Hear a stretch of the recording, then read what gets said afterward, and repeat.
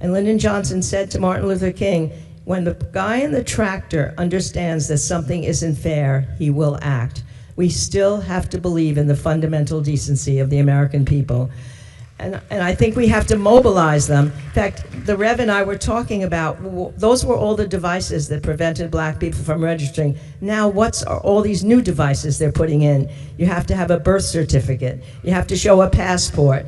You have to be able to not mail in votes anymore. You're going to have to go places. They're going to cut down places. We have to fight that. In fact, we had Freedom Summer in 1964, bringing hundreds and thousands of volunteers to the South to help register. We're going to have to get a document device right now. I think we should have volunteers all over the country, having centers everywhere where we get everybody the documents they need so they can vote.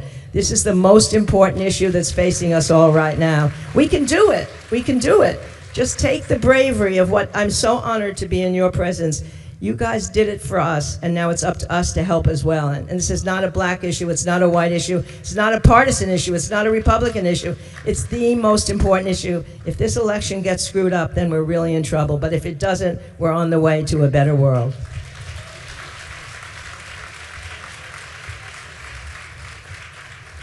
The 1963 March on Washington that has gone down in history, you had told me earlier at Morning Joe's this morning that you were there. I was only 8 or 9 years old. I was not there, but I've tried to make every march ever since.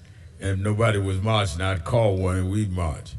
And I think though the week before last when we did the No Kings March, and I went and was on the front line with Robert De Niro with a new version of Goodfellas.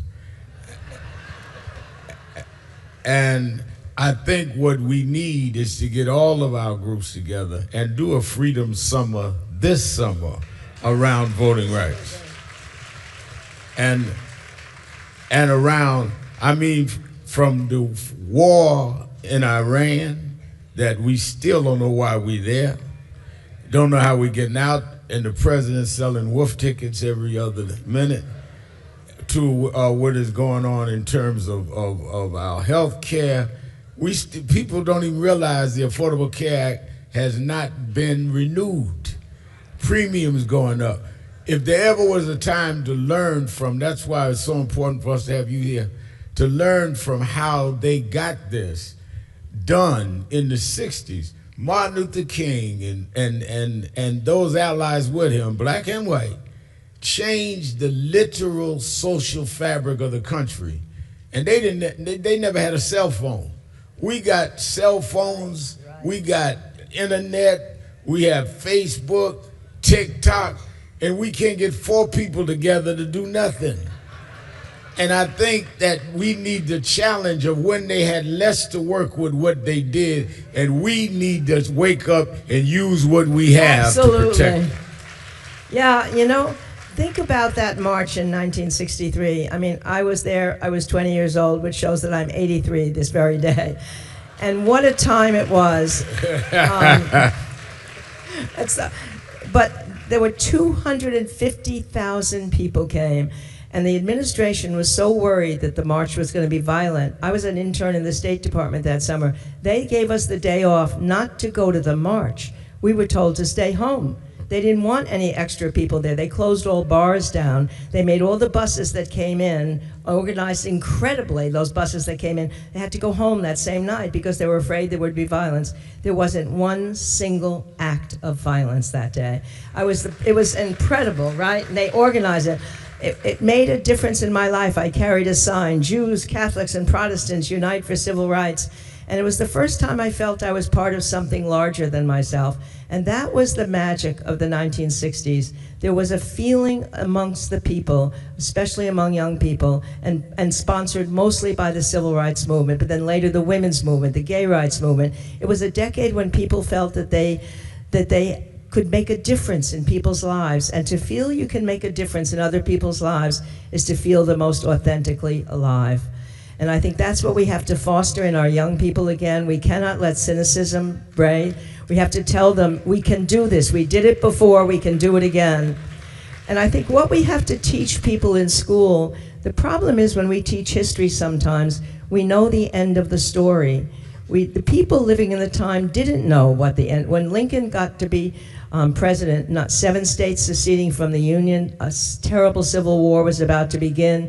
He later said if he'd ever known what he was going to face in those first 3 months, he would not have thought he could have lived through it. But he did live through it, and we know that the Union was restored and emancipation was secured. He didn't know that.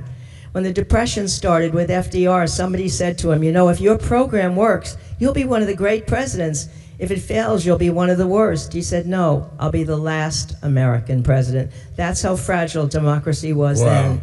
The early days of World War II, Hitler was conquering all of Western Europe. It wasn't at all clear that he would not win. If he had won, not only Western civilization, but entire democracies would be undone. And yet the Allies won that war, but we didn't know that, those people who were living there. And we didn't know in the early 60s that all those marches and all those people who were hurt and all that bravery would end up in the civil rights and the voting rights. So we have to teach our children right now that we're living in a time of great anxiety, but we've been through terrible times before, and somehow we've endured, not just because of the leaders on the top, but because of the people on the ground, and that's what we're here to celebrate today. And people need to know the March on Washington that you referred to in '63, they didn't get the Civil Rights Act till '64, which means that the blacks that came from the South had to ride the back of the bus to get to the march. And they couldn't stop on the road and eat. They bought, churches had to make fried chicken sandwiches for them to ride with. There was no Howard Johnsons that they could pull over and eat because they didn't allow blacks to eat. Yet they came with no rights and stood up. And here we can do anything we want. We just are not using it right. That's right. That bravery has to be replicated. And that's why we owe it. We owe it to those people who fought for us without having all the benefits we have today, even of organizational benefits. It's so true what was said before. But I really believe we're at a point now where we're going to do it. But it's clear now. We're in April. We've got to start this thing happening this summer before November. We've got to begin to get as many people registered, as many people have their documents ready to march into those voting booths. And that's going to be the real march that's going to show where we are. The other part I want you to elaborate on is that even in those stark times, like I said, I was a kid, but I was raised by those that led there. There were those whites that would march with us. There was a white woman from Michigan named Viola Louisa that went down and volunteered her car, and they killed her for being down there in Selma. There was Goodman, Cheney, and Swerner, 2 Jews and a black, that were killed for getting registered voters in Mississippi. Killed. So this whole idea of an interracial coalition is not new, and we should not resist it now, because as long as they can keep us divided, the same people that are against us in terms of police misconduct or in terms of what we want to see reformed in democracy are the same people against those of us in immigration or LGBTQ rights or women's gender rights. It's the same people. They don't separate us. Why should we be separating each other? Yeah. And you know, not only was it blacks and whites together and women and men, but it was Jews and Catholics and Protestants, as I said, and now those religions have gone apart in some ways. They were all together. They were the leaders of that movement. And I think we just have to remember that that's what it means to be an American. Teddy Roosevelt warned at the turn of the 20th century that if people in different classes and regions and sections begin viewing each other as the other, rather than as common American citizens, democracy will be in peril. That's where we are right now. We can't let them make us feel we're the other, whether we're women or we're blacks or we're white or we're brown. We are Americans, and we can stand together, and we're stronger than any of those people that try to make us the other. You are a Pulitzer Prize winning author, and you went to Harvard. And I'd be all day giving your background and accolades, but most people know. How do you feel about the present administration putting, in effect, declaring war on academia that deals with diversity? I think it's one of the saddest things. One of the proudest things that my husband did was to work on Johnson's affirmative action speech at Howard University in 1965. And the metaphor that he used is you can't bring people to the beginning of a starting line of a race and having had them discriminated against for 100 years and expect them to compete. That's what affirmative action was for. It's to bring people only to the fair place where they have a fair chance. One of the things Abraham Lincoln said is a democracy should be that anyone can rise to the level of their talent and discipline. You can't give them more talent than they have. You can't make them work harder than they're willing to. But if they're willing to work hard and they've got a talent to use, they should be able to rise through the system, and there should be no barriers. And those barriers are what are being dismantled, being put back on today. I want the Board of National Action Network, led by our chairman, Reverend Dr. Richardson, to stand, our vice chairman, Jennifer Jones-Austin, and the whole board to stand. We want to acknowledge you with a Women's of Excellence Award from National Action Network. This is our Senior Vice President, Ebony Riley, presenting you the award. We thank you for your service. We thank you for what you've done. Give it up for the historian par excellence, Doris Kearns Goodwin. Thank you, thank you. No honor could mean more than this, honestly, for all my years to have this. I thank you all for this, and I will fight for everything in these weeks. We've got a lot more years left, a lot of more fight left. All right. Get her book, she'll sign it outside.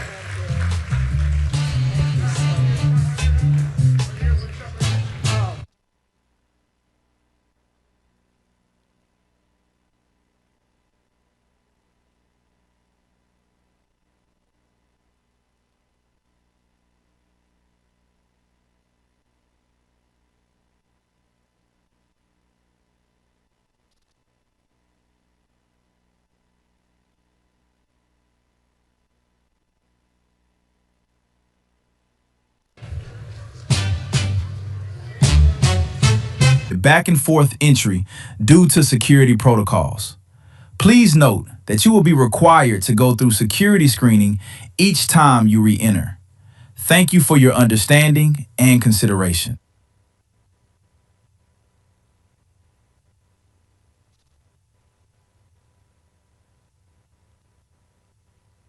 Happy birthday. Thank you. Brad? How you doing? Miss Madam Vice President. Hi. We thank you.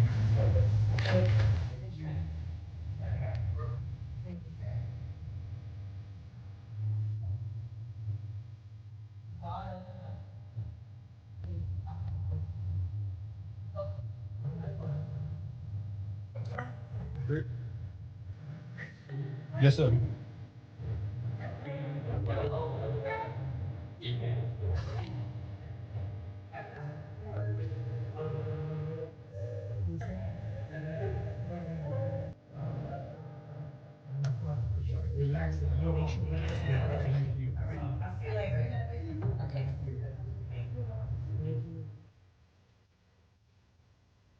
Thank you for joining us for the National Action Network Convention 2026. We kindly ask that all attendees limit back and forth entry due to security protocols. Please note that you will be required to go through security screening each time you re-enter. Thank you for your understanding and consideration.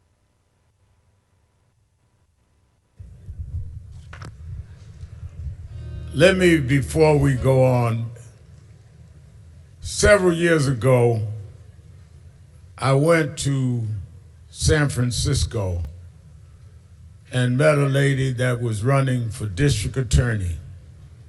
They said that she could not win. She ran anyway and won. Then I got to know her when she ran for the state attorney general in California. And a friend of ours, Paula Walker, said, "You gotta help, Rev. They told me you wasted your time. She's not gonna win statewide."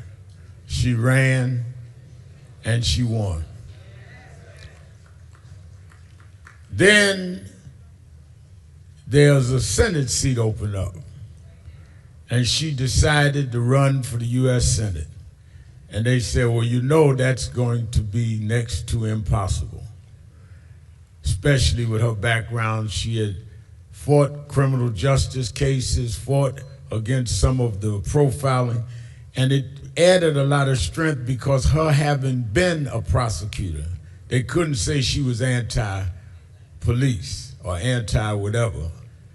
And she got it from both sides.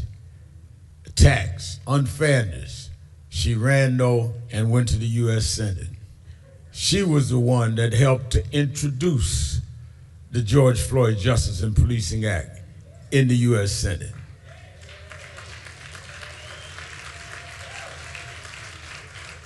She was the one that would debate the other side. And then when we ended up with President Biden stepping back, there's some that said we need a primary. And we said we already had it. When we voted for Biden, we voted for Harris, which meant that if something happened with Biden, she was supposed to get it. But she was so used to people doubting, she took it with ease. We got angry. She was calming us down. And she had to calm me down now, because we are in trouble. And we should have listened and come out in the numbers that we should have come out with. Make no mistake about it, I have no idea what she's going to decide to do with her future, but I know what she's done with her past. She's the first woman in the history of this country to be the Vice President of the United States.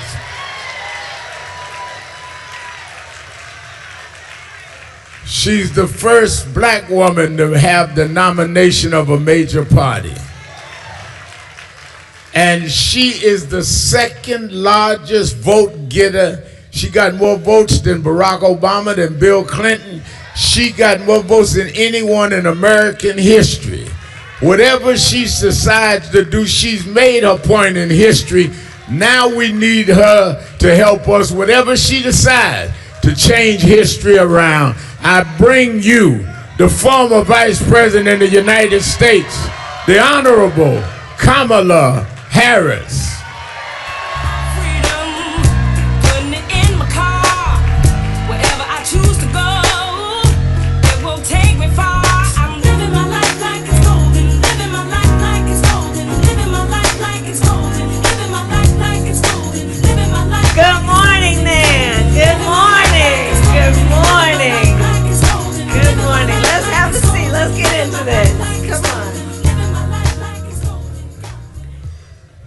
Good morning. Good morning. Oh, it's so good to.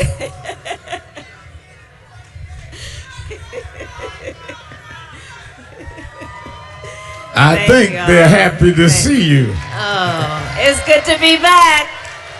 It's good to be back. Thank you all, everyone. And good morning. And thank you for all the work everyone here does, and for taking the time this morning for us to all get together. And Rev, thank you for your long-standing leadership, for your friendship, for being an advisor, for being an inspiration, especially in the most difficult times. I thank you for that. I thank you. I thank you for being here. Thank you. First gentleman is with us too. Doug, stand up, Doug.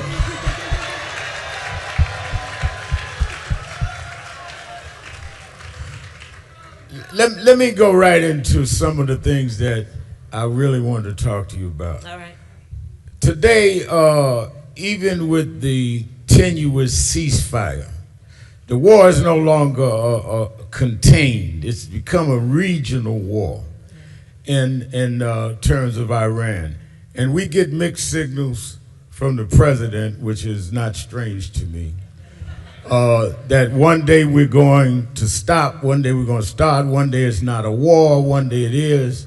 And on Easter Sunday, using all kind of profanity and attacking a religion or mocking it. I mean, from the first strikes, you have been about your opposition to this war and to this engagement. And as you see it now, explain to me why there's such a danger on a global level, which I believe was the basis that you had opposed this engagement from the beginning and had said that. And it seems like, not that you wanted to be right, that you have been right, because we're losing lives on all sides and we don't even know why. That's right. Well, you are correct, Rev. From the beginning, I have been unequivocally opposed to this war of choice that Trump has entered. Let us understand, first of all, this president is the first president of the United States since World War II who does not believe in the alliances that we have with friendly nations, does not believe in the strength of them, the recognition of the history with them, and the importance that that relationship bears on our standing around the world, our influence around the world, not to mention our national security. This is the first president of the United States post-World War II who has not considered the United States of America to have a responsibility to be a standard bearer around international rules and norms such as sovereignty and territorial integrity. Look what he did as it relates, and what he has been doing as it relates to Ukraine. And why is this important? Because America's strength in the context of the globe and the world relies on a number of things. Yes, it relies on the fact that we have the most lethal fighting force in the world, our military, and it relies on what we call our soft power, which is the importance that we have placed in being a participant with other democracies around holding up international rules and norms such as human rights, such as the importance of respecting relationships. Foreign policy is a lot like your friendships in your personal life. The strength of the friendship is going to be based on some mutual recognition of the history of the friendship, what you've been through together. It's going to rely on trust, which is a reciprocal relationship. You give and you receive trust. It's a back and forth. Friendships rely on consistency. Do I follow through on what I say? What I've said? Well, none of this can be counted on when it comes to Donald Trump. None of it. It is, yes, evidence of his lack of character, but it is harmful to the people of America, not to mention people in allied nations around the world. So he enters into this war, a war of choice. Remember, the man said he got rid of their nuclear arsenal. Obliterated it, he said. You know how he likes to use those kind of words? Obliterated it. Which is not an ambiguous term. That means you took it out. Well, evidently he didn't do that. He is causing U.S. service members, 13 to have lost their lives, hundreds, it is estimated, of others to be injured, some very seriously, putting U.S. service members at risk. Abandoning alliances. He's been pointing fingers at NATO, right? So understand what that is. Those are friends of ours that we have had And that bond formed mostly out of what happened in the 1930s, again, post-World War II. Under our administration, we expanded NATO. We brought 2 more countries in. He's now pointing fingers at these friends of ours who don't want to go along with his war of choice. And I mention all of this to say 2 things in particular, which keeps me up at night, frankly, as your former Vice President of the United States. And it is this: America has increasingly, under Donald Trump, become more unreliable as a partner to our friends, and America has increasingly, second point, lost influence. So when we otherwise could say, you know, in X country, we're concerned about human rights violations, even if it did not directly affect our national security, we had some level of authority to speak about these things in a way that we had earned the ability of people to listen and pay attention and maybe try to do better. We have become more unreliable under this man, and we are losing influence. And my concern is not only just the fact of it, but it's going to take a while and some serious work, way beyond the end of this man's term, to regain whatever we had. I will tell you, Rev, though, what gives me some sense of optimism includes this. As Vice President of the United States, I met with over 150 world leaders, presidents, prime ministers, chancellors, and kings. Many of them multiple times, and formed relationships. I have traveled the globe many times over, and I will share with the friends here, one thing that I realized is that the relationship that we have with allied nations, yes, can be forged and reinforced by the leaders, but I will tell you, the true strength of those relationships is the people of those nations feeling some level of identity and connection with the people of our country. And that includes the people in this room. Because I will tell you, in meeting with so many foreign leaders, the first foreign leader that I invited to my home as vice president was then German Chancellor Angela Merkel. I had her over for breakfast.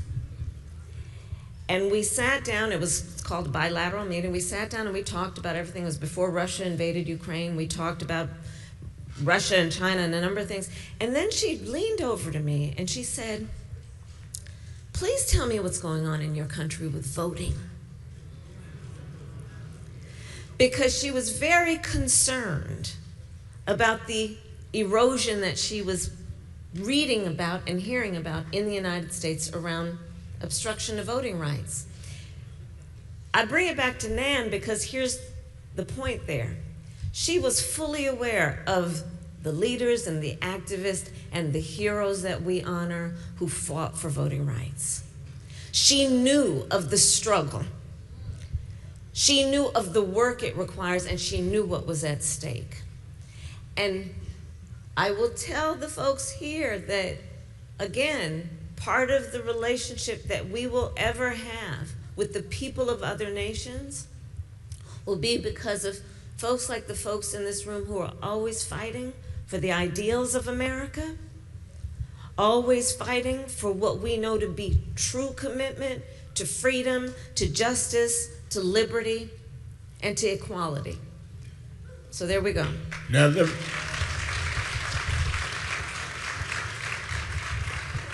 let me ask you this, and I'm sure you remember, many out there remember, President Trump said on day one, he was going to deal with inflation and make America affordable again, and to bring down the prices of groceries. It's safe to say these things didn't happen. So, I mean, what do you make of this? I know you know I'm the preacher, but you practice better than me. I'd be up in the middle of the night saying, "I told you so," but but how do you, on a serious side, deal with the fact that we are dealing at a time this war exacerbates it? What's going on with the Straits of Hormuz all exacerbates it, and we're paying for this. This is not just some foreign affair issue. That's somewhere right. else. That's right. The American citizens, black, white, red, blue, don't matter, are paying for this war. And the American citizens will always pay for war. So that is true. First of all, just to answer the first question, and I heard friends in the room say, he lied. He lied. He told the American people on day one he was going to bring down prices and costs, and he lied. I will say this, however. You know, when you look at the numbers in terms of that election, 1/3 voted for him, 1/3 voted for us, and 1/3 did not vote. And I do believe there is a healthy number of the folks that voted for him that believed him and voted based on that very important issue, which is, can they afford to get through life with dignity and being able to take care of their family? It's without any question, I would say, the number one issue for most people in our country. And you look at it, though, what he has done is, instead of taking care of the average everyday folk in America around their need for affordability, he'd been taking care of his rich friends and his own family. You look at what's been happening, the cost of gas, the cost of food, unemployment, inflation have gone up since he has been president. And then now, he has, you know, he says what he's thinking. I mean, here's the thing, we don't have to kind of like, what does he mean when he says that? That's the one problem we don't have. So, he just said the other day, the government shouldn't be responsible for affordable child care. That's what he said. This is the same man who pretended that he's a family first president. They're asking for at least $200 billion. I heard today the number may be as high as $400 billion, $200 to $400 billion for this war. Meanwhile, they've cut Medicaid. Premium prices for health care have gone up. SNAP benefits, WIC. Everybody in this room knows what WIC stands for, women, infants, and children. SNAP benefits, which are intended and were created to feed hungry children, hungry seniors, people who have the right to expect that their government wants to alleviate their suffering. So he again has shown his character on issues like this. And his character is, he is telling the American people he doesn't care about you. But I would caution us to understand it's not only about him. At some point he will be termed out of office. And understand, it's not just about the individual, it's about the apparatus, if you will. I would prefer to just talk about the cronies who are allowing this to happen.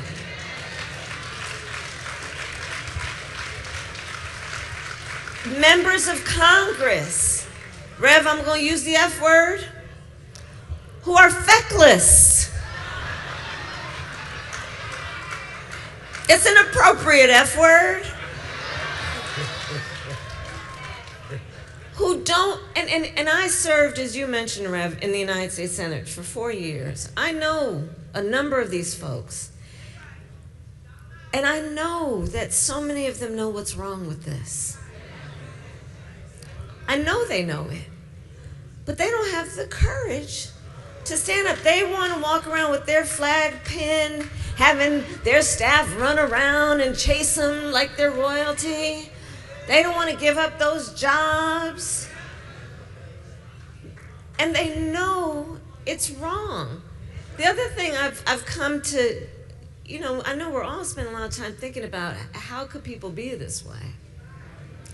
I've come to the realization that, some people are purely transactional.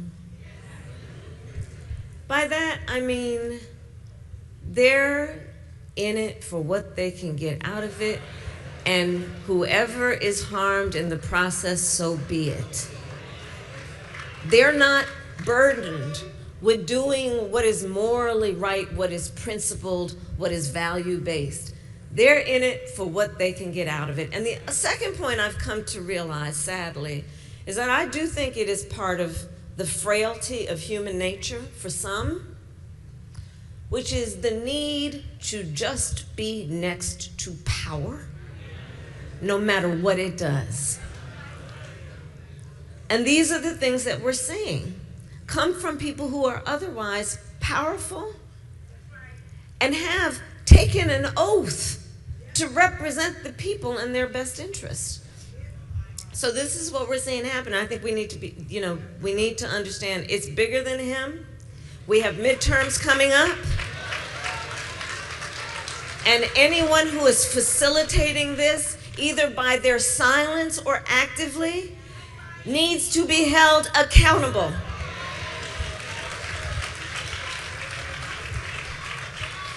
One of the things you said that I want to go back to quickly is the standing in the international community that has been severely damaged by this president. And how can that even be restored? It's going to take years. He's broken commitments, promises. He's in many ways excoriated some of the allies. Yeah. How do you rebuild a global kind of image of where the United States was that he's torn up in a year and a half? You're right. One, we're going to have to, it's going to take, I think it's going to take more than one election to do.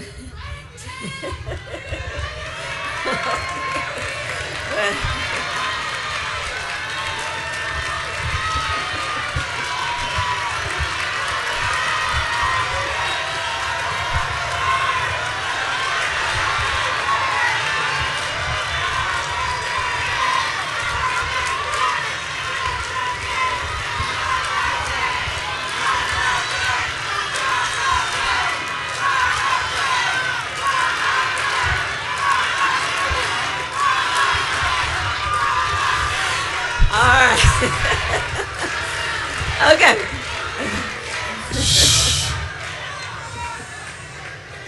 Now y'all know I don't allow disruptions at my convention. Y'all know how quiet and laid back I am. What do y'all think, y'all? So I'll say this back to your question right now. And I thank everybody here. It will be about what it's going to take to repair and revive relationships. But there's another piece to this that is equally problematic, which is, that saying, nature abhors a vacuum, right? I mean, back to the point about relationships. The other thing about relationships we know in our personal life, you have to be present. You have to be there. So the other thing the man has done is he cut USAID, which was a commitment that we made and funded over many years that the United States of America, we still didn't fund it enough, by the way, but we did fund it, aid that we would give to nations in need, whether it be because they were dealing with a health epidemic. For years it was HIV, AIDS, cholera, hunger, and through USAID, we would give aid and assistance to nations in need. And by the way, that was not pure benevolence. There was also an understanding when you do that, you earn the credibility to then talk about some other things. Right. So it's not like it's purely selfless to do it. It's not like, what they would have you say, American tax dollars shouldn't be going to this. America benefits from that. Our national security benefits from it, if you want to understand, right? There's multiple purposes. Well, he cut that. So we're not giving that level of aid. But the other thing, nature abhors a vacuum. When you are not present in these relationships, other people will fill the void. So see China. I mean, somebody asked me the other day, what's your take on China's connection to all this? And I jokingly, half jokingly said, well, China's just sitting back eating the popcorn.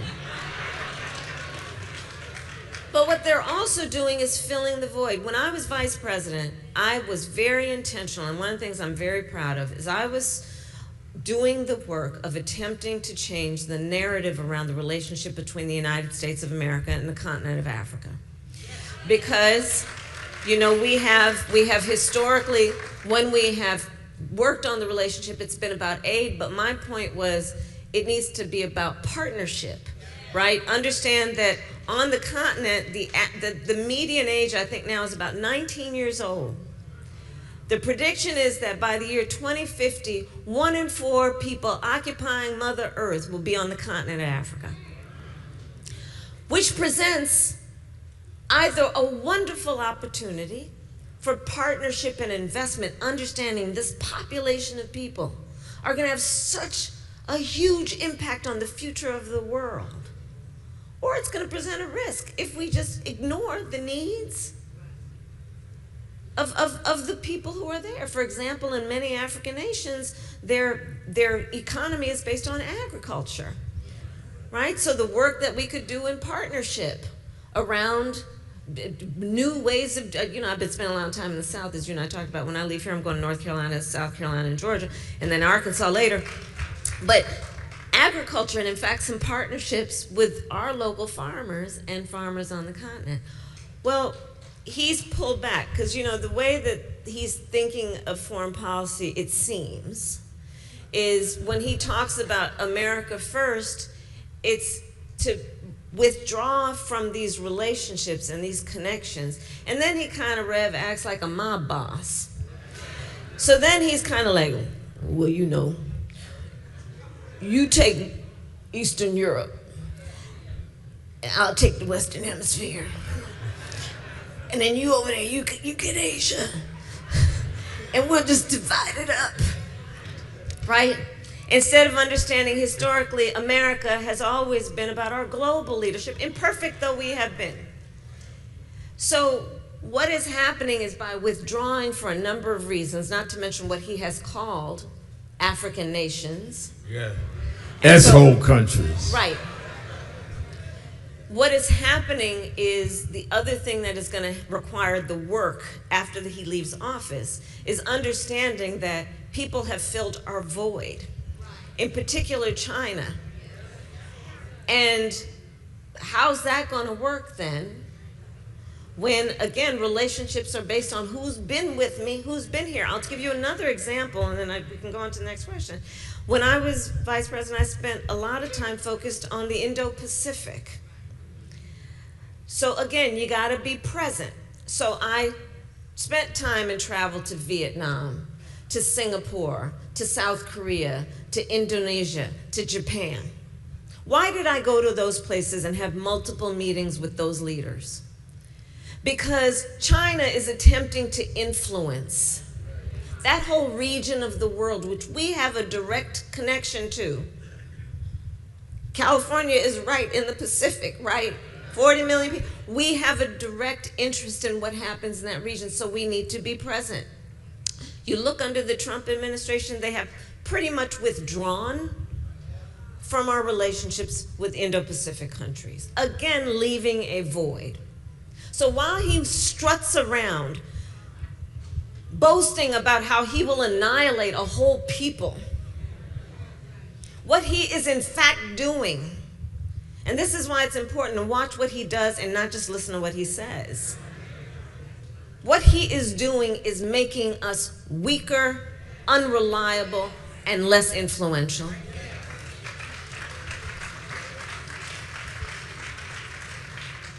There's an inordinate amount of influence that social media has, Yeah. both good and bad. Right. and so much to a degree that Australia just banned social media. Do you think government should regulate social media? So I actually was in Australia in the last 12 months twice and met with the commissioner who championed their this restriction for social media for children 16 and under. It's interesting. She says she preferred to not call it a ban, but a delay. So this is how she thinks of it. It's a delay on when children can have access to social media. And it's relatively new, and we'll see how it plays out. I mean, here's the thing. We should trust parents to understand that parents are right to be concerned about their children's, the amount of time their children are spending on social media and the impact it is having on their mental health. It's real, Rev. It's real. And you know, over 30 states now in the United States have, for example, banned cell phones in schools and are seeing very positive outcomes for that. And I think that is something that we are seeing, that increasingly we're seeing that whatever the drawback, the benefit outweighs the drawback. But the work that has to be done is understanding that also we've got to have guardrails on what big tech is doing. And whether it be social media or what's happening with AI. Back to the social media piece, I was actually very pleased to see that of the advocates for guardrails on social media were all these parents who just won that case against Meta and YouTube around the harm to children, so many of whom have actually died by suicide. You look at, and when we talk about suicide rates among children, and then you look at the suicide rates among Black children, we cannot ignore the reality of how, among the many factors that impact the mental health and well-being of our children, this is one of them. And the additional point I would make is, if we're sitting around waiting for governments to handle this, we may be sitting around for a long time. And I will say, though, states are taking it on, like New York has done some interesting work, California has done some interesting work. So governments can, but again, this administration through Trump has basically said it's either federal legislation or nothing, but you know there's going to be no federal legislation because half his cabinet are invested in the technology and are in the pocket of big tech. So where we would like to know and believe that government traditionally has a role to play in reducing harm, you know, we're seeing it with some state governments. I don't know if we're going to see it with the federal government anytime soon. Then you could say, well, then where else could the protections come from? Well, it's not going to come from the industry itself, because the industry has already figured out a business model where the algorithm is fueled by fear. And fear fuels the algorithm, and the algorithm fuels profit. So that's going to be difficult to expect that they will self-police, because they pretty much said that they're not going to. So then who's left? This is where I say the consumer, who, as we know, when we know our market power, our ability to have an impact on the marketplace, we can actually create movements that are about progress. And part of that will be, and I say this to NAN, is the work that we will continue to do to educate the people, the public, our friends and neighbors, the folks where we organize, to help them understand the effects of social media so that they will know what to demand of the market. One of the things that NAN has been on the forefront of, and that you've been there longer than most, is voting rights and the protection of voting rights. Yeah. I am honored to have in one of our offices a picture of us marching across the Edmund Pettus Bridge. and you were helping to wheel one of the foot soldiers. And I and Ben Crump was with you. But you've been to Selma before you were running for president.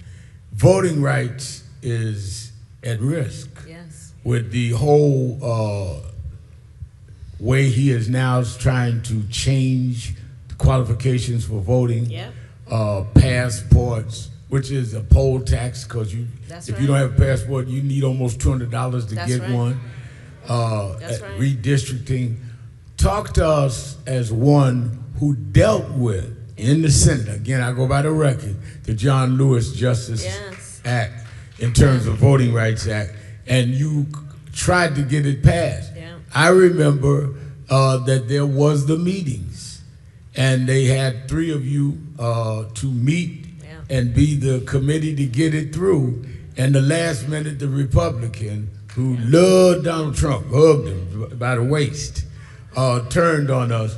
You called me and said, Rev, I try my best, but I think we're losing our ally. You championed that about voting rights. Talk about that. Yeah. So to your point about poll taxes, literacy taxes, this is not new in our history. And it's an agenda that has been in play since we got voting rights. And to fast forward to today, yes, it's more of the same. And so the way it is taking on is first they're pushing redistricting. First, remember, they were pushing redistricting in red states. And then blue states said, all right, well, we're gonna play fire with fire then, okay? So that was right. They have been doing the work for years of building a Supreme Court that is configured as we now have it. And they're about to make a decision on Section 2 of the Voting Rights Act. And I am sad to say, I do believe they are going to kill it. And that will mean that the legal tool that we have to be able to litigate in a court what are clearly racist, influenced laws to prevent certain people from voting, we're going to lose the tool that we have had before. They then are proposing the SAVE Act. One must ask, save who? And what they will do is basically, to your point, Rev, to register to vote, you're going to have to prove your citizenship by a passport or a birth certificate. So it is estimated that over 20 million Americans don't have a passport or access to a passport. And to get one is at least $100, if not close to $200, which is it's essence a poll tax, right? On the birth certificate piece, well, if you are a woman who got married and took your spouse's name, you are among the over 60 million women in America who are in that situation, which means that if you need to prove your citizenship with your birth certificate, it will not match, for example, your driver's license, which again is an obstacle. Because already, you gotta leave work to vote, you gotta have somebody take care of the kids to vote, you gotta figure out, is that the day that you can actually get to wherever the polling place is? All this is happening. What else is happening? They have been purging voter rolls. What else has happened? I believe in 24 states, they have gone in and taken ballots. Fulton County.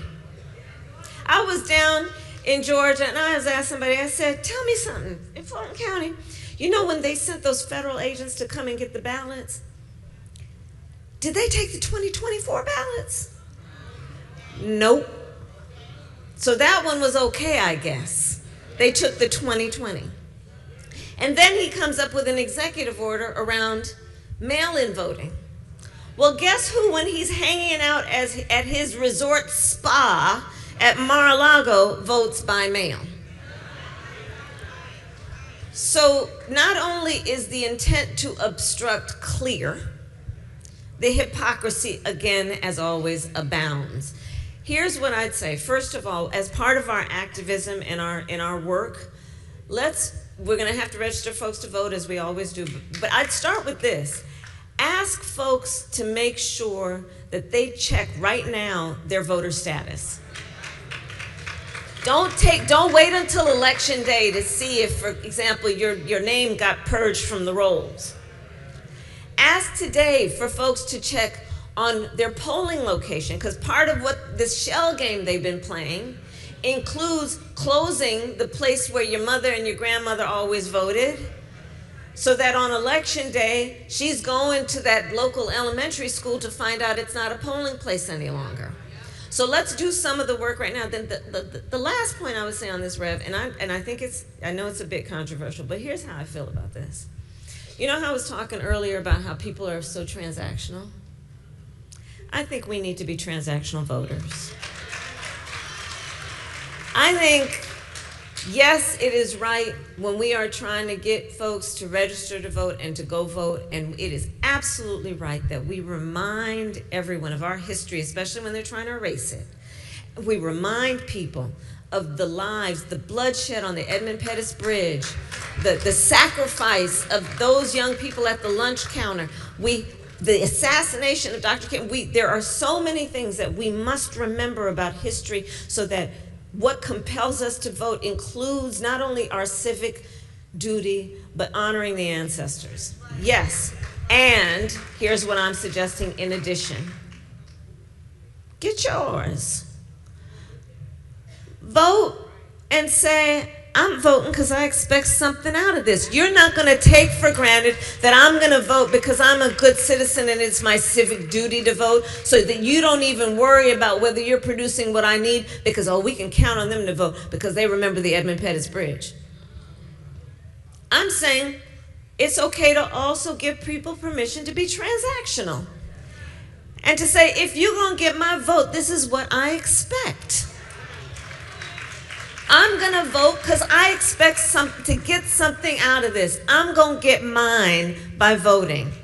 That's what I would offer. I think it's okay to give people permission to be transactional voters. I know we are over the time, but I need to ask you this. There was, slow down. I promised Miss Harris a certain time. I'm going to respect the time because I'll need her to come again. This is a convention, not a revival.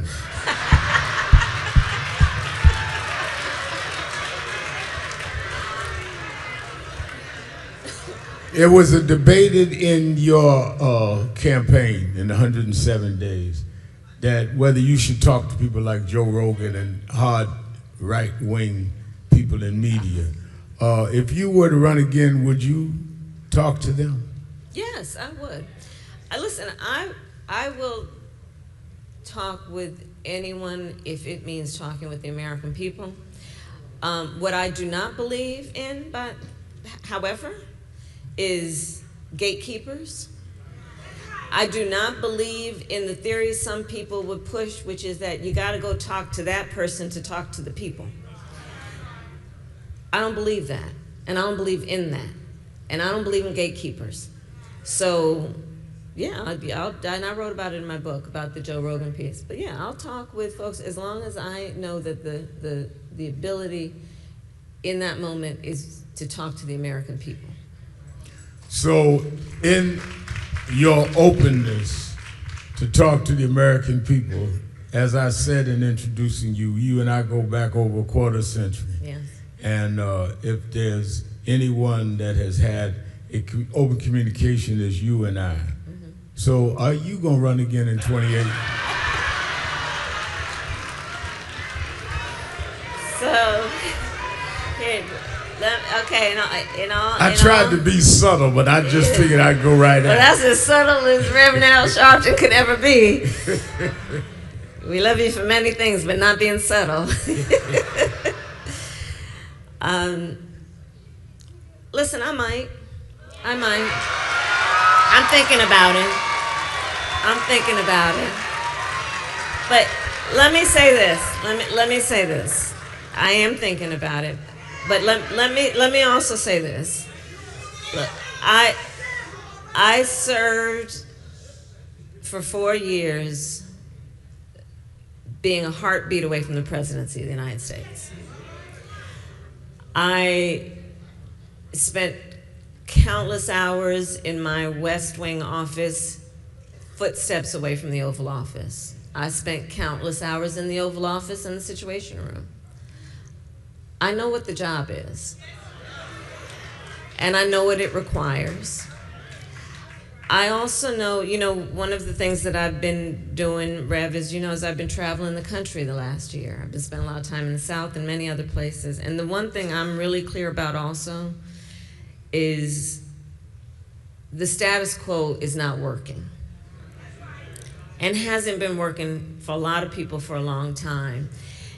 And part of the issue is the need to get rid of some of the bureaucracy in government, and to understand that the people they don't want process, they want progress. And that's the work that needs to be done. I think that, look, the American people have a right to expect that anyone who wants to run for office and be a leader, that it can't be about themselves. And what they want for themselves has got to be about the American people. And that's how I think of it. And I am thinking about it in the context of then, is who and where and how can the best job be done for the American people? That's how I'm thinking about it. I'll keep you posted.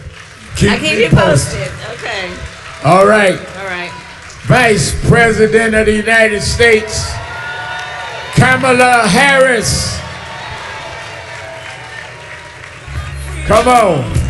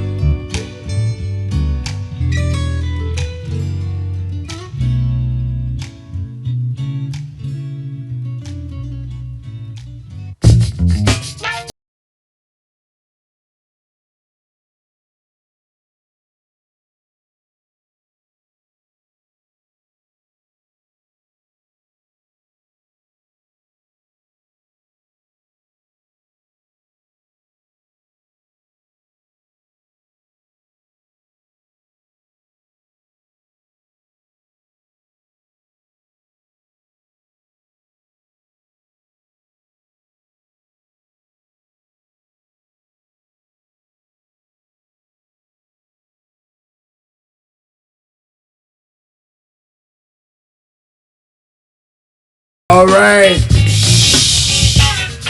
Have your seat.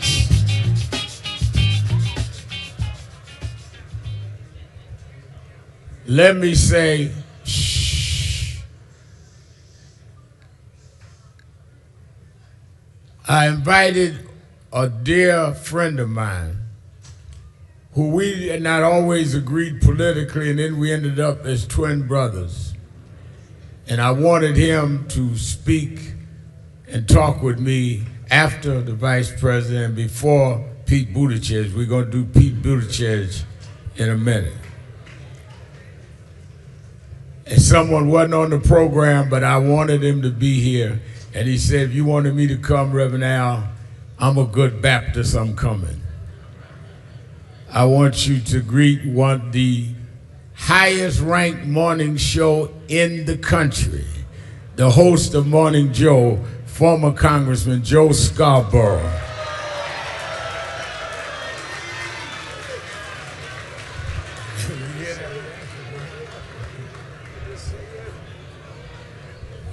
Now, I'm going to tell Mika. Joe, I told you how friendly our crowd was. You hear that cheer for you. I'm going to tell Mika that I came to a convention that turned into a tent revival. And I heard Kamala Harris say the F word. It was feckless. And you saying that you're going to be subtle. I'm always subtle. You're always subtle. I'm as subtle as you are on the mornings. Quiet. Let me ask you, big picture, where do you see us at as a country now? I mean, you've heard her assessment, you know my concerns, and you've been very vocal about Iran and other situations. Give us a perspective from your vantage point of where we are. Well, we're in, I think, one of the worst times of my life. As we spoke about this morning on the show, I was born in Atlanta, Georgia in 1963. Same year as Martin Luther King's March on Washington. And of course, 16th Street Baptist Church bombing. And, you know, it's kind of a miracle what happened between the year I was born in 63 in Atlanta and the first year I started school outside of Meridian, Mississippi. We were the first class in Mississippi to start in integrated schools. Now, for me, that was normal, but think about that. March on Washington, 16th Street Baptist Church bombing, Selma, and then 30 miles away from where I started school in 69 in an integrated school, you had civil rights workers killed and buried outside of Philadelphia, Mississippi. But there was remarkable progress. And in my first year, I went to an integrated school. And it just changed the way I looked at life, the way I looked at it even differently than my oldest sister. And to see that progress and to grow up always believing that the arc of civilization, as Martin Luther King said, always bent toward justice, and always believing that was our assumption. That tomorrow was going to be better than today. That our children were going to do better than we did. That civil rights was going to grow. That it was going to be easier to vote. That it was going to be easier to make a living. That it was going to be easier to believe that we had leaders in Washington, D.C. that cared more about us than them. That's gone. The last 10 years, Rev, so much of what you've been fighting for your entire life has been washed away. I got to say, it's been a wake-up call, and it should be a wake-up call for all of us, because we can't take anything for granted anymore. We can't take any election for granted anymore. We can't take even the 14th Amendment. Donald Trump thought he could wipe away the 14th Amendment, intimidate the Supreme Court, and actually get rid of birthright citizenship. And in that instance, the Supreme Court showed him he couldn't. But again, all the things that we assumed for so long have been washed away over the past decade, and we just can't afford to be ambivalent or to sit back anymore. We got to fight. And to fight it, we are going to have unusual alliances. People that never united before find themselves in the same position of being disenfranchised, disempowered, and in many ways the same economic plights that others have faced, we're now facing. Talk to us about, I know your relationship, not only with me, but others, relationship with Jim Clyburn, who's going to be speaking, and how my mother was from Alabama, and I was born and raised in Brooklyn, and she would talk about there was no bonding more profound and deep than Southern whites and Southern blacks who understood better than anybody how ugly the country could be and how they changed it together. Talk about that. You from the South. You know, that's interesting. I went to the University of Alabama in the early 1980s, and I had a couple roommates. One of them was a black friend of mine. One of them was a white friend of mine from upstate New York who went to law school at Syracuse in the late 80s. Now, after calling us racist and calling Alabama backwards and all this other stuff, I'm from Northwest Florida, but he said that he called me up after his first year of law school. He goes, Joe, it's so much more intense up here than it was down there. I said, Dave, we had to figure that out. We integrated in '69. What you're doing right now and all the battles that you were going through in the late 80s, that was ugly. That's right. But there was, for some reason, I can't really explain it if you're from the South, there is just a better understanding. I'm a musician too. And I can tell you, if you're a musician from the South and you play with people from the North, there's some things, no offense to musicians from the North, they just don't get. You know, you've heard Lift I've Me been Up. to your show, yeah. You've heard a lot of my gospel songs, and I've had people from the North go, well, how do you write that type of music? I go, what do you mean, baby? I'm from the South. That's how I write that type of music. I was raised in the church. No, it was funny because we were somewhere and you had done a tune that I had heard, and I told you, I said, you know, it reminds me back in the days that I was boy preacher with Mahalia Jackson. And a guy in the office there, we were at MSNBC at the time, said, oh, is she related to Michael Jackson? And you looked at him like he was crazy. But that's the culture you come out of. Yeah, it's a culture, and it does, I think it does make a difference. And I will tell you something that we found in 2020, that everybody thinks the Democratic nomination runs through progressives in Iowa, socialists in New Hampshire, whatever. No, it doesn't. The Democratic nomination still runs through the churches in South Carolina, in Georgia, and across this country. It just does. And I think there are too many people that decide they're going to run for politics, national politics. They spend too much time on Twitter and social media, not enough time in the church. Because if they want to know where the heart of the Democratic Party is, well, they can see it every Sunday morning. And Rev, you and I have talked about that for a long time. And you know, everybody's always, you know, you turn on Fox News, always talking about woke this, woke that, and oh, well, Democrats are so woke, and da. You were talking a decade ago about limousine liberals, about woke white politicians that just didn't get it. And they did. What was your expression about if you're woke? If you know, if you wake up, get up.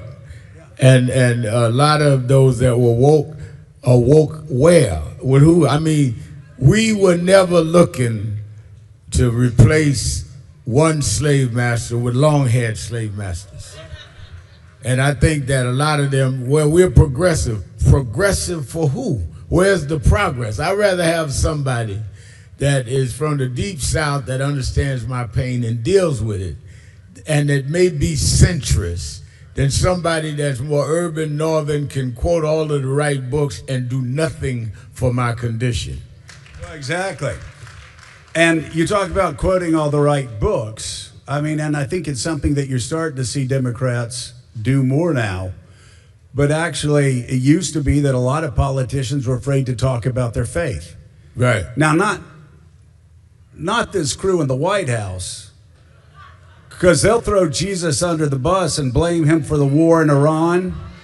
They'll throw Jesus under the bus and blame him for the worst, most un-Christ-like policies that have ever been committed, like at least in my lifetime. I mean, it's incredible when I hear Pete Hegseth actually claiming Jesus has something to do with a killing that's going on in Iran.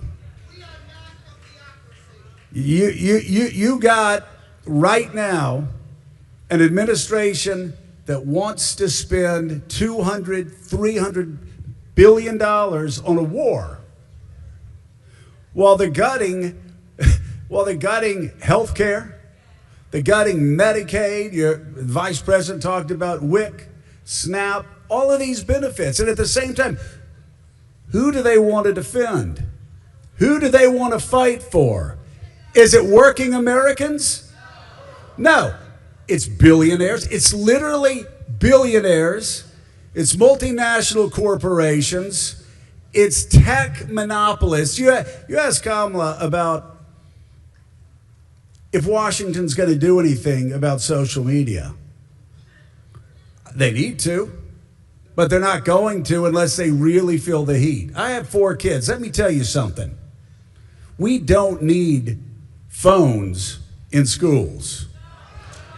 And we're actually learning not only do we not need phones in schools, we got to actually do something that's unbelievably radical and stop teaching our children with tablets and start teaching them again with books.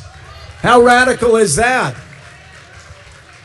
But this administration, and you and I have known Donald Trump for a long time. He goes to where the power is. When he thought the power was with Rev, he'd be at boxing matches with Rev, and then the tech monopolists come along, and he's hanging out with the tech monopolists. And so we can't get any real reform with him. But I want to follow up with what Kamala said. Donald Trump's going to be gone.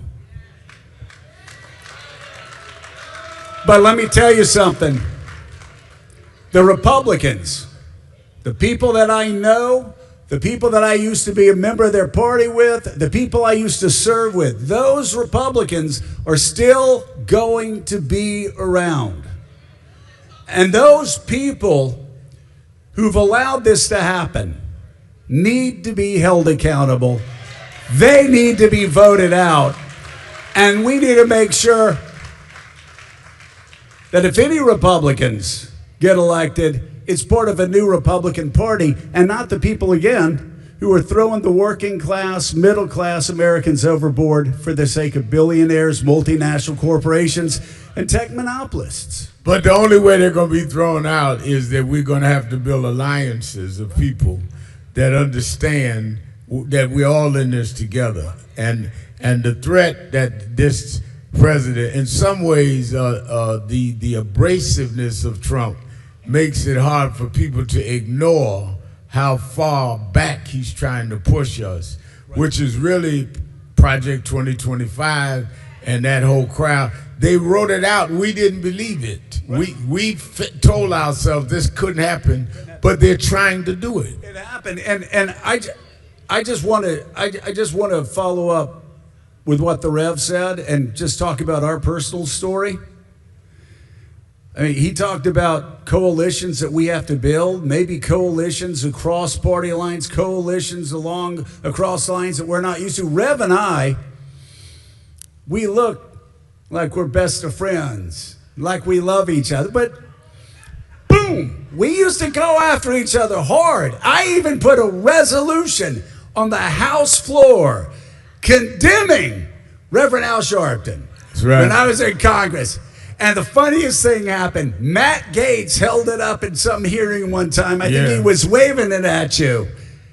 And Reverend Al said, yeah, isn't grace a wonderful thing? Joe's one of my best friends, and I'm one of Joe's best friends. And you know why that is? Because a sinner recognizes a sinner. We are saved by grace, Rev. We are saved by grace. We both have a lot more of Peter in us than Paul. I mean, I still think when you talk about, is that not true? That's true. I mean, Peter's one of my favorite characters in the Bible because I can relate to him so well. Jesus walks on water. Peter says, I want to walk on water. Jesus says, all right, come on out. He's scared. He goes, I'm drowning. Help me, Jesus. Help me. Right?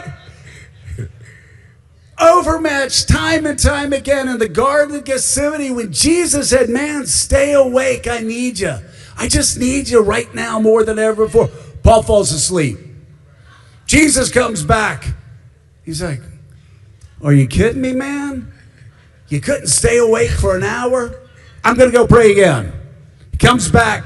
Paul's sleeping again. Or Peter's sleeping again. And Jesus said, what are you going to... Then they come to get him. Peter gets a sword out, cuts off his ear, cuts off the guard's ears. And you can almost... Can't you almost just see Jesus going, this guy, this guy, he heals the ear. Then Peter denies Jesus 3 times before the cock crows.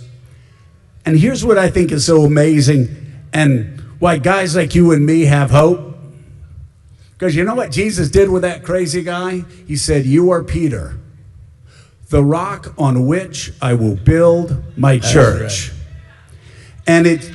And when we're looking at people that we want to form alliances with, when we're looking at people that we need to work with, to get us over the finish line this time and make sure that somebody like Donald Trump is never elected president of the United States again, it may not fit neatly into our preconceptions or our prejudices about who we should work with. But I say, if you're for democracy, if you're for civil rights, if you're for finally moving this country forward again, then you know what? We got to build those alliances that you're talking about. That may not be old alliances, but find the new alliances that bring people together that politicians try to drive apart. All right, give it up, Joe Scarborough. Joe Scarborough. I appreciate it. Thank you. All right, man. Thank you for being here. Thank you so much. All right, come on.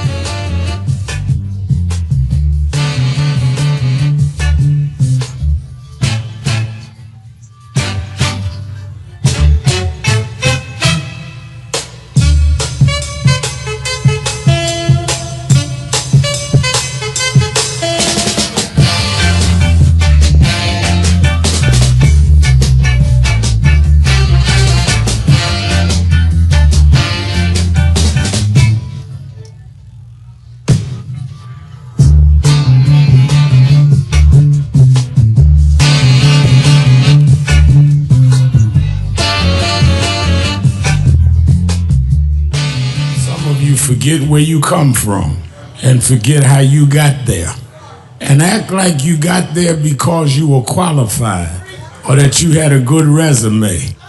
But some of us had to pay a price for your resume to even be read. Some of us had to take nights in jails and licks upside the head or shut out of boardrooms like Byron so you could walk down red carpets and act like you got there by yourself. So I received this award with a special place in my heart and on my shelf, because I'm getting it from a freedom fighter who never forgot where he came from and how he got there.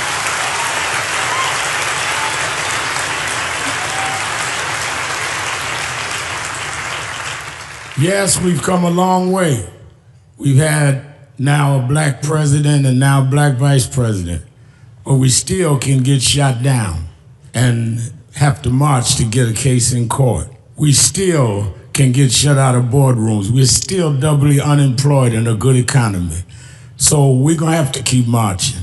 And I thank not only my family, a mother that raised me by herself, but I thank that lady at the end of the march that knows she won't be on TV that night and knows her name will never be in the paper, but she believed in me enough to get at the end of the line and make me look good.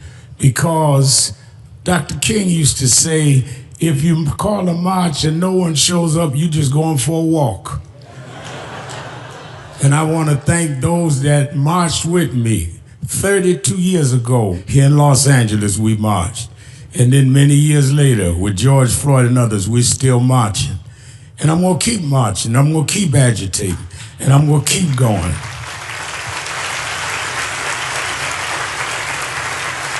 Until we don't have to do it anymore.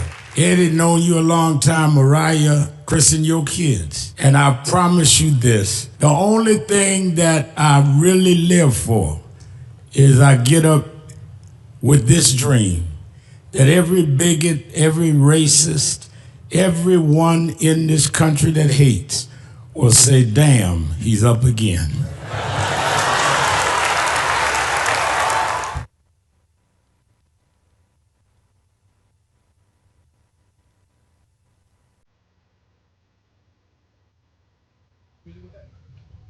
Thank you for joining us for this afternoon session. Please remain seated as the next session will begin with the Honorable Pete Buttigieg.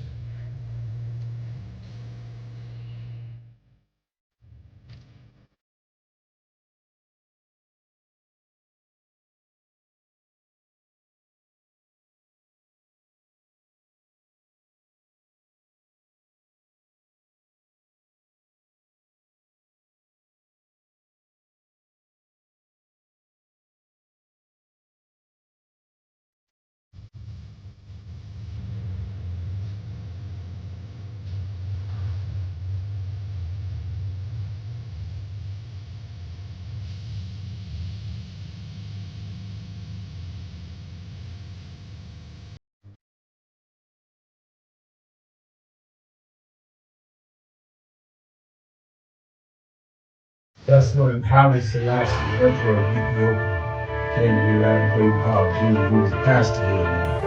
That Ethiopian Coptic cross. That was my first year when civil rights and politics. As far as I know here, you're in trouble. Where it says about 30% are unemployed. That's why I'm working hard to get this surplus food here. Some of you say to me, well, I'm not like you. I'm not a congressman. I haven't got education. I haven't got work. But you're a human being. And you know what you've got? You've got in your hand the power to use your vote and to use even those few cents you get from welfare to spend them only where you want to spend them.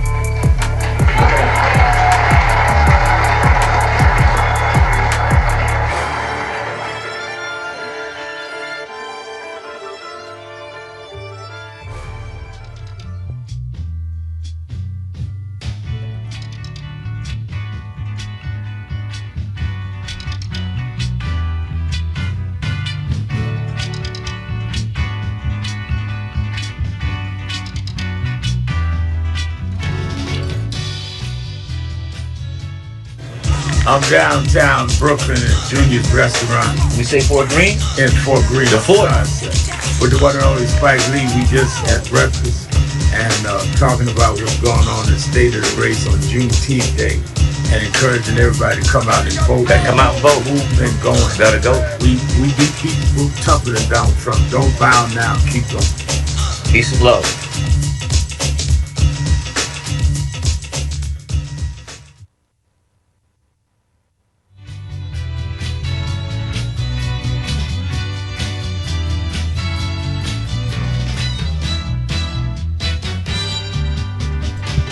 Ladies and gentlemen, the founder and president, Reverend Al Sharpton.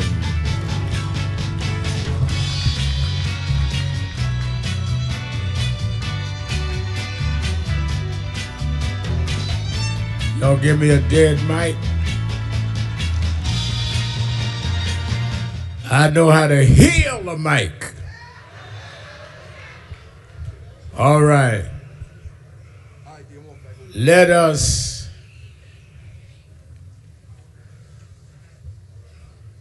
that baby cry. This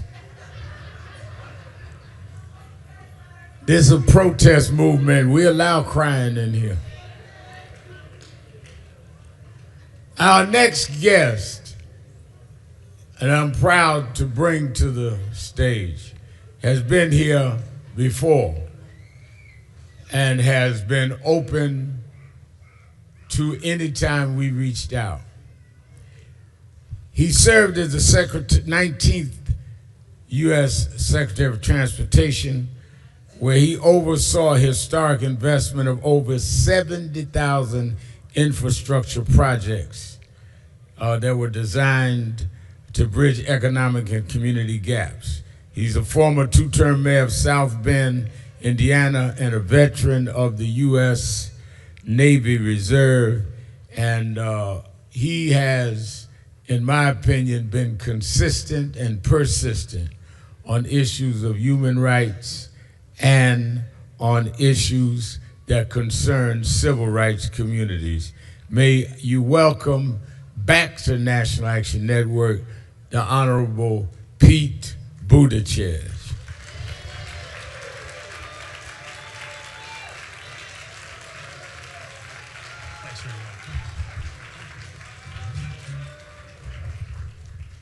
Thank you for coming, Secretary. Thank you for having me.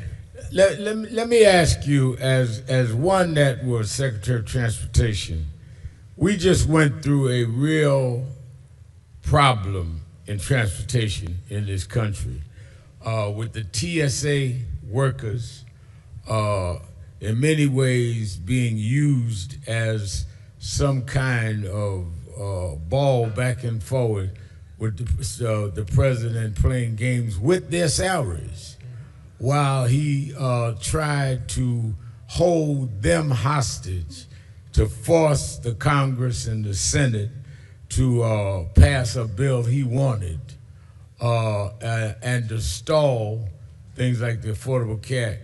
Talk as the Secretary of Transportation about the ramifications of playing with transportation like that, travel like that, and workers that went to work despite the fact they weren't getting paid for 3 weeks while the Congress was getting paid.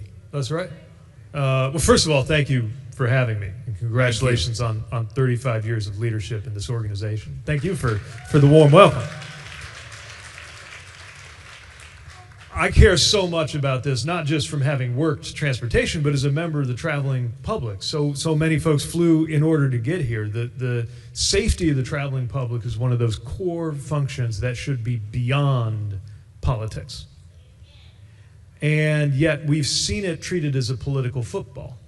And many times they have shown their hand. For example, when the president eventually said he was going to do an executive order to make sure they got paid, he was really telling on himself, because what that means, of course, is he could have done that the whole time.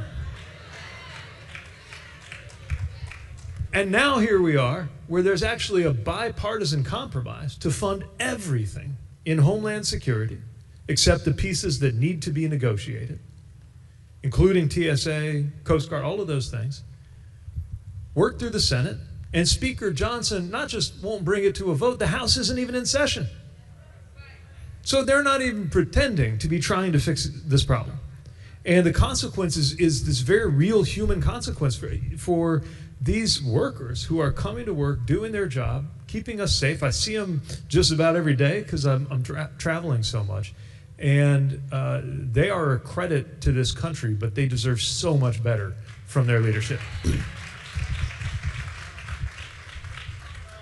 You know the legacy of the Department of Transportation and Civil Rights. In the past, the federal government used highways and other infrastructure places, bridges, to divide communities. If one studied in New York, many of our delegates here are not from New York, there was a builder, Robert Moses, that purposely built a highway to divide blacks and from whites and others. And you, when you were serving at DOT, Department of Transportation, had to try to deal with changing the shaping of that approach. Talk about that, because I think people don't understand. If you go to any major city, it is a political decision where they build a highway. Absolutely. And where they're going to build certain things. And they use that to put people in certain boxes, right, in many cases based on race. Right.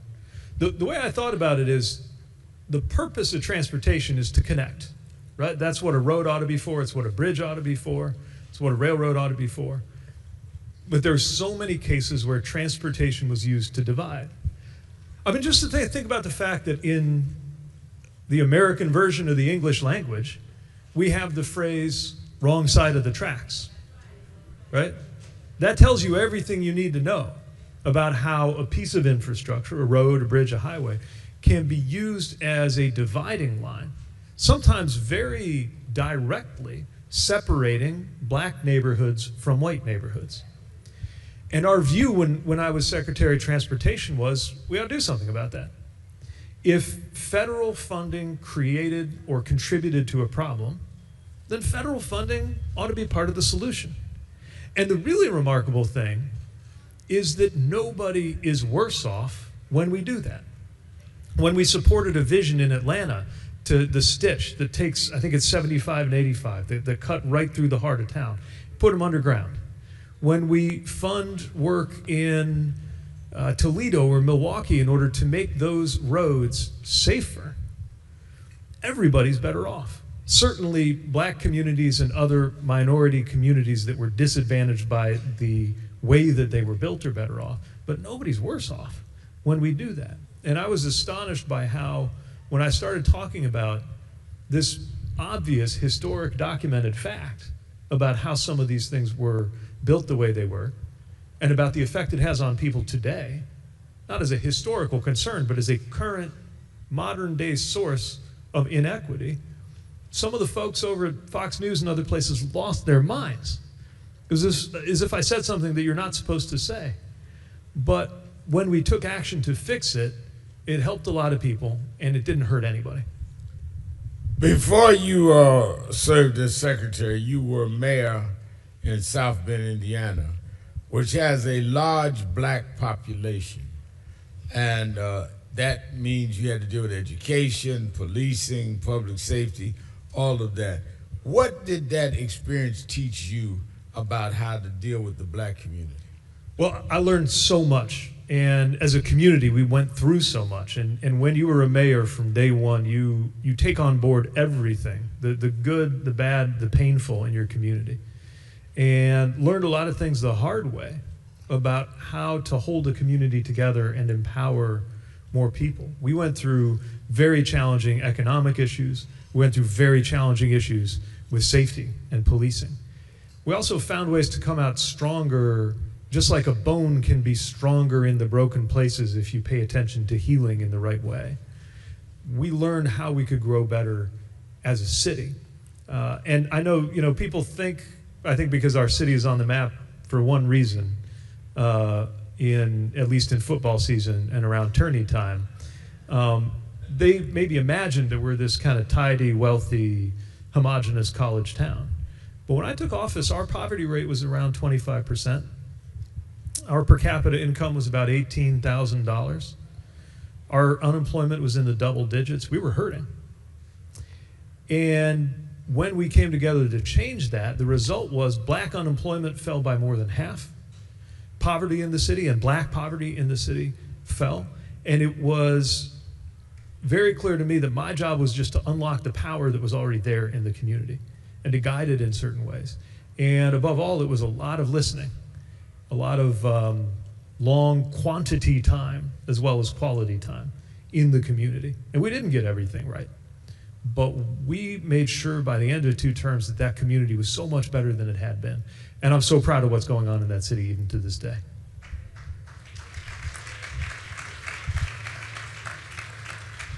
I remember when you were at the Department of Transportation that you ensured that infrastructure money was reached communities of color, reached disadvantaged communities. Now this administration comes in behind you and immediately sent out executive orders stopping all of that, where they not only said that's not our priority, they said you can't do that. Right. What are the red flags that people from around the country, our delegates here, should look for in their state to know where funds have been shifted almost in the dim of night, but that has actually happened and affect our daily lives without our understanding why? So this administration has adopted a seek and destroy approach to anything that even looks like it might have something to do with helping disadvantaged communities or addressing inequity. Seek and destroy. Sometimes I think of did any of you see the movie The Quiet Place? You know, where there's this alien invasion, and if anybody makes a sound, then boom, the alien gets you. It's kind of like that. If anywhere in a paragraph, in a description of a grant that some federal money went to improve a streetscape, if the word disadvantaged or the word equity or, God forbid, anything along the lines of a reference to racial justice, if any of that showed up anywhere, boom, they go after it and they take it away. Everybody is worse off because of this funding being clawed back. To specifically answer your question of what to be on the lookout for, there's 2 different kinds of things.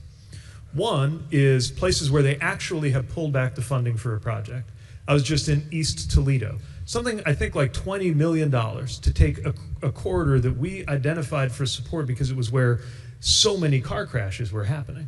And this disproportionately happens in disadvantaged communities. Often that means black communities, often it means rural communities. This isn't only about race.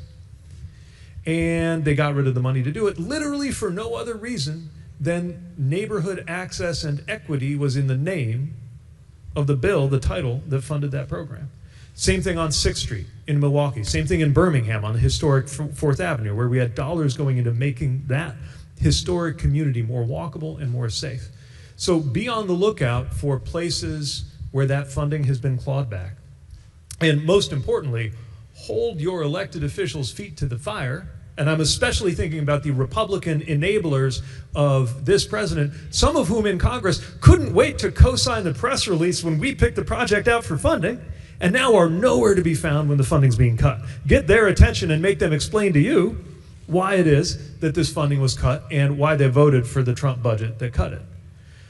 But here's the other thing. Even on the projects where they left the funding alone, look at places where they are using some excuse to try to hold it up as long as there is anything in the process that concerns fairness and equity. For example, the biggest single project in the country, the Gateway Project, right here, $16 billion to take care of a 100-year-old tunnel that hundreds of thousands of people go through every day. And they just sat on it. They just hold it. The president said he was killing it. And he didn't say, oh, it's a bad design, or the tunnel's not going to work, or we had some engineering problem. It wasn't any of that. They said they were holding it because they didn't like the provisions to make sure that it was delivered in an equitable way. Right. And of course, that makes everybody worse off. So look for those examples where something's being held up and demand answers on why. Now, you funded dozens of projects to reconnect communities, I'll put it that way. communities that have been bulldozed by highways. Now this administration is canceling or delaying that work to shift money to expansions that could hurt neighborhoods again. What is your advice to communities in places like Toledo or Birmingham, where these projects have been canceled now? Well, what I will say is no news to this organization, but I'll say it anyway. The biggest thing I would urge is do not underestimate your own power. So a lot of these problems are coming from the top, but the truth is so many of the decisions about what happens with those federal dollars flow through a state Department of Transportation, or even a city or a county. Forums where you can be heard. I mean, I saw for myself how activists through the National Action Network can get heard at a city council, at a state proceeding, in those forums that are a little bit closer to home. And that is a place where you can make sure, first of all, that nobody can ignore what is happening when they take away dollars for a transportation improvement that will reconnect a neighborhood or make a place safer. But also get the attention of people who can and should do differently, because we don't have to wait. And again, I know I'm preaching to the choir, but as important as the elections are, you don't have to wait till the election to deliver a different outcome through political pressure. You know how to do this. Of course, it matters who's in charge, but it also matters how the people in charge behave. And how they behave depends in no small measure on you. They want you to feel powerless. They want you to feel like it's this steamroller, that there's nothing that can be done. But look at all the times they've backed down. Look at all the times they've changed their tune. To take an example from a different area of policy, we did a town hall in western Wisconsin. About 1,000 people came in the district of a, let's just say, disagreeable MAGA congressman who refused to do a town hall with his own constituents. So we said, okay, you don't want to do a town hall, we'll do it for you. And just the fact that we were coming to town, I think might have been what inspired him to do something completely out of character, which is, even though he is no moderate, he wound up being one of the Republicans who switched his vote to vote with Democrats on extending the subsidies for the Affordable Care Act. It was a miracle. I don't think it's because he suddenly saw the light about President Obama's health care vision.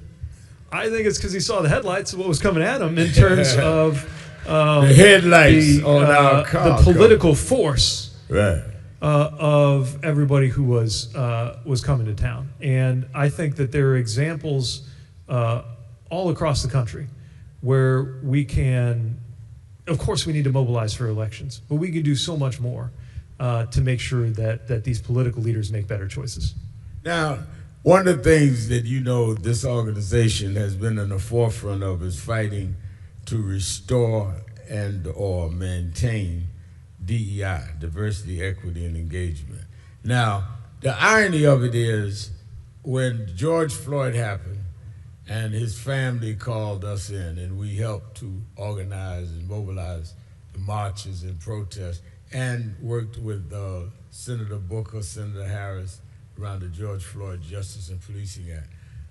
I remember that you as secretary would make sure that federal contracts went to people that weren't even being considered before, as long as they could do the work.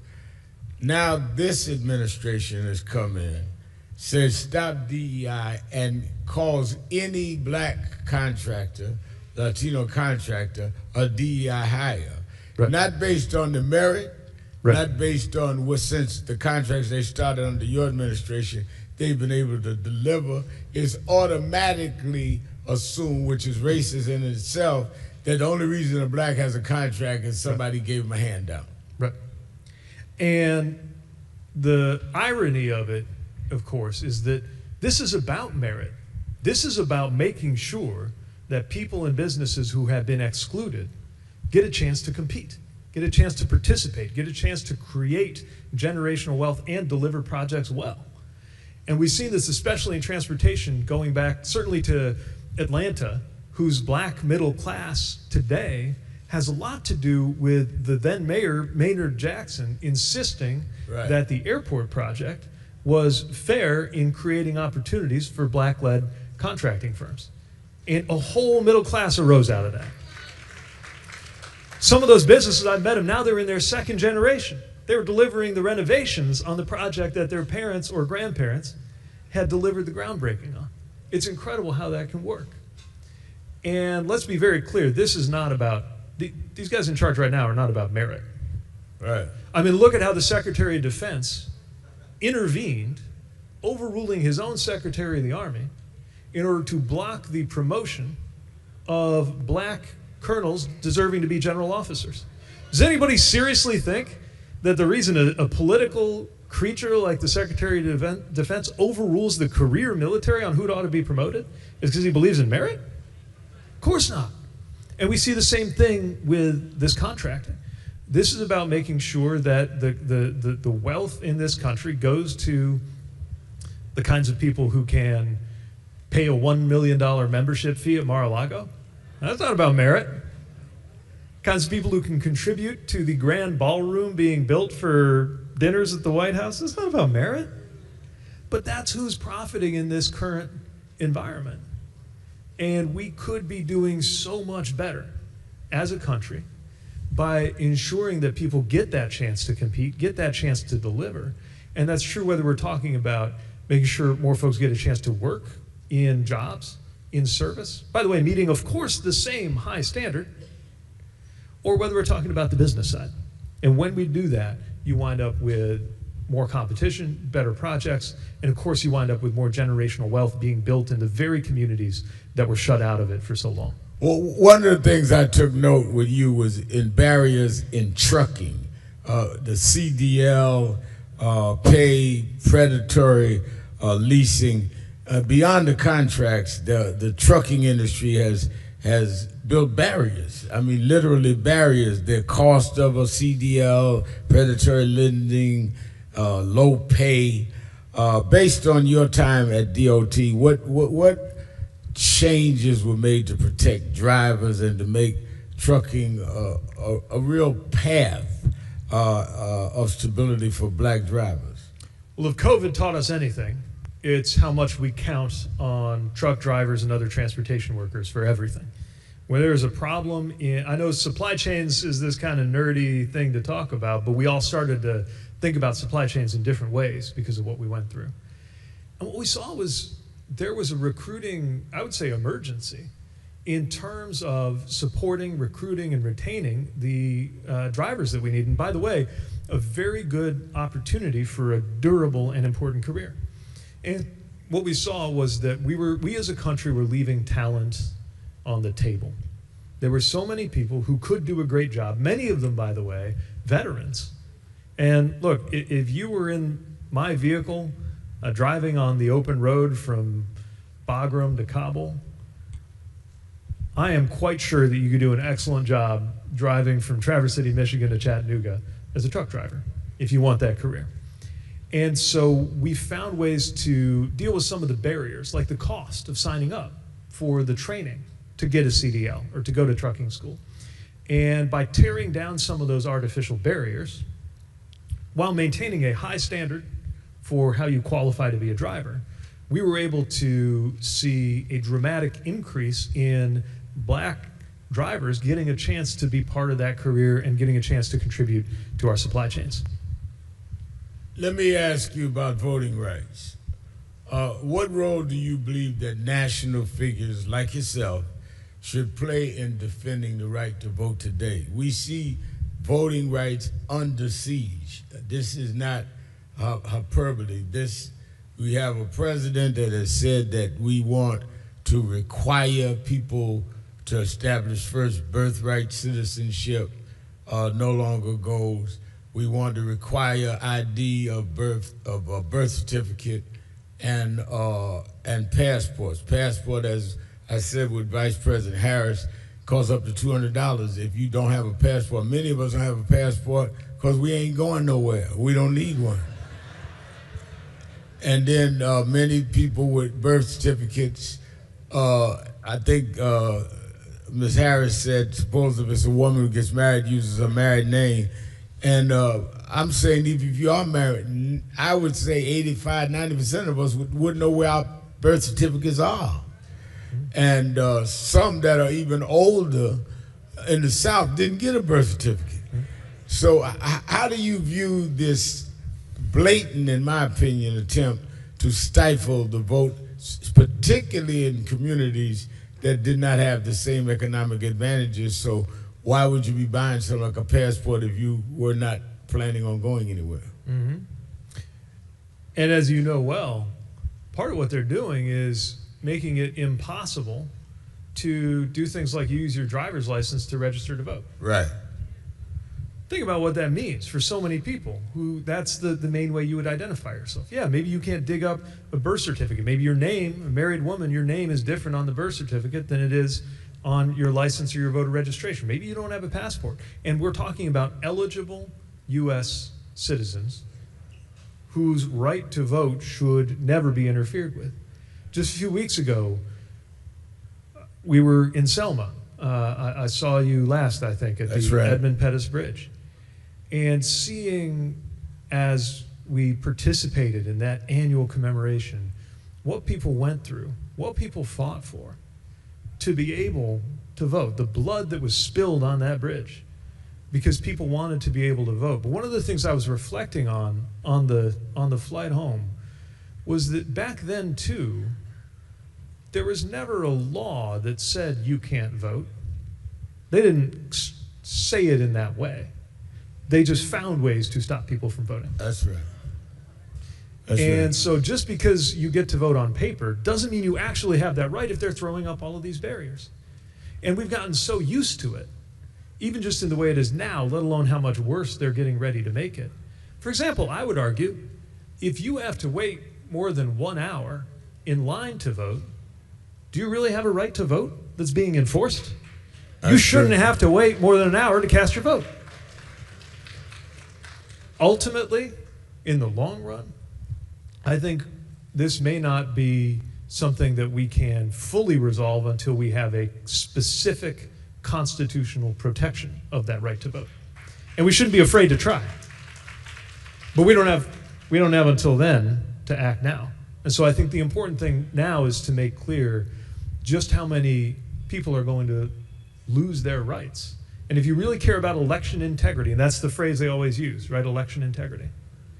If you really care about election integrity, ask yourself what integrity an election has if millions of qualified, eligible voters who want their voice to be heard are being blocked by new barriers that you put in their way. I'm almost out of time, but I want to ask you this. As a veteran, when I introduced you, I talked about you were a veteran. You called out the administration for launching this war in Iran and using falling troops photos in fundraising. You've also warned international tensions are hitting families at the pump and the grocery store. How do you connect what's happening overseas to what people are feeling at home? Well, first thing I think about is those troops who are overseas. I know exactly what it feels like to get on that gray-tailed military transport plane and be on your way into a war zone, and how important it is to be able to believe that the people who sent you there only did that because they had no other choice. You do not put American troops' lives on the line unless you have no other good alternative.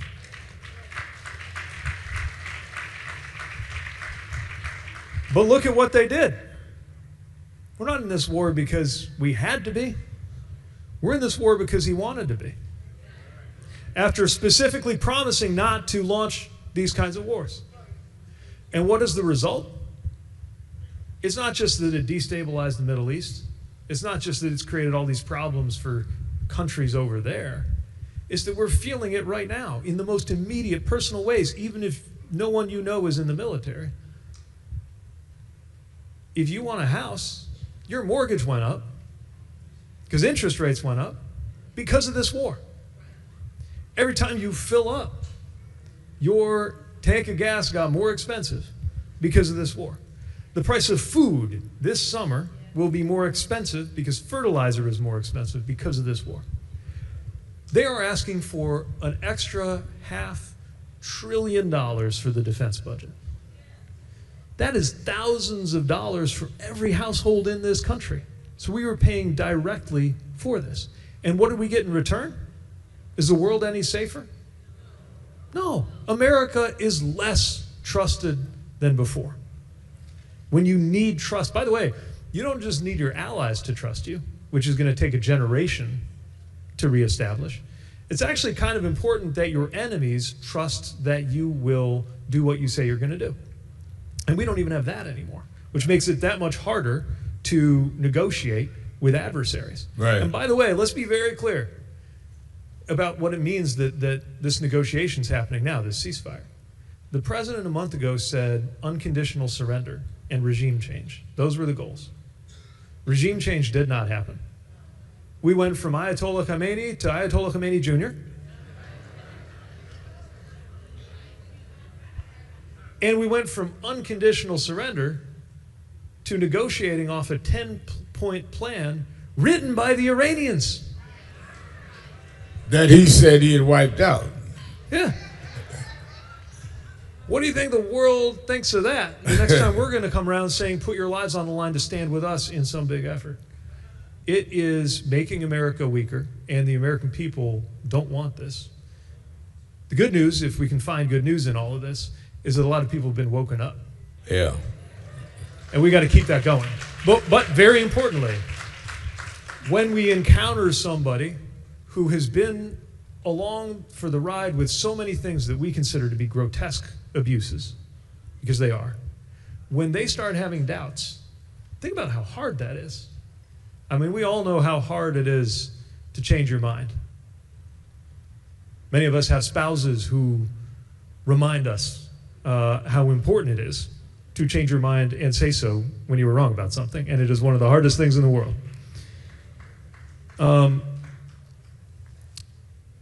So if somebody is ready to take that step and at least talk to us and maybe do something differently, the message cannot be, I told you so. The message has to be, welcome aboard. What else can we do together? What do you think, given the grave circumstances that we both agree that we're facing in some areas, what does the Democratic Party need to do to be able to be successful? Yes, we're angry, but anger does not mean everybody's going to the polls. Yeah. And it doesn't mean that we're going to sustain it till November. And I always say that you got to turn people on before you can turn them out. And what does the Democratic Party need to do to really appeal to people that have given up and feel like no matter what I do, they're going to do what they're going to do anyway? Yeah. I think it is vitally important that we fight back the temptation to be about restoring everything to the old way. Because the reality is, if our economic and our political and our social systems were serving us well, we wouldn't be here. Right? All of that is what led to all of this. And so we have to make clear, of course, we want to see an end to the current regime, but what we really need to make clear is what we would be doing instead, that it doesn't have to be this way, and your everyday life could be better. When you get up in the morning, you can have a glass of clean, safe drinking water and get in a vehicle and go on a road that is in good condition to a job where one job is enough. And on the way there, drop your kids off at quality public education that is well funded, and come home knowing that you have health care that you can actually afford and get to a house that you can actually afford to live in. We could have those nice things. Nothing is stopping us but ourselves and our leadership. That's why we need better leadership. Of course, the other guys are bad, but that's not all there is to it. We are here to make your everyday life better than it was.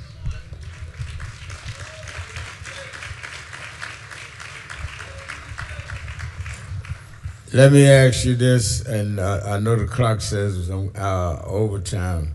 When you ran for president, you met me and we went up, well-publicized, lunch at Sylvia's restaurant in Harlem. just so my calendar is clear, should I be reserving a table at Sylvia's? Are you gonna run again? You save me a seat, I'll be there. All right. All right. Secretary of Transportation, Pete Buttigieg.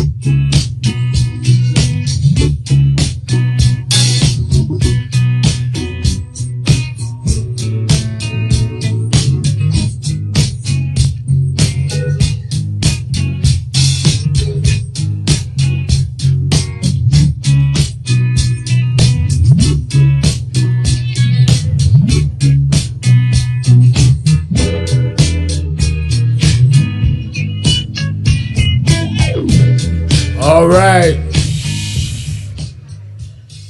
One of the issues that we're extremely concerned about is criminal justice and where we are with policing, where we are with false and flawed incarceration, criminal justice reform, and where we are on many of the legislative issues, including the George Floyd Justice and Policing Act.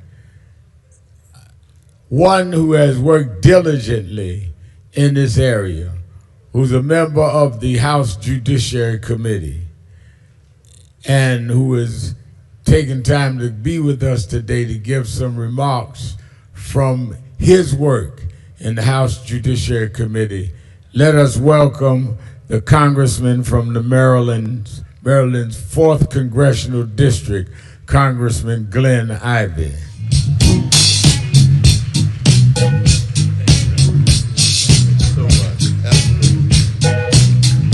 Thank you. Rev, before you go, wanted to just ask y'all, can y'all give a big round of applause for Reverend Al Sharpton?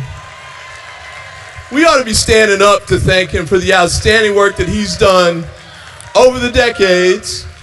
He won't remember this. In 1987, I was working for Congressman John Conyers. Y'all remember him?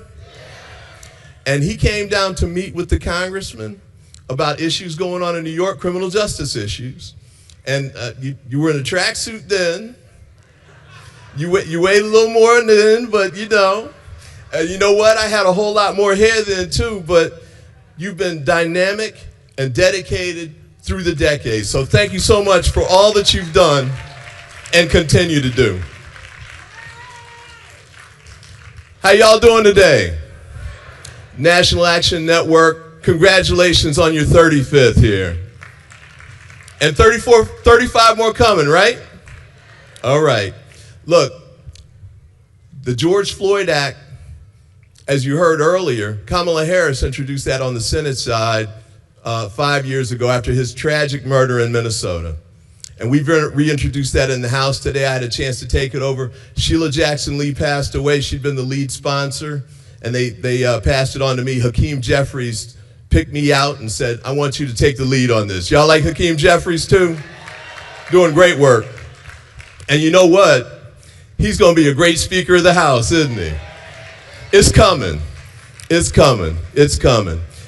I went out to Minnesota back in January, and it was after Renee Good had been shot, before Alex Preddy had been killed. And you know, that's just about a mile away from where George Floyd was killed. Right around the corner. Same stuff, different people, same uniforms, kinda, same injustice. We got the same solution. So when we were out there in Minnesota and those guys were running around, remember when the vice president told them they've got absolute immunity? They can't be held accountable? I made sure I went out to Minnesota and I said, you know what? Oh yeah, you can be held accountable, and you're gonna be held accountable. And you know what? They're going to prosecute it in the state instead of the federal court. And you know what's good about that? No pardons for sale from the President of the United States. If you get convicted in state court, you can't be pardoned by the President. And I guess Derek Chauvin's going to have some new cellmates, right? So we got to make sure we push that forward. The Department of Justice has been withholding the evidence that should go to the state prosecutors. We got to make sure we keep pushing for that. I did a letter. I got 58 of my colleagues to join in on the letter and say, turn the evidence over. We know you all ain't going to do it. Let Keith Ellison and those guys do it. But we also have to look at the new piece of this too, and that's ICE. And I'll just say one thing quick about that. Those guys are out of control totally. We need a total revamp. Noam getting fired was not enough. We need the mask to come off. We need the body cameras on. We need the end of roving patrols. We need the end of racial profiling. There's enough of it. We've got to shut it down. So we got to keep fighting for that.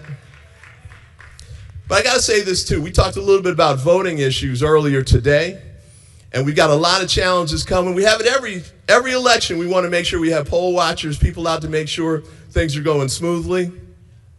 Got a new challenge this year that I think we need to be ready for. That's ICE showing up at polling places. We got to be ready for that. And remember when they rolled out the National Guard, like in DC and Los Angeles? They might do that again. And they're not going to just do it generally. If they bring them out, they might take them to polling places. So in addition to us doing the usual poll watching that we do, we've got to be extra involved, start to finish, making sure we're keeping our eyes on whoever's out there, whether it's just the usual crazy MAGA guys doing all their tricks, or ICE and the National Guard. Are we ready for that? Are we ready to do it? We need all hands on deck. National Action Network has been outstanding in doing it. All hands on deck, right? We got some Divine Nine in here? Yeah, all right. We need y'all too. We need that network. We got the faith community involved too. I know they're in the lunch next door, but y'all ready too? We need all hands on deck. And what that also means is part of what happened in 2024, a lot of the young folk didn't get the messages that we were trying to send out. We've been doing it through traditional routes. You know, they do that thing where they wait till the last week of October and they start running TV commercials and act like that's enough. It's not enough. We got to get out and reach out to these young folks where they are, and we can't wait till the last minute, right? We got to get on it soon. And the issue here is trusted voices. They don't always trust the voices that they hear, but they know you. They know grandma. They know cousin. We need all of us talking to all of our family and our friends all across the country. You up for that? We've got to do it. Now, one of the things to remember on that front, because I know a lot of times we used to rely on television. I've got 6 kids. And no, I did not play in the NBA.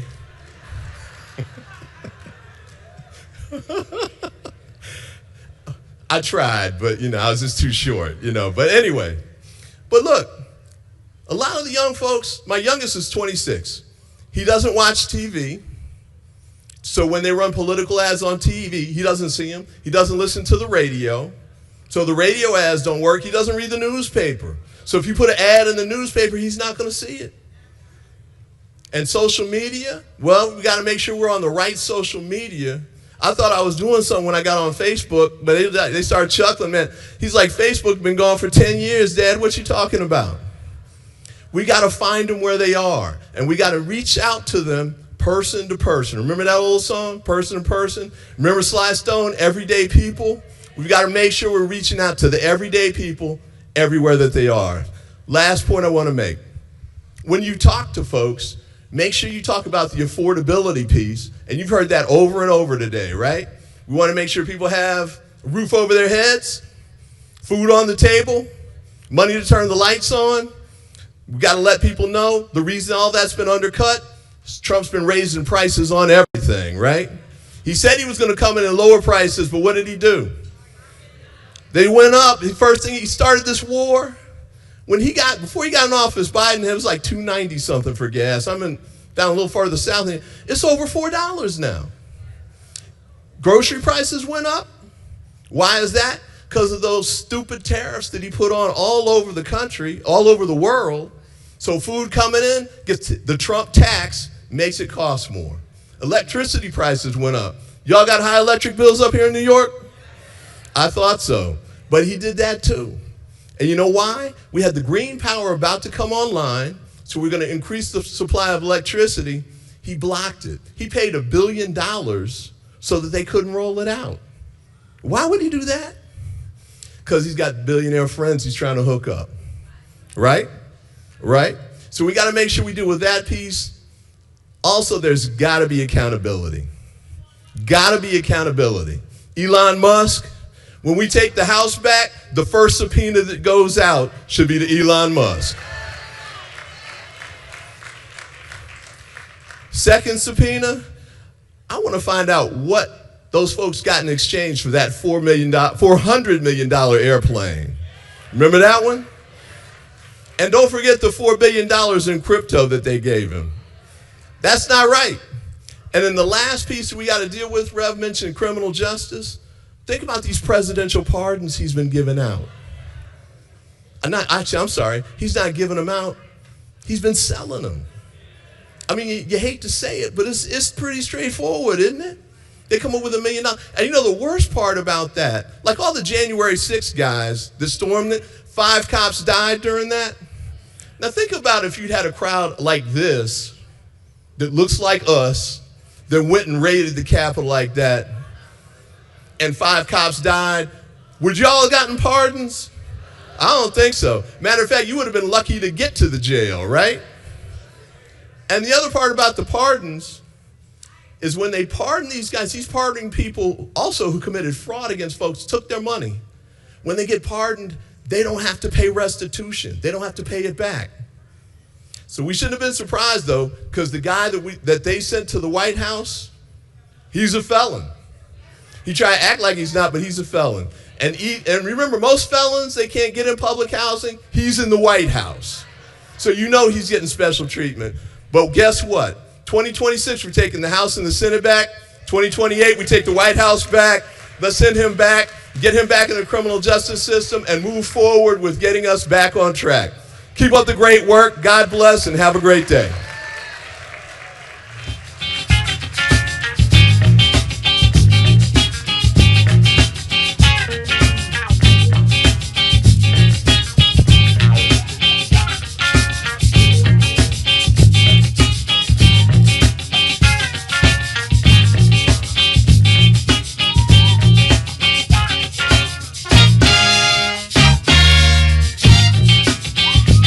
All right, give it up, Congressman Ivey.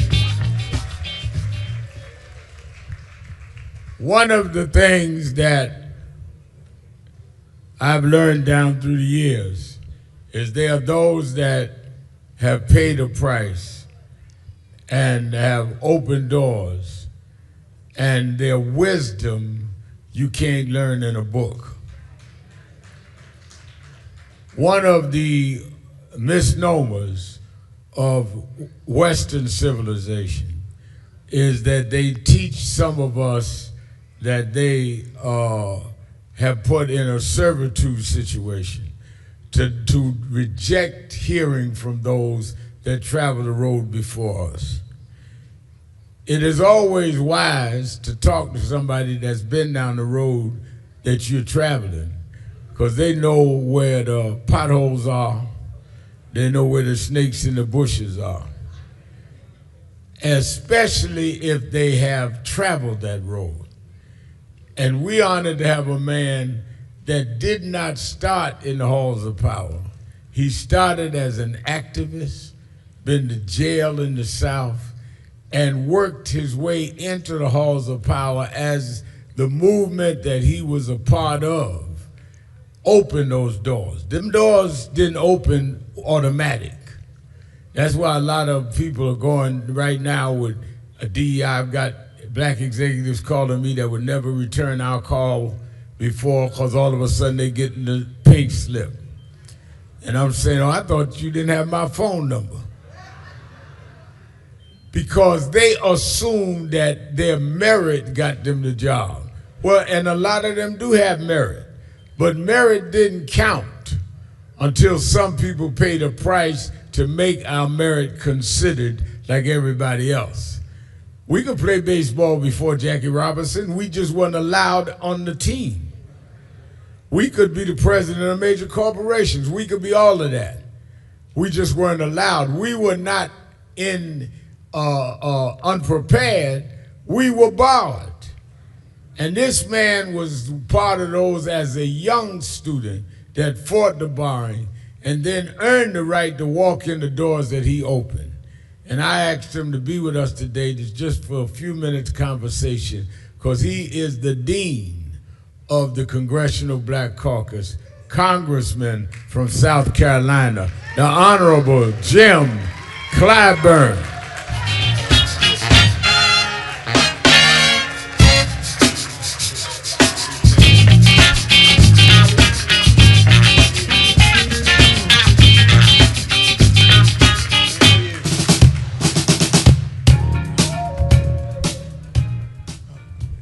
You see the reaction in New York, Thank right? you, thank you, thank you.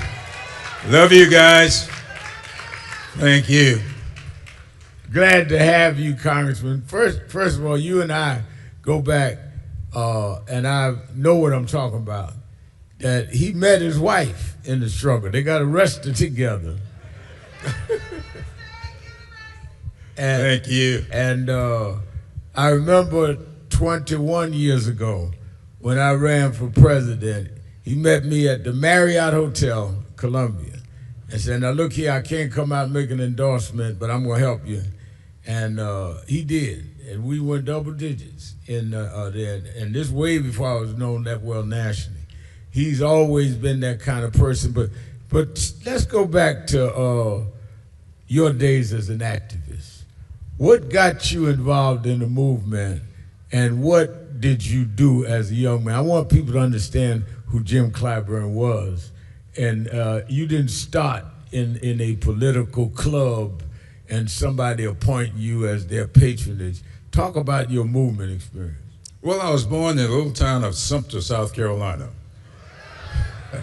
And when I was growing up, the NAACP was going throughout the South, doing the things that were necessary to tear down those barriers, get off the back of the bus, get into quality schools. And the white power structure in the state decided to break the back of the NAACP. And they filed a lawsuit against our Sumter chapter. The suit was called Nash versus the NAACP. And my mother, a beautician, got involved raising money to fight that lawsuit. And one day she came home from the courthouse during the trial, and she said to me, "James, I want you to get in the car. I'm going to take you downtown to the courthouse because I want you to see what you can be when you grow up." She wanted me to see an attorney, Matthew Perry, arguing on behalf of the Sumter branch of the NAACP. He lost that lawsuit, but he won the hearts and minds of South Carolinians all over. So I go to an NAACP youth chapter meeting, and in the middle of the meeting, I had to go to the restroom. And when I came back, they told me, "You just got elected president of the youth chapter." It was 2 months before my 13th birthday. I was 12 years old. And then I go off to South Carolina State and get involved in the sit-ins. I just happened to be on that campus when those students sat in up at Greensboro, North Carolina. And we decided in Orangeburg, South Carolina, we were going to follow suit. But we got locked up. And while I was in jail, waiting to get bailed out, a young lady came to the jail to bring us some food. This little 92-pounder walked toward me with a hamburger in her hands. When I reached for the hamburger, she broke it in half, gave me one half, she ate the other half. I was so grateful for that half hamburger, I married her 18 months later.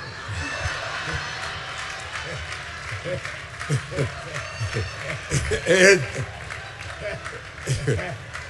I thought that was a chance meeting. I didn't know until our 10th wedding anniversary that she came forward with the truth. It seems that one day she was standing in her dormitory window with her roommate and saw me walking across the campus with a young lady. She told her roommate, "They do not make a good couple. He is going to be my husband." And I found out that night that she had been trolling me. Well, you got to know Emily. And you know that once she set her mind to something, I did not have a chance. And so we stayed married for 58 years and throughout all that time, she was a quiet activist. I was out there sitting in, marching, going to jail. She was keeping notes. I never shall forget, I'm sitting in church one Sunday, and after church we went to Sunday dinner, and she said to me, "Do you know why Mrs. Brown's got a problem with you?" I says, "No, I didn't know she had a problem."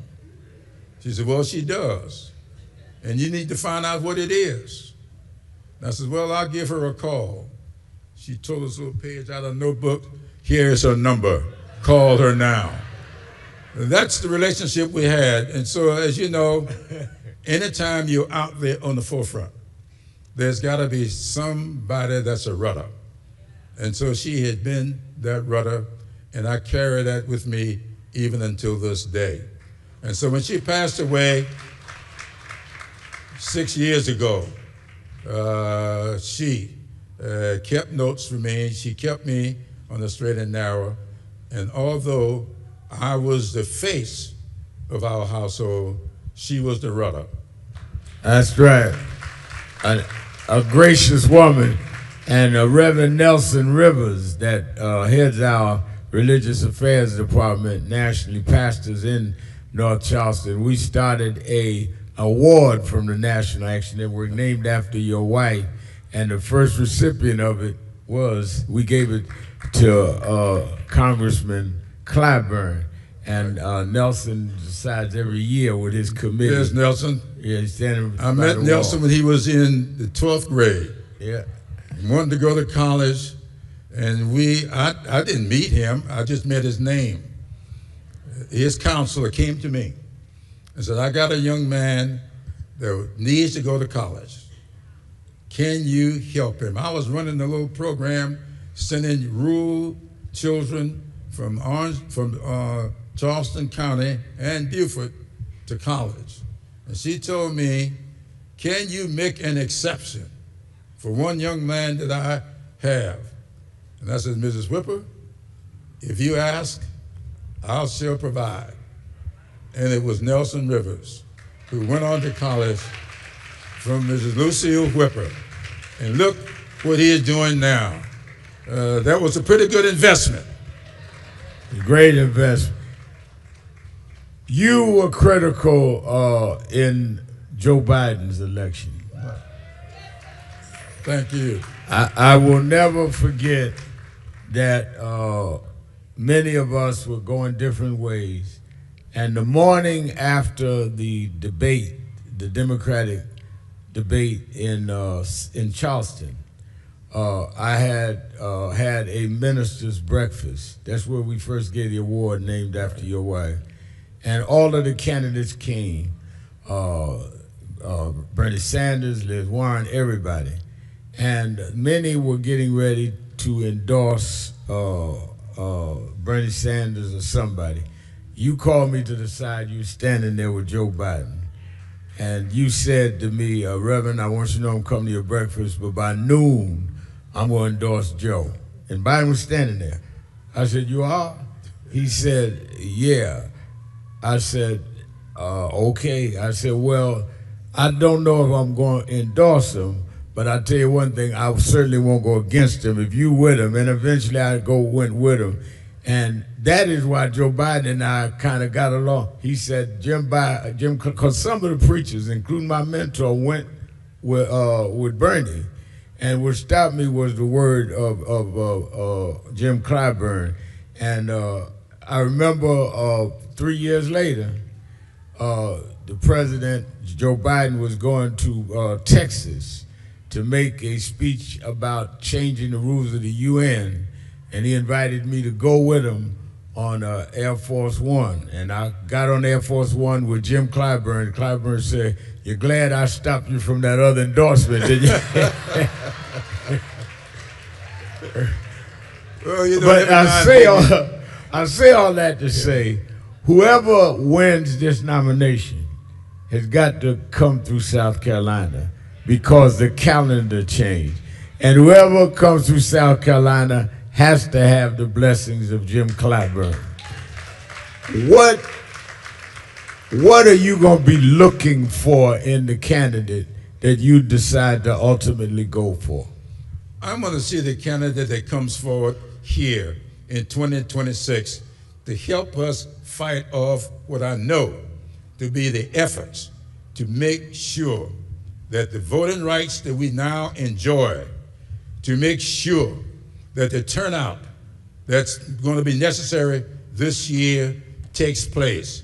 Because if the SAVE Act becomes law, those 61 or 2 Congressional Black Caucus members we now have will be down to 30 within 2 years, and another half of that in the next 2 years. Why I know that? Because that's what happened the last time they passed laws like the SAVE Act. We lost the ability to cast our votes. They didn't call them picture ID. They called them things like how many bubbles are in a bar of soap, how many jelly beans are in that jar. They didn't say, as the secretary said earlier, you can't vote. They just made it near impossible for you to get registered to vote.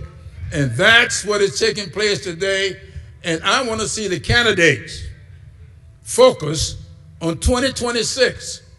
What are we going to do to hold on to that vote?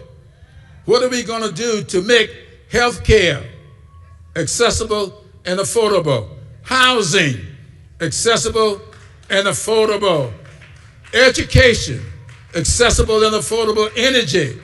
I want to see our candidates who want to be carry the mantle in 2028 come forward now. Lay out your proposals. Let us get attached to your platforms this year so that we can have a successful off-year election. Because if we do not win these off-year elections this year, there ain't going to be no election in 2028.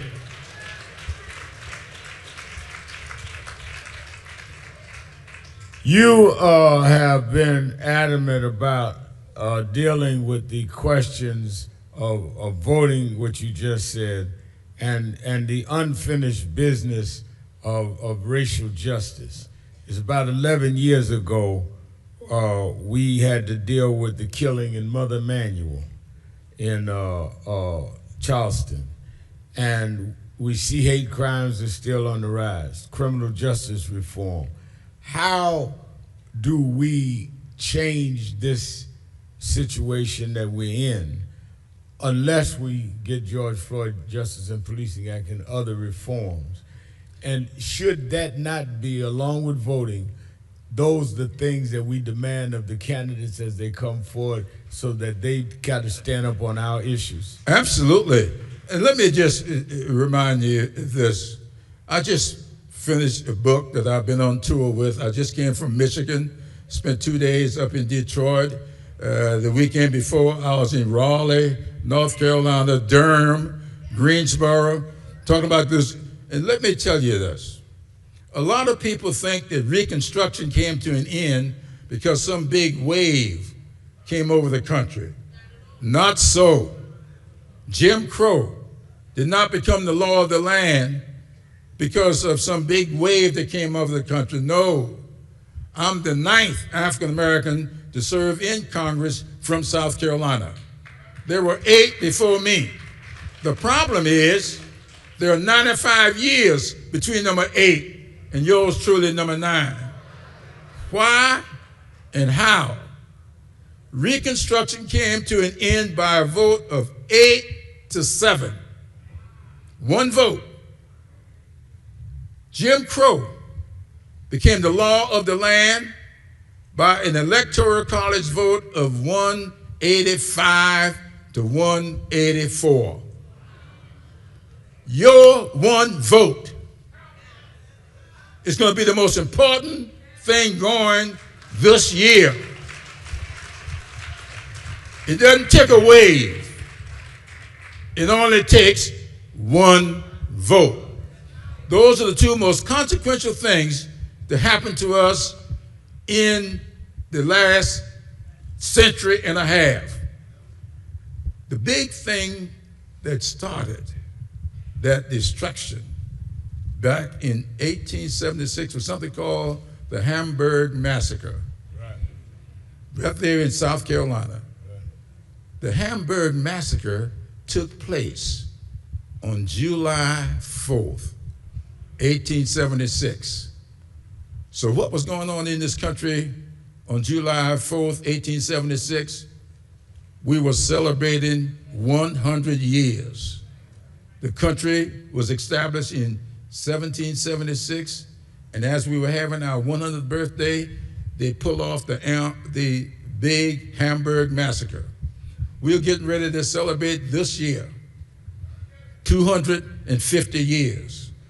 My question to each and every one of you, how will you celebrate our 250th anniversary?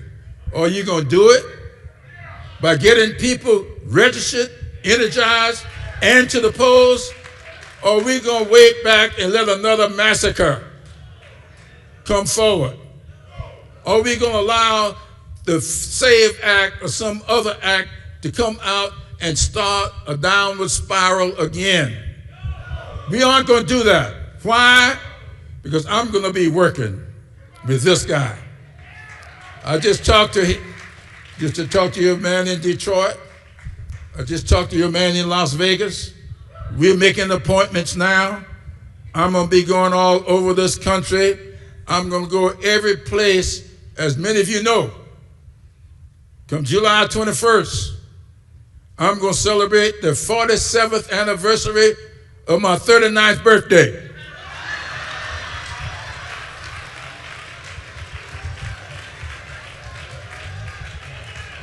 And I'm going to go everywhere those 86 years can allow me to go, because I don't want to see my children, my grandchildren, your grandchildren live through what our grandparents lived through.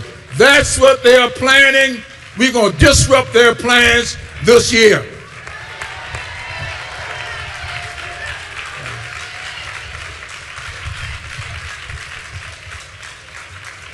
And I said all that, and you got 2 minutes to spare. I'm going to put you back on schedule. And I want everybody to be able to welcome him as he goes on his tour. I'm going to go with him on some of it.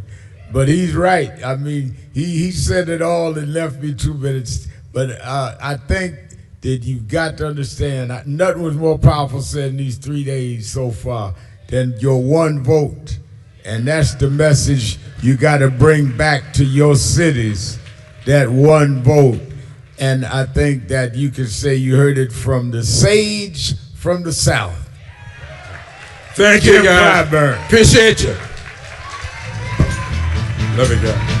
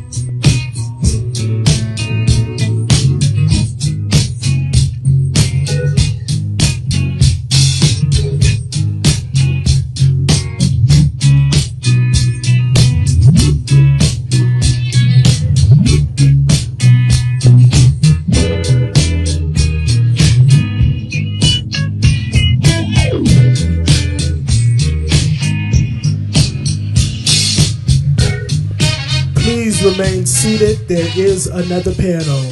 Please remain seated. There is another panel.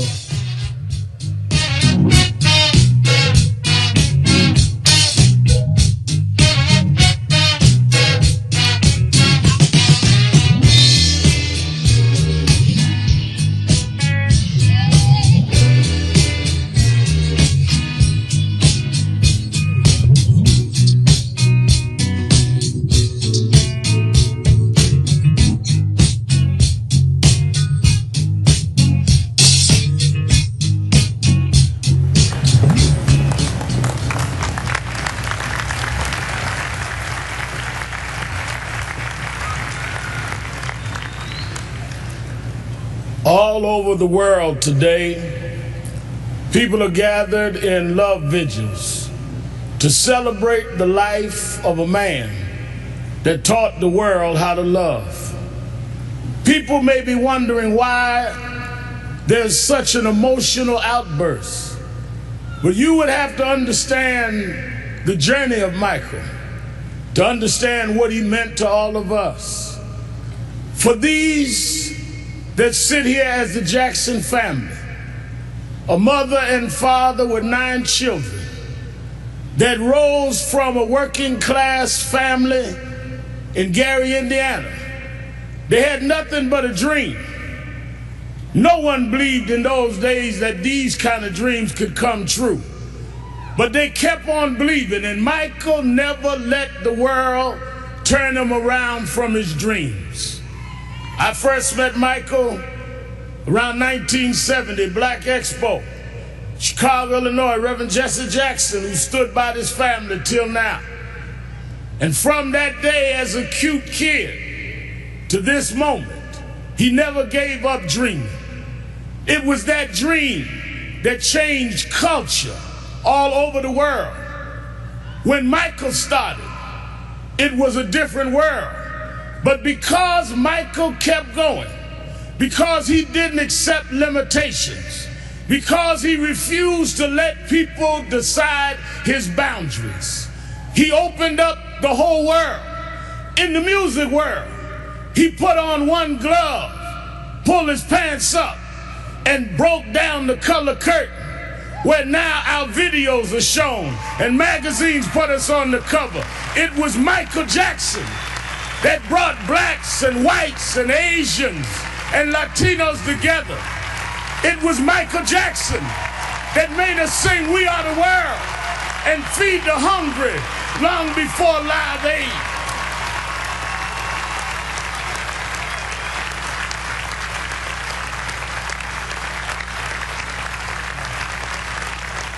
Because Michael Jackson kept going, he created a comfort level where people that felt they were separate became interconnected with his music. And it was that comfort level that kids from Japan and Ghana and France and Iowa and Pennsylvania got comfortable enough with each other to later it wasn't strange to us to watch Oprah on television. It wasn't strange to watch Tiger Woods golf. Those young kids grew up from being teenage, comfortable fans of Michael to being 40 years old and being comfortable to vote for a person of color to be the president of the United States of America. Michael did that. Michael made us love each other. Michael taught us to stand with each other. There are those that like to dig around mess, but millions around the world, we're going to uphold his message. It's not about mess, it's about his love message. As you climb up steep mountains, sometimes you scar your knee, sometimes you break your skin, but don't focus on the scars, focus on the journey. Michael beat him. Michael rose to the top. He outsang his cynics. He outdanced his doubters. He outperformed the pessimists. Every time he got knocked down, he got back up. Every time you counted him out, he came back in. Michael never stopped. Michael never stopped. Michael never stopped.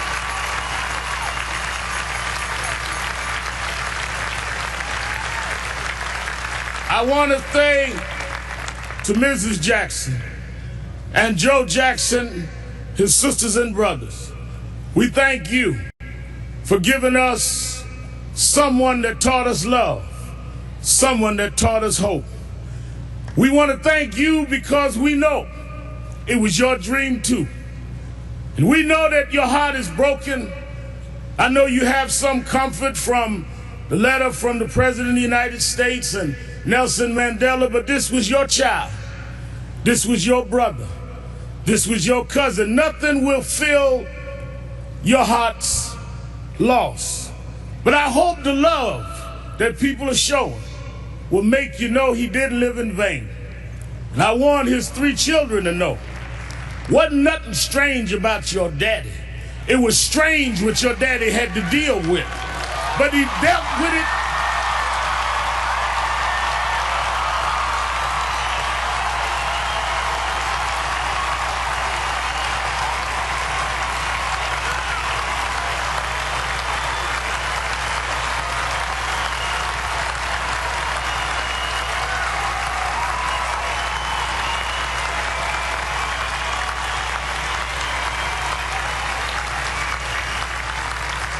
He dealt with it anyway. He dealt with it for us. So some came today, Mrs. Jackson, to say goodbye to Michael. I came to say thank you. Thank you because you never stopped. Thank you because you never gave up. Thank you because you never gave out. Thank you because you tore down our divisions. Thank you because you eradicated barriers. Thank you because you gave us hope. Thank you, Michael. Thank you, Michael. Thank you, Michael.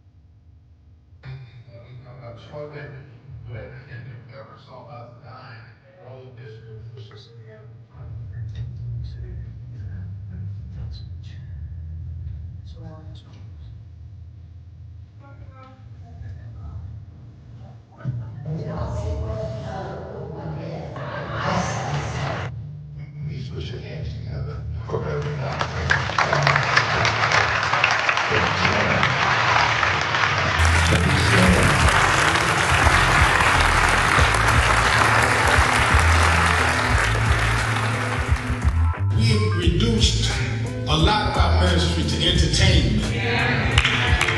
Who can hoop the loudest? Who can run around the pulpit more? Or who got the dresses fancy and don't deal with the ministry? Jesus healed more people than he preached to. Because there is in the healing your message. They followed Jesus because he healed a woman with the issue of blood. They followed Jesus because Jesus saw a blind man named Bartimaeus.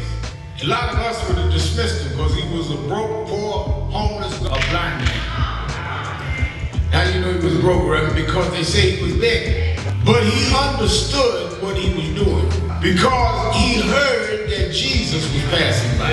And when Jesus got close enough, he said, Jesus, son of David, come see about me. They kept telling Jesus, let's go, we got a schedule, we got people to see. He said it again, Jesus, son of David, come see about me. And when he did it the third time, Jesus stopped and went and healed the blind man. Now, what I get out of that scripture, Bishop Daughtry, is that the blind man told Jesus, if you are who you say you are, you're going to stop and see me. And if you stop and see me, you will confirm who you are. But when we are pastoring and leading in communities with bad health, we cannot be the followers and representatives of Jesus and walk by people that are sick and we not be part of making them well. Let's get music in there, Pat.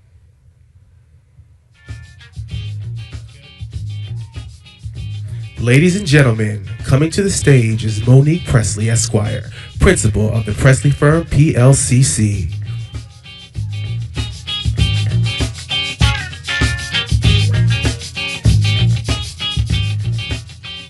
Greetings, everybody. Greetings. How are you doing so far today?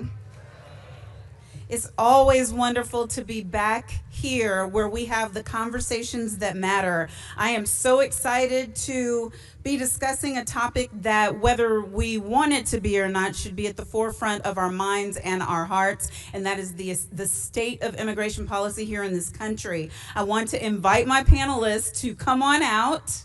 If you would help me welcome Murad Awada, Reverend Robert Bush, George Escobar, Gerlin Joseph, Patrice Lawrence, Dorian Spence, Amadou Lee, and Latrice Cook. Let's give them all a hand.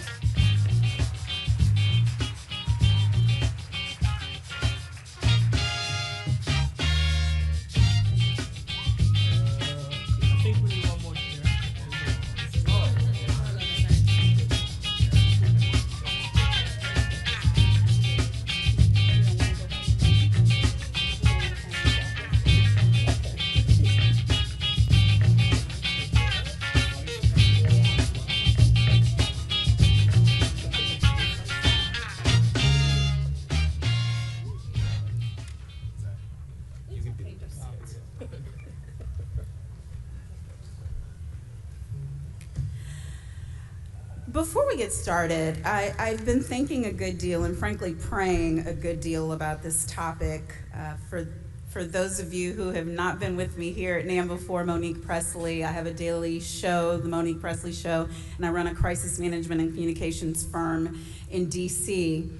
And one of the things that we talk about frequently is humanity. Humanity. Not people who just care about things we care about, come from where we come from, look like we look, talk like we talk, eat what we eat, practice the same faith as us, but human to human, what rights are vested in us as part of the Constitution of the United States.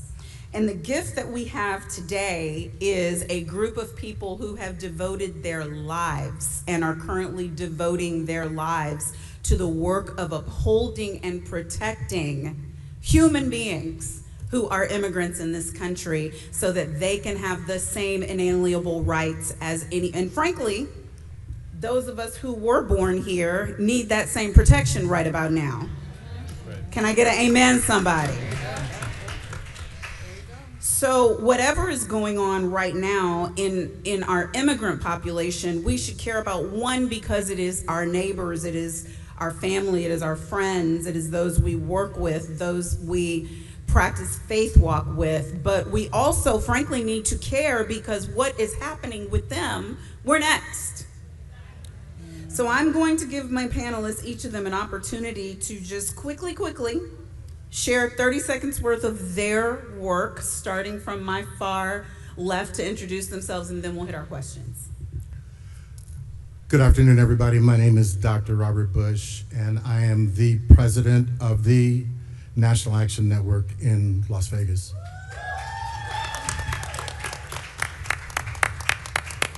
Good afternoon. My name is Latrice Cook. I am the president for the Central Texas chapter of NAN in Austin, Texas, the capital city. I am glad to be here. I'm also the founder and executive director for Milch Center, which assists, for 23 years, which assists people who have previously been incarcerated and their families. I'm glad to be here. Good afternoon, everyone. My name is Patrice Lawrence, and I serve as the executive director for UndocuBlack Network. We're a national multi-generational network of currently and formerly Black undocumented folks from the Caribbean, from Africa, from all over the diaspora, and I've got folks in about 30 states. Good afternoon, everyone. My name is Dorian Spence. I'm a civil rights litigator, and I serve as the litigation coordinator for Communities United for Status and Protection, which is a coalition of organizations that fight for permanent status for folks with temporary protected status that are living in the country.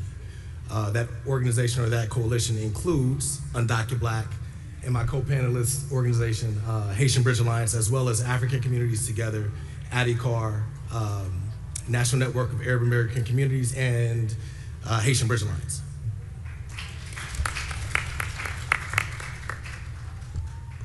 Good afternoon, everyone. How are you feeling? You could do better than that. This is post-lunch. How are you feeling?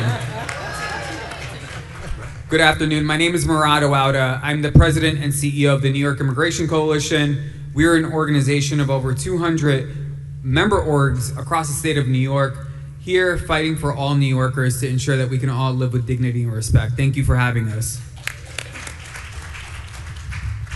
Good afternoon, everyone. My name is George Escobar, so I am the executive director of CASA. CASA is an immigrant rights and services membership-based organization. We have offices in Maryland, Virginia, Pennsylvania, and Georgia, and we work to empower our community and ensure they have full freedom.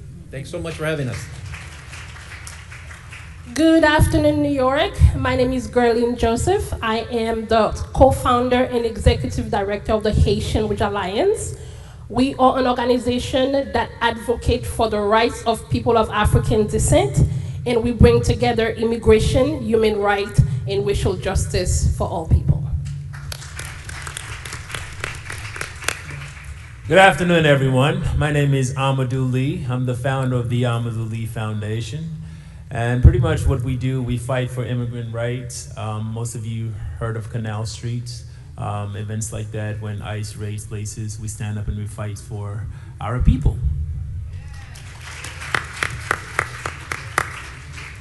Murad, I think it's a good way to start with you because your organization is the largest state immigrant rights coalition in this country. Thank you for that and for your leadership. You represent over 200 diverse groups. I'm wondering if you can give us kind of a high-level overview of what the attacks have looked like under the current administration, the Trump administration. We call him thing a thing today. The war that's being waged on immigrants in this country, what have those attacks looked like, and what are some counter strategies that we should be thinking about to protect our communities? Absolutely, and thank you. I think what we've witnessed over the past year and 3 months under this administration and this regime, to be specific, is over 600 anti-immigrant attacks from the federal government. 600, that is more than 2 a day since they've come into office. And that ranges from ending status, so making people undocumented, all the way to trying to ensure that immigrants can't have access to benefits, even if they are entitled to them, to waging war literally in the streets of cities across this country where they are murdering immigrants and US citizens alike. And what we have been seeing is this relentlessness of their cruelty. Because I want to be clear, this has never been about safety and security, and it never will be. It is about cruelty, and that is their point.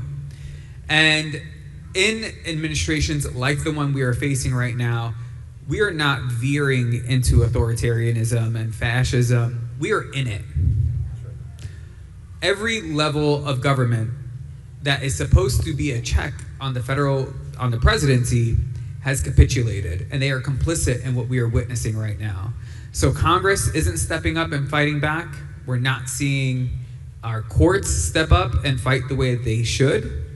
And what that puts us in a position of is ensuring that everyone who calls this country home is actually fighting for the country that we want to see it become. Because, oftentimes people forget that this nation was born out of a rebellion against the monarchy. And, this current iteration of this country. And for 250 years, this country will turn 250 years this year. It has fought for freedoms, but not everyone has gotten those freedoms. That promise has not been met. And it will need to take the citizens of this country to demand the freedoms for all. So some of the strategies we've been employing is ensuring that our local and state governments step up and actually fight back in a really meaningful way, and not just performative actions or saying a cute speech. We need action. And that's why this conference is so important and this convention is so important, because it's not just about power or talking about power, it's power in action, right? This is about justice, impact, and purpose, and we have to center those three values every time we do the work that we do.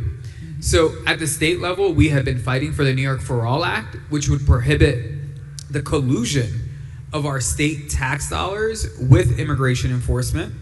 And if you haven't seen any of your state reps here, I saw a bunch of them outside, you should pull them over to the side and say, hey, where are you on New York For All, and what are you doing to make that a reality today?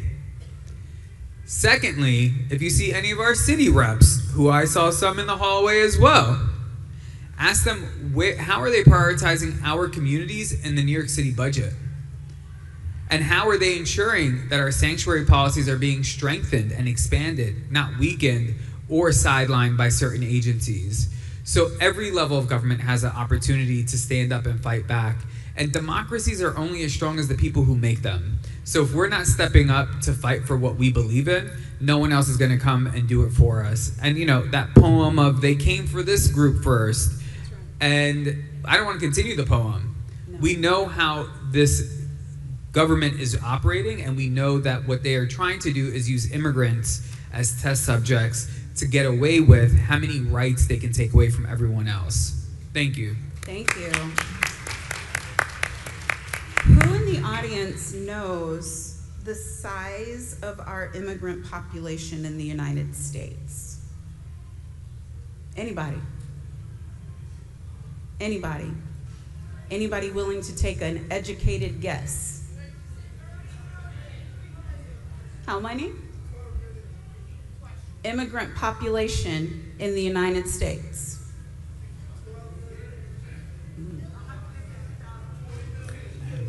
Okay, I'm hearing 1 million, I'm hearing a percentage, I'm hearing 12 million. As of mid-2025, approximately 51.9 million immigrants live in the United States. Wow. 15.4% of the population. The so-called unauthorized or undocumented population is an estimated 14 million. So when we talk about a tax by the administration, we are talking about a tax on a group of people that are almost twice the size of our largest populated state. Patrice, hundreds of thousands of Black undocumented immigrants live in this country. The administration has ended TPS, you can tell us what that is, for majority Black countries and blocked visas for 85% of Caribbean nations. But my question to you is, what is the single most important step, now that we know how many people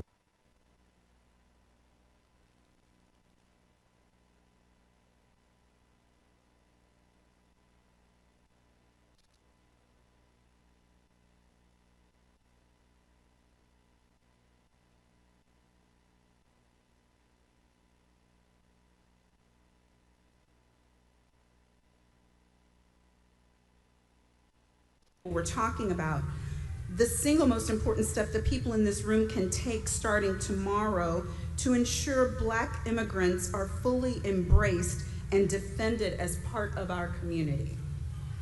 Thank you, Monique. Patrice on DocuBlack, and I think the most important step is to make sure that what we do matches what we say, matches what's in your heart. And so we don't necessarily need the facts. We don't necessarily need the additional stories. Every single person in this room is maybe 1 degree removed from someone who is a Black immigrant and someone who at some point in their life had a visa status that was a little wonky. That's what I mean when I'm especially talking about people who are undocumented Black people. Folks who have temporary protected status, TPS, folks who may have DACA, all these names and acronyms that are being thrown around. But I think we have to ensure that Black immigrants are treated as they are, which is central to democracy and not separate from it. When we have what has been discussed here today, poll taxes. You need to get your passport, all these things that we know the SAVE Act and other things are saying for people to vote. When we have TPS being stripped away, when we have every single Caribbean nation as of January this year being banned from the US in some shape or form, we're in trouble. And they're going after Black people, and they're trying to see how far can they go with us, who may be a more vulnerable population, to then exact that in the larger population. It's like in and out, because Black people in America have had stories to tell. So it's really important that we treat it as central to democracy, and that when we fight for all. We name what's true, we demand what we need, and we invest in the populations that we say we care about. Thank you. George, CASA serves a massive, diverse coalition. In 2026, we are facing heightened enforcement, the expansion of expedited removal, and intensified workplace raids designed to overwhelm community infrastructure. I don't think there's anybody who's living in this country now who lives in an area close to a Home Depot or close to a grocery store where they're not seeing these unexpected pop-up, don't make no sense, no criminal to be found type raids happening. CASA has a massive operation, legal services, rapid response, policy advocacy. How are you adopting and adapting to this specific moment? What are you doing differently now than in Trump 1? And what's your message to organizations that feel like they have to choose between direct service and political advocacy?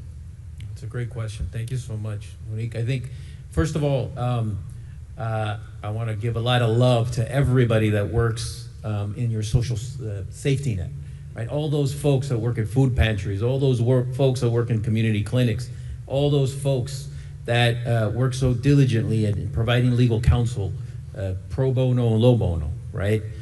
But at the end of the day, we also have to realize that that is a reflection of this government's choice to nickel and dime how they treat our most vulnerable communities, right?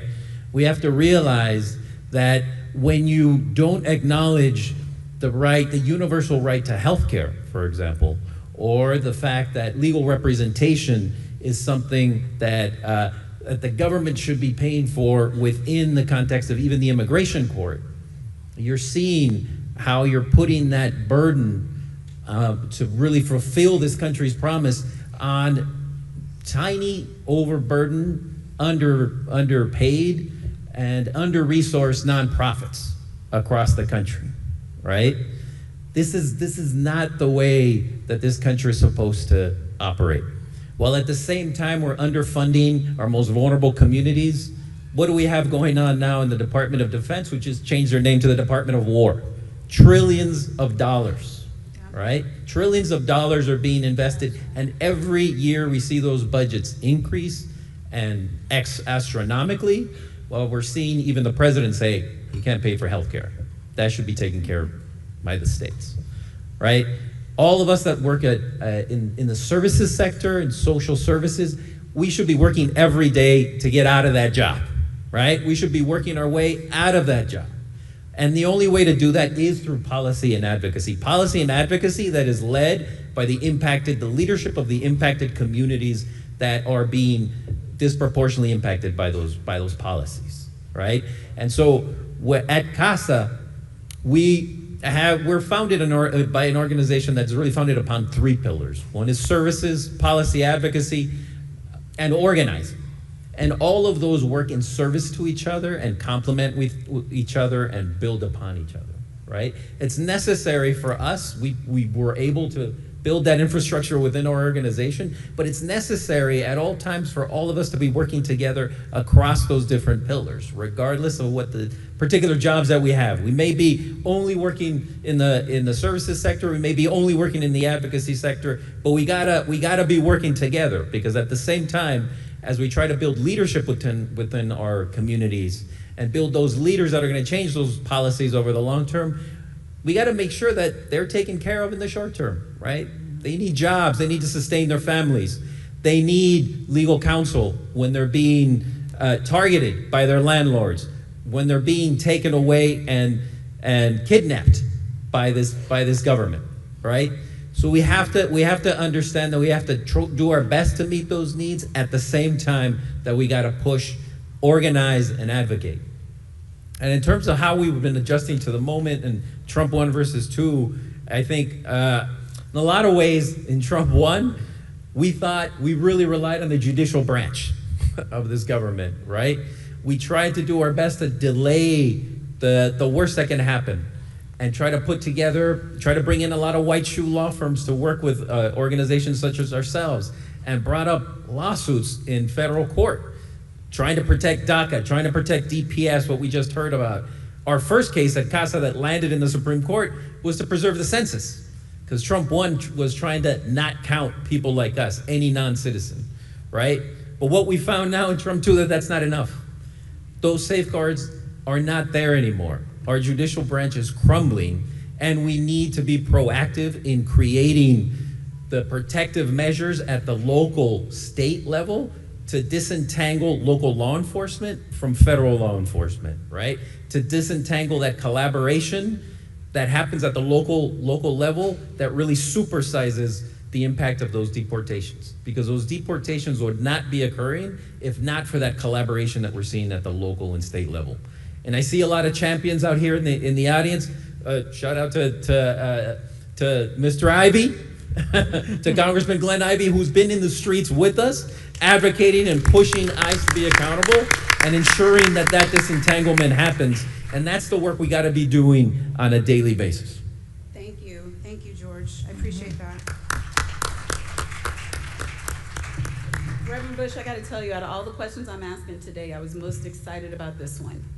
Because as I tried to put us in the seat of human-to-human care about the immigration issue, we can't ignore that in the Black and brown communities, there has been a level of frustration, there's been a level of friction, and frankly, the divisive nature of our current state of politics has been intentionally revving it up, intentionally trying to forge what should be community into animosity. We see in your area in Las Vegas that you rely heavily on immigrant labor. The culinary union has shown that when Black and brown folks get together, when we come together instead of being at odds, that great things can be achieved. Yet the wedge still persists.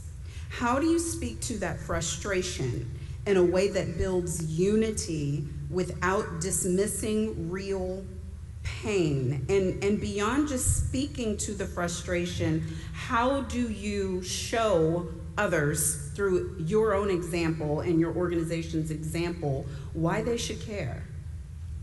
I think this is one of the hardest communication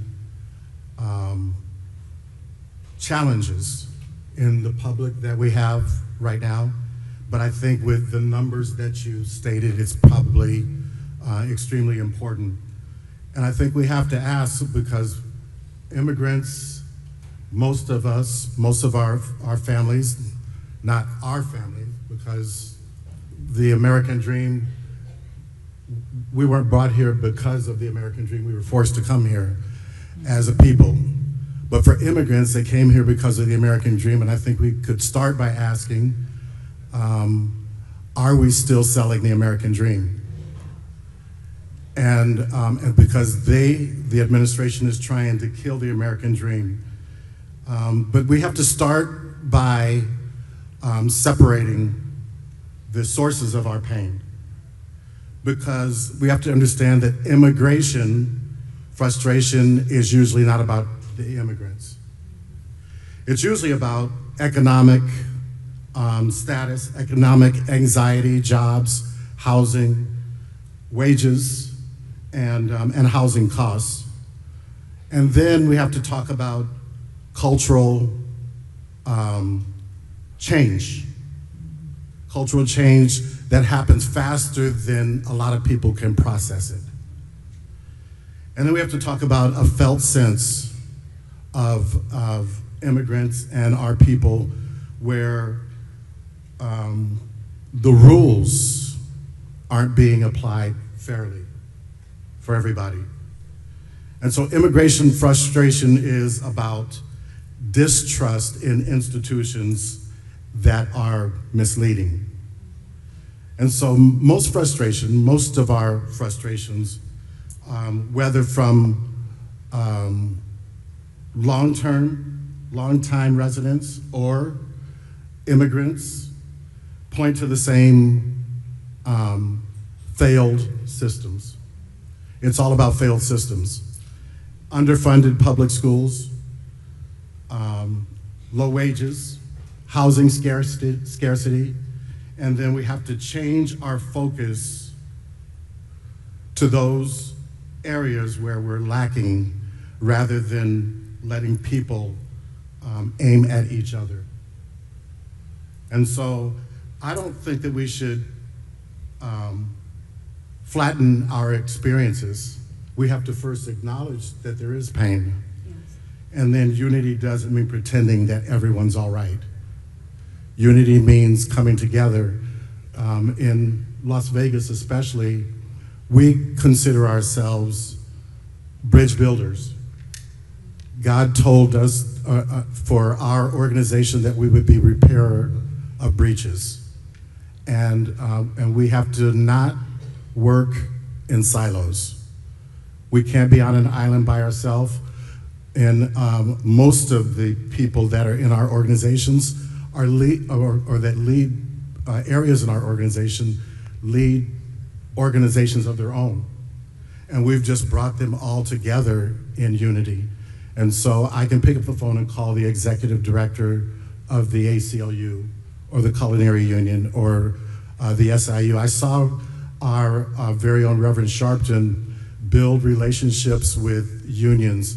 And when he had his relationship with Mary Kay from SEIU, I went back and told my SEIU president, I said, I want to build the same thing on the ground here that Reverend Sharpton has built nationally.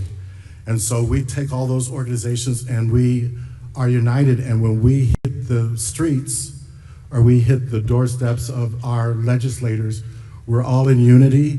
And one of my mentors, Bishop Bill McDonald, said, if you try to put your finger through a wall, you probably break your finger. Mm-hmm.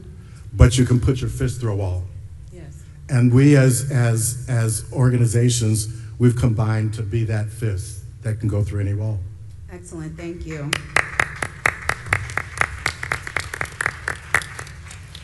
Gerlin, I don't have to tell you that the Haitian community has endured TPS instability and mass deportations. I'm just putting it on mildly by saying endured instability. Now, too often the response from the broader movement has been episodic rather than sustained. What do you see as the biggest missed opportunity in how advocates have responded to attacks on Haitian immigrants? And what would it look like if the Black Church and NAN chapter stood with Haitian immigrants as family? Give us one concrete example with the time that you have available that can help us bring ourselves that information back to the pews. Thank you so much, Monique. And I think I can begin by one of the facts that you shared earlier. And I want to highlight that 1 out of every 4 Black person in the United States is either an immigrant or a child of immigrant. That includes Vice President Harris, that includes President Obama, that includes Shirley Chisholm, that includes all the other people who have become a part of what we call Black America, the Black diaspora. So when we are talking about immigration, we have to understand and center the realities that when I woke up this morning as a Haitian American woman, I woke up this morning as a Black American woman, I woke up this morning as an immigrant. That's right. That's right. Y'all, we can clap for that. That's right. Thank you so much. And also understanding how we are unfortunately carrying the load of a system that is rooted in a scarcity mentality, in a divide and conquer, and continues to really center that within Black America. within underprivileged communities. So therefore, when we look into the Black churches that I was raised into, when the Holy Spirit moves, it moves for us to be able to address the injustice. It needs to be able to move us to welcome people with dignity, with love and compassion, regardless of where they come from, but specifically when they are part of the Black diaspora. And we see, thank you so much, beloveds. And when we are addressing those issues, and within our Black community, there's a divide and conquer. And they say, we don't want Haitians and Jamaican like my sister Patrice from Undark Black, or my brother Amadou, right? But how are we centering those realities? How are we applying what we need? And I do believe institutions like the Black churches specifically, wherever we might find them in Mississippi or in New York City, I think we can embrace that reality and push back against this narrative of divide and conquer. Because we have to remember, my family, Patrice's family, were dropped one boat stop away from your family that was sold to a plantation in North Carolina. So because the system, the colonial system, the white supremacist system was able to divide our families, doesn't mean we are no longer family. It means that it is time for us to come back together to address our past and create a future that includes all of us. When they are shooting Black people in the streets, they don't care if I have an accent. That's right. When they are shooting Black people in the street, they don't care if I was born in Haiti. Because I remember Abdelwima in New York City right here. I remember Amadou Diallo in New York City right here. As we are really pushing into addressing George Floyd, and we have to understand our lives are interconnected. So we are family, and as the church, right, I believe we are called to be Christ-like, and I believe that regardless of what religion, what belief you practice, at the center of it all, love, care, compassion is what we are called to do. So I think one of the things that we do at the Haitian Bridge Alliance is bring this immigration narrative, bring that into social justice and racial justice, and center that in human rights so we can make sure we address those in a Black context as well. Thank you, Gerlane.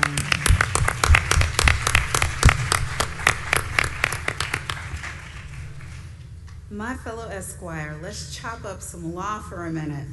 Dorian, you focus on policing and enforcement. The administration has expanded 287G agreements, I'll let you explain what that is, that turn local police into ICE agents. I think it's turned them into thugs.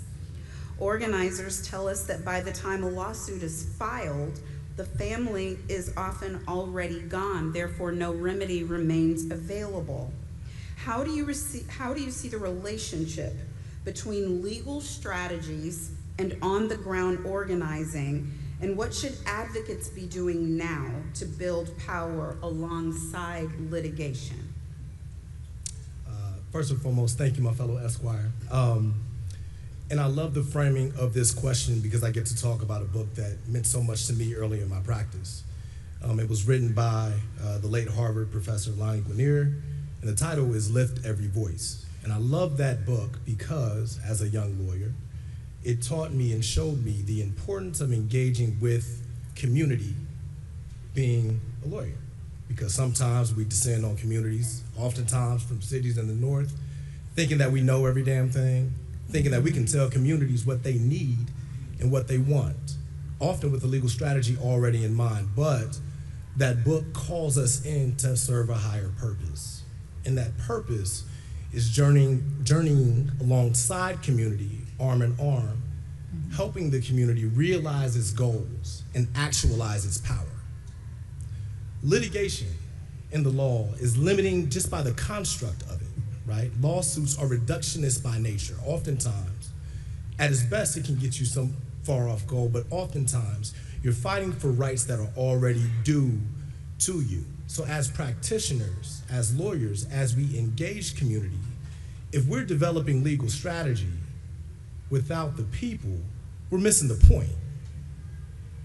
If we're focused so much on what happens inside of the courtroom without working alongside community to help them build power and develop strategies that they can implement and enforce and effectuate after we leave, then we're missing the point. Litigation is just a tool, right? An important one, but it's not the only tool. It's a tool just like policy is a tool, just like advocacy is a tool, just like agitation in the streets is a tool. It's just a tool that has to work alongside the people and organizers for it to be sustainable.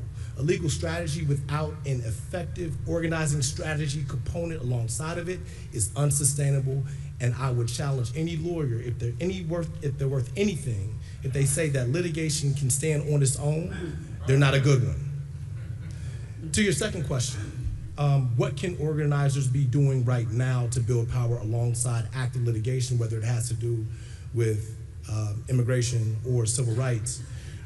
Look, the fact of the matter is you have a panel in front of you full of brilliant strategists in the immigration space. And we work on behalf of some of the most vulnerable communities right now because the targets is on our backs, right? But if you look on the back of yourself, you've got a target on yours too. If you think that this administration has not already come for you, then you haven't been paying attention. We have a case in front of the Supreme Court right now that questions the idea of birthright citizenship that was born after the Civil War.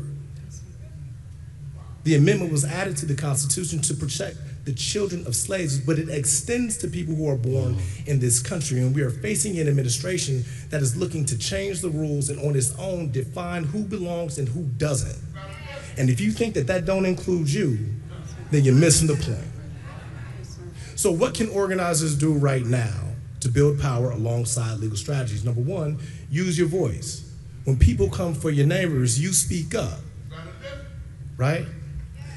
Number two, tap into the networks that are doing work on behalf of immigrant communities and provide resources because these communities need it. And last but not least, join some of these organizations up here, myself, Patrice with Untitled Black, Gerlene Joseph with the Haitian Bridge Alliance, and join us in our calls to Congress as we ask them to help us improve our immigration system. Thank you, Mami. Thank you. I'm so glad you said that part about litigation just not being the be-all, end-all, because I do think as litigators, as advocates, sometimes we forget that even though we may feel like we have capes on, that the work is actually on the ground. That's why, for sure, in the tradition of Thurgood Marshall, at the school I graduated from, Howard University School of Law, HU. You know. We were taught not just to be lawyers, but social engineers, recognizing, Latrice, that the work is in community. You are on the front lines in Austin, and you use your radio platform, Iron Sharpens Iron, to speak truth to the community every week. In a state like Texas, my home state, God help us, where the headlines are often filled with fear regarding SB4 and deportation. How are you using your voice to keep the community encouraged? And what is the one marching order you have for chapters in other states to help protect our neighbors in the South? So, although I'm in Austin, Texas, I want to do a disclaimer. I'm originally from Chicago. I just live in Texas. So, but I've been there a long time. And I just want to say, you know, I heard him say about the American dream, and I always ask, what the hell is the American dream at this point? As a person who is a founder, I've been in this work of reentry. Before reentry was a buzzword, I founded a nonprofit organization in Austin, Texas, that works with people who have previously been incarcerated and their families.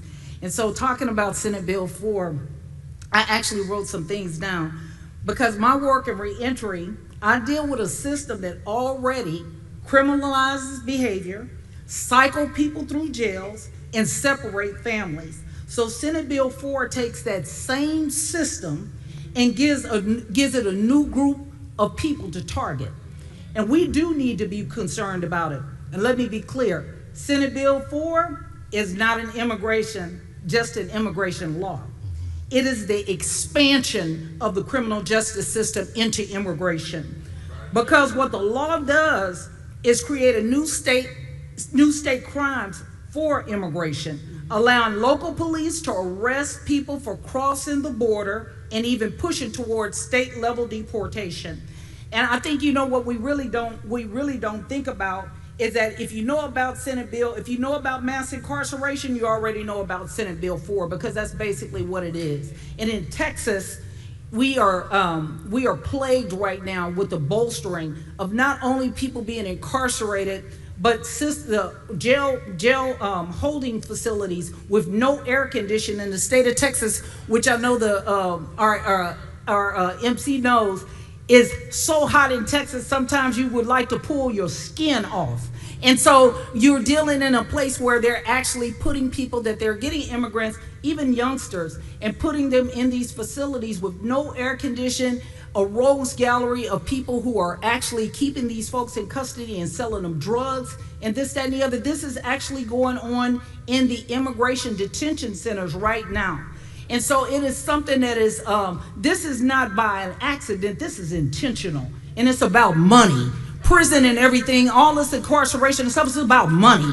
And you know what kills me is that, you know, I see people who jump into these areas of where they want to run nonprofits and 501c3s and get in business because you're trying to continue to make money on people's pain. We should be trying to make it where we're working ourselves out of a job and not more into a job. And that's what immigration is really doing right now. It is actually criminalizing people for their existence, not their behavior.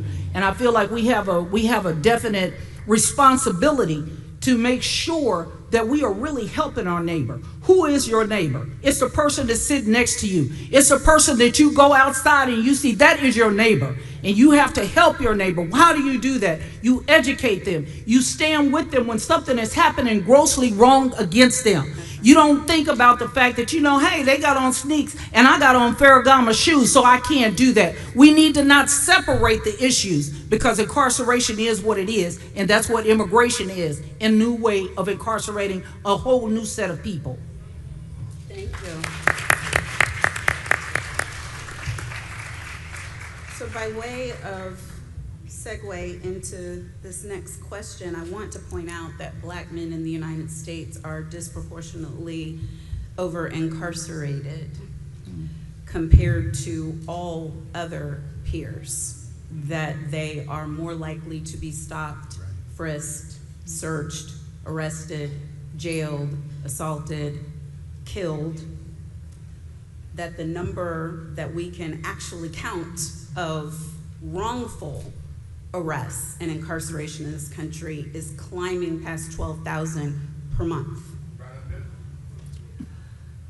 That being said, it's no surprise, Amadou, that African men are the most targeted immigrant group in New York and across many other states. Yet the media barely acknowledges them. They are far more likely to face immigration hearings without an attorney, and many unscrupulous lawyers take advantage of their lack of resources. This raises some critical questions. What would a truly effective emergency plan look like for this vulnerable community, or for all of our vulnerable communities, before, during, and after raids? And how can NAN, the Black Church, and everyone in here, or who will watch this video later, and I hope it's a million of them, how can we step in starting tomorrow to ensure our people are ready the next time? Thank you so much, Monique.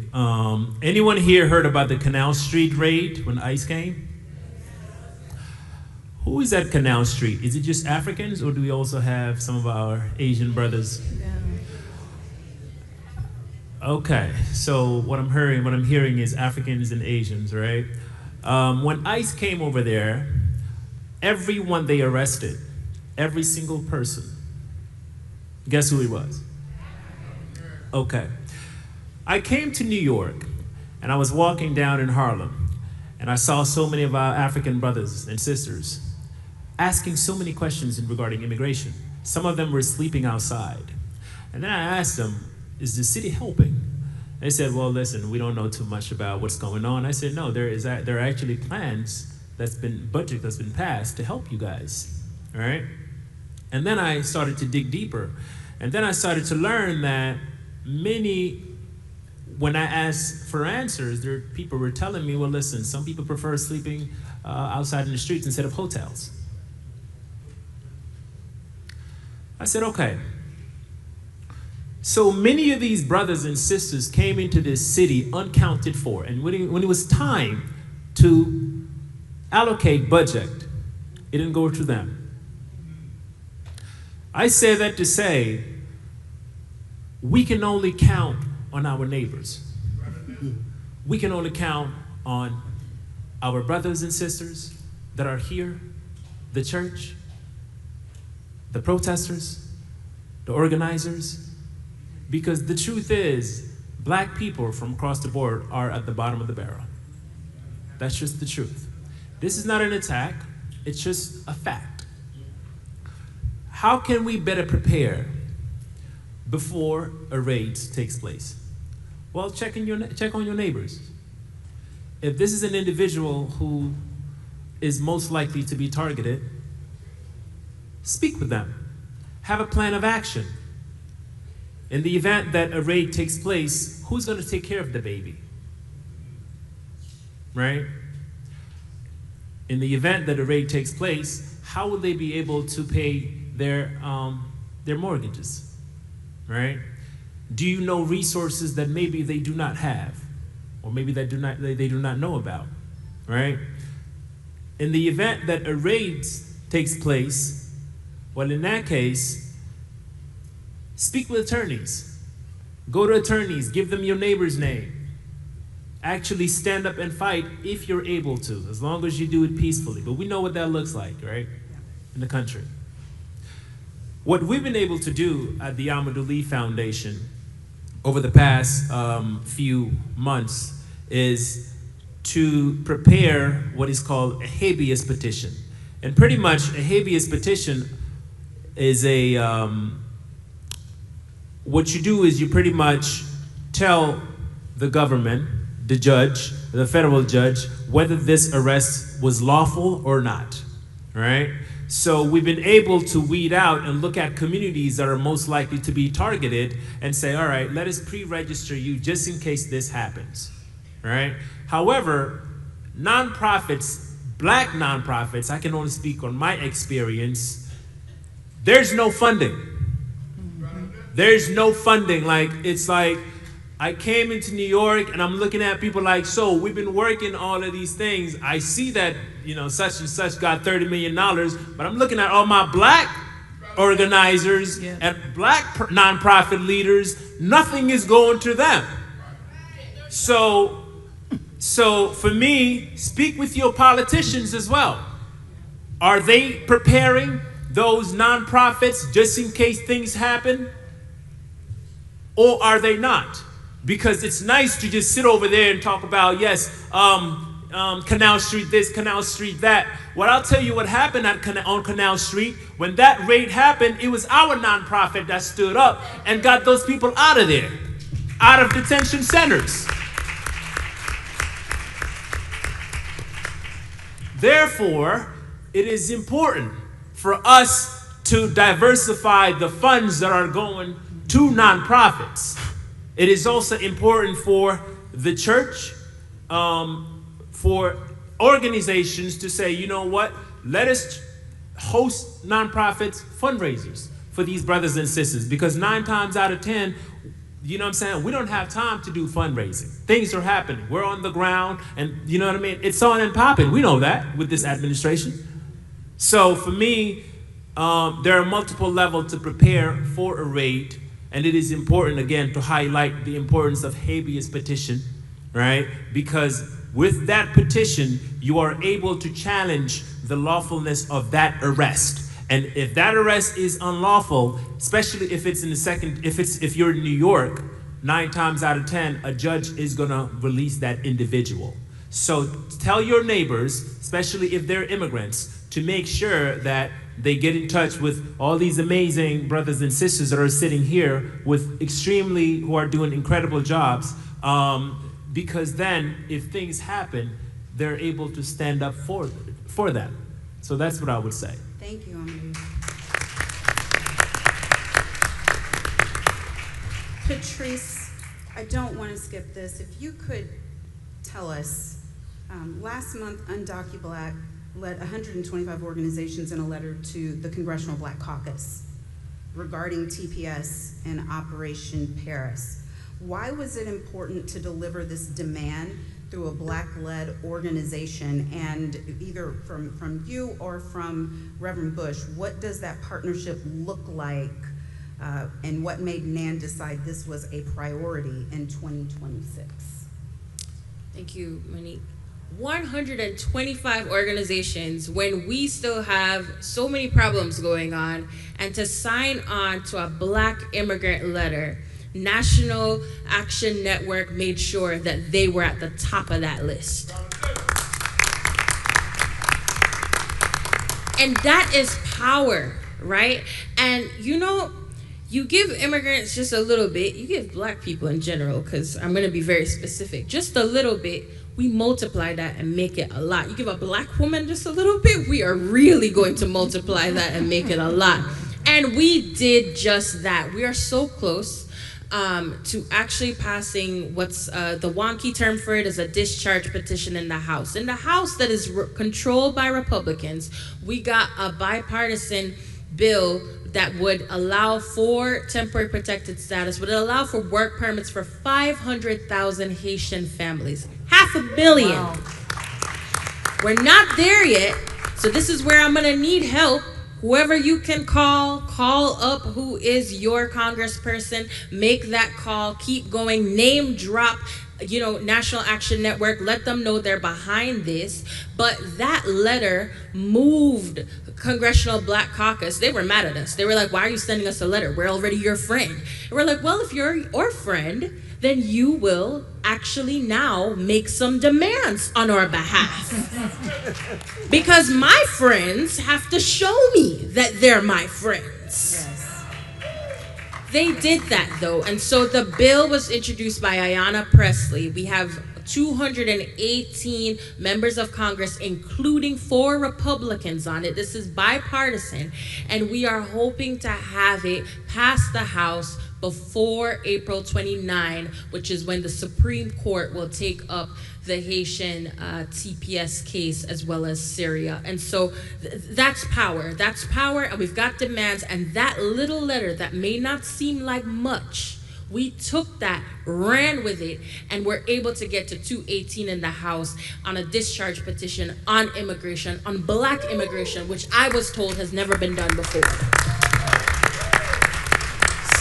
So we're going to want everyone to call 202-224-3121. That is the way to connect to your member of Congress. I'll say it again, 202-224-3121, and tell them what you expect them to do on this and other legislation.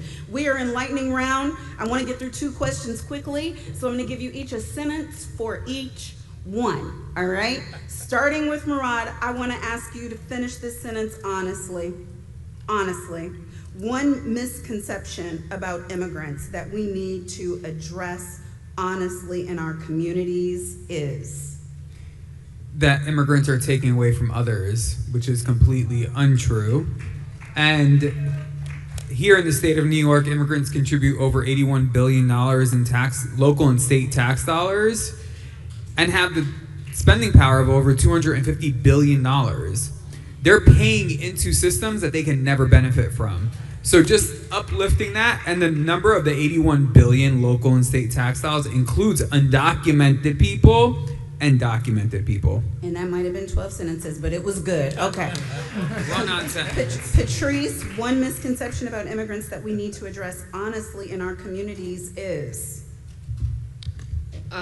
The concept of today for me, tomorrow for you, or in Jamaican, today for me, tomorrow for you, which is that they're going after those people, they won't come after me. That's a lie. George, One misconception, honestly, what is it? There are no good immigrants. There are no bad immigrants. There's no such thing as the worst of the worst. So let's reject that notion. We're all the same community. Reverend Bush? That immigrants commit more crime. Immigrants commit more crime.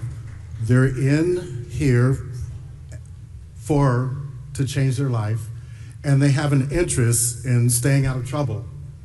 And so the studies show that immigrants, especially undocumented immigrants, do not commit more crime than natives do. Gerlin, one misconception about immigrants we need to address honestly. The fact that we have an immigration issue in the United States, because the reality is, as the current person in the White House mentioned, they welcome immigrants who are blonde hair, blue eyes from white countries, and they reject immigrants from black countries and other countries. So therefore, we do not, and I repeat, we do not have an immigration issue in the United States. We have an issue based on anti-black racism. Dorian, one misconception about immigrants we need to address honestly. That our struggles are not inextricably tied to each other. A weakened constitution hurts all of us. Repealing or rolling back the rule of law to attack one community means that this same administration can roll back the rule of law to attack you. Latrice. That immigrants take our jobs. There's really a misconception about immigrants taking jobs when actually most immigrants do jobs that we don't want to do. And the value of immigrants has definitely impacted our communities significantly so that they take away jobs. I think that's the biggest thing. Amadou, one misconception about immigrants that we need to address honestly. They eat rats or cats. So just the humanity of it. I think, I mean, we have to address it, right? That's the narrative that's been pushed, right? And it's ridiculous. It's part of the campaign that made so many people not go to Africa, right? Because they see Africans as jumping in trees and doing all of those different things. Meanwhile, it is very important for our people to understand that even those, I'm going off a little bit, but even the resources of Africa, that's really ours. And if I say ours, I mean ours, right? Because it is our ancestors, right? So I think it is very important to understand that that division does not serve anyone. Right? Rapid fire. Oops, I'm sorry. Thank you. Thank you. Rapid fire continues. One thing that each person who's here today and those who are going to watch, one thing that can be marching orders that you would want to see them do starting not tomorrow, but today, that actually changes the outcome for a family on the line. Back to you, Murad. One thing, one sentence. Let's go. Demand that your New York State representatives, your state assembly, state senator, step up and pass the New York for All Act, because that's going to protect all 19 million of us New Yorkers. Patrice. I'm sorry, Latrice. Well, which one? Latrice first, yes. I'm sorry, can you ask your question one more time? One thing, marching orders that they can do that's going to change the bottom line for immigrants today. Stop treating this as a separate issue. It's a criminal justice issue. Patrice. Make sure the SAVE Act doesn't pass. Woo! Wow. How do we make sure it doesn't pass? 10 more seconds. Call your congressperson, vote, make noise, make sure that you can vote, and make sure that we actually have elections in 2028, because there's a real possibility that's not going to happen. George. 5 seconds. We are living in under a fascist government, so let's not be afraid to have those difficult conversations with our family. Let's question why people want to go into the military. Let's question why some people want to go into the federal government for a safe employment. It is a crucial time in American history. We have to confront these truths. Reverend Rob. All elections are local and you must vote. In Nevada, our governor won by 10,000 votes over the previous governor, and we lost the supermajority by 1 seat. He vetoed 187 bills that are important to immigrants and to our people. You have to get out and vote no matter what city you are in. And Reverend Allen's not gonna come out here and get me. Dorian, come on. One thing. Resources, give your time, talent, treasure. I'ma do. Resources, support your local nonprofits. And on behalf of this esteemed and wonderful panel, Monique Presley, I'm going to say again what was said on the end. Not just vote, register somebody to vote. Make sure your whole household is registered to vote. Work in your neighborhood to get rid of this regime so that we can all be safe. Thank you for being here with us today. I hope you learned something.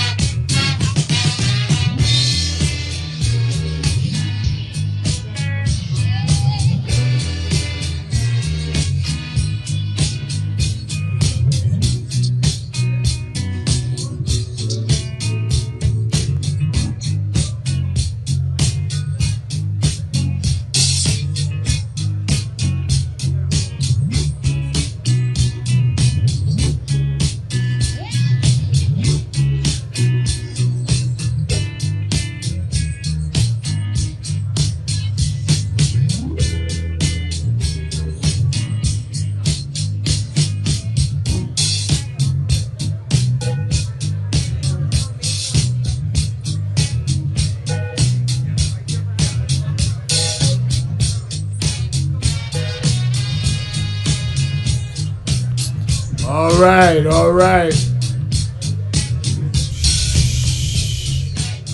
Let's calm down.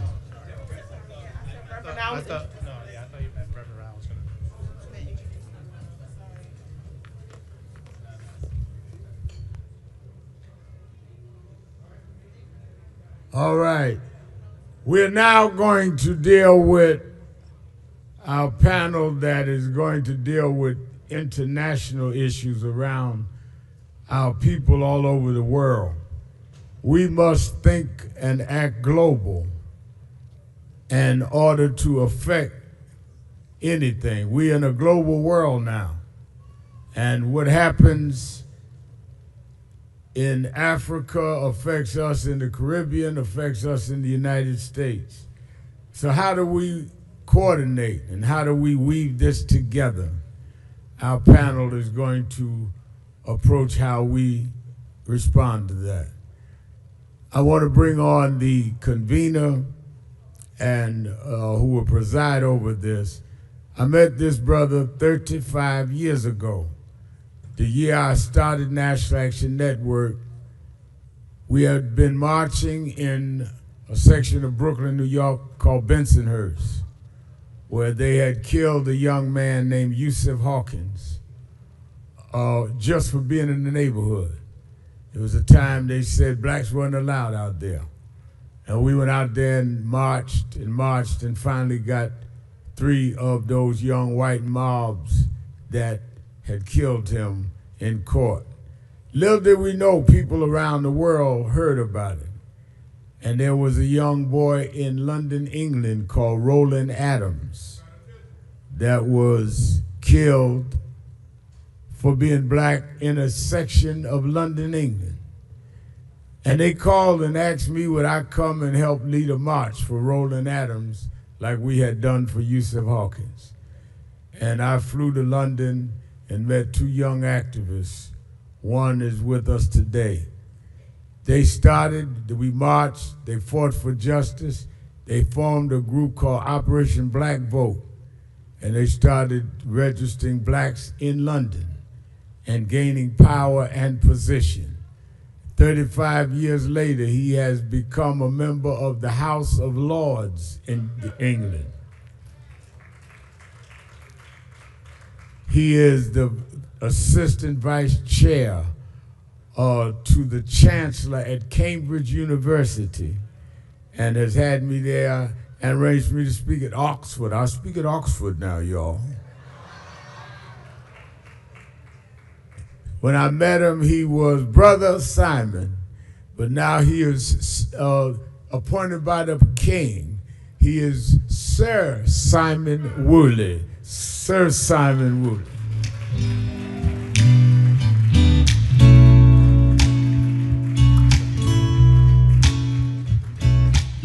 Let's bring out the panel. My one and only, come on, I'm gonna do them one by one. Let them first come out.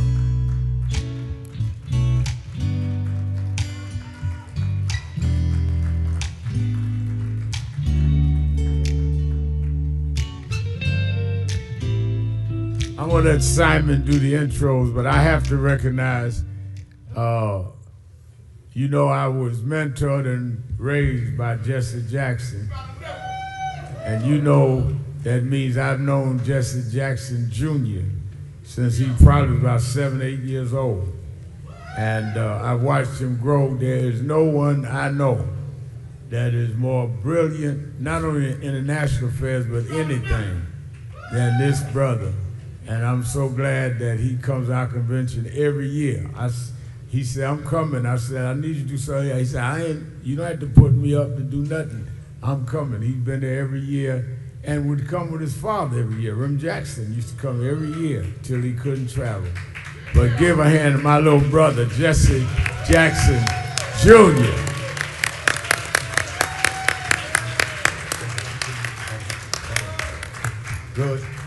Good afternoon. I must say, as your moderator today, what an honor it is. And I know that my brothers and sisters right across the pond in London, UK, and across Europe will be watching us right now. Yes, they are. And with watching us come together with this great unity of purpose, like my dear brother here, Jesse Jackson Jr., we know his dear father who taught us to keep hope alive. And to tell us that we are somebody. We are black. We are beautiful. We are proud. We are somebody. I'm telling you today, this is one of the most important panels that we have assembled this week. Not least because it seeks to see beyond these shores. We're global. We're a global phenomenon, but we rarely recognize it.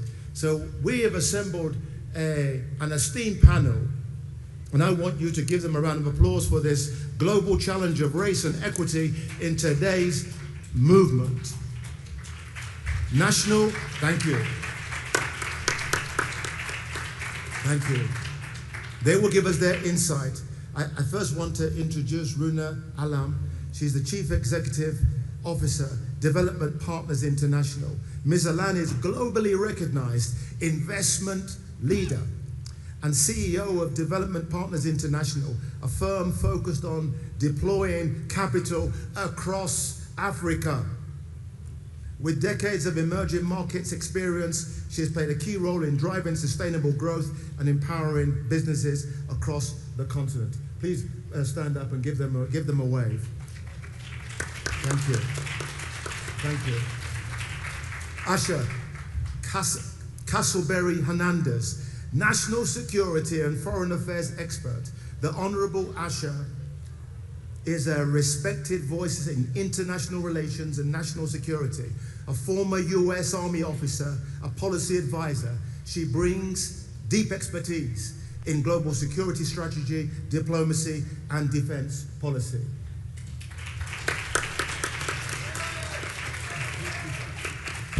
Edmund Fullifat, Associate Professor of Internal Medicine and Medical Oncologist, The Ohio State University. Dr. Falakak is a leading oncologist and researcher whose work advances cancer treatment whilst addressing health disparities to improve equity across to care. Where are you, brother?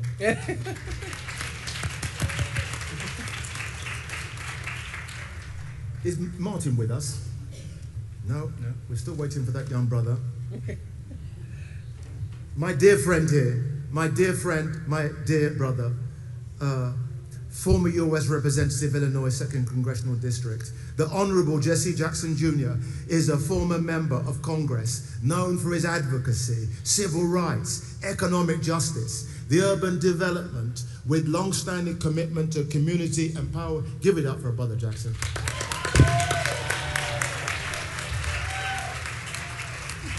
This next brother has about 1 million followers on social media.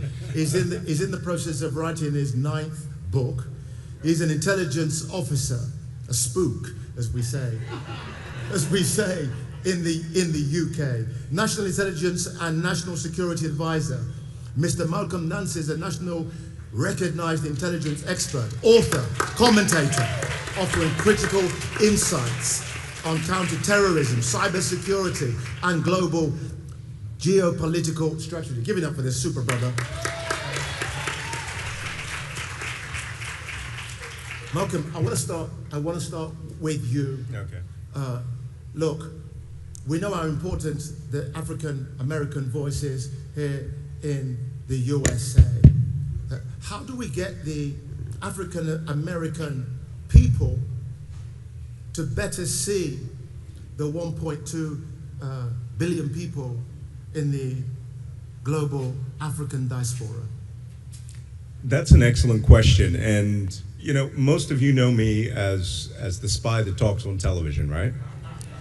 But that afforded me a lifetime of traveling around the world at your expense, so thank you. But one of the things that I don't see all the time, I go to Egypt, I go to other parts of the Middle East, Sub-Saharan Africa, I don't see enough people in the black diaspora, particularly us, traveling to a continent that not only was our birth home, genetically and historically, but also we don't expose ourselves to the 1.2 billion people who are like us and want to see us. We don't travel. And if I couldn't even imagine how low the statistics of passport holders. But this is where young people who are influencers, other people who can bring the message of who we are truly, not through basketball and hip hop all the time, the only lenses we're seen through, but that we have wealth, we have intellect, we have universities that should be cooperating and linking to sub-Saharan Africa in a way that we should be displacing the current administration's ignoring of that entire continent. We could do that as a diaspora, not just African American, Afro-Caribbeans, Anglo, Africans. There is a whole world of us that is not linked with the rest of us. How do we link it? Well, again, I like the idea of popularizing, of harnessing these young influencers. I'm an old influencer, okay? I might be the oldest there is. But, these guys who are 18, 19, 20, every year I go to Egypt. I go out to a remote desert village in Western Egypt, and I run into influencers who say, oh, this is a hip eco-tourist spot. That needs to be encouraged for the places, for Nigeria, Ghana, Ethiopia. I love Ethiopia. And all these other places, other than going on a safari. Most people don't know Botswana or Zambia, or we need to harness that. Let me bring in somebody that does know through the lens of Africa, because this woman has been setting up businesses in Africa that are just doing crazy stuff and earning earning tens of millions of pounds. Runa, from your lens, give our audience a flavor about the dynamism that's going on in Africa right now. So I'll start by saying that last 2.5 days there's been talk about giving capital to black and brown people, so creating wealth for the black and brown community. Globally, the same has to be true, and it's now happening. So if you look at what people call the global south, it is black and brown people, and they have been poorer than the global north. And that is changing. Africa.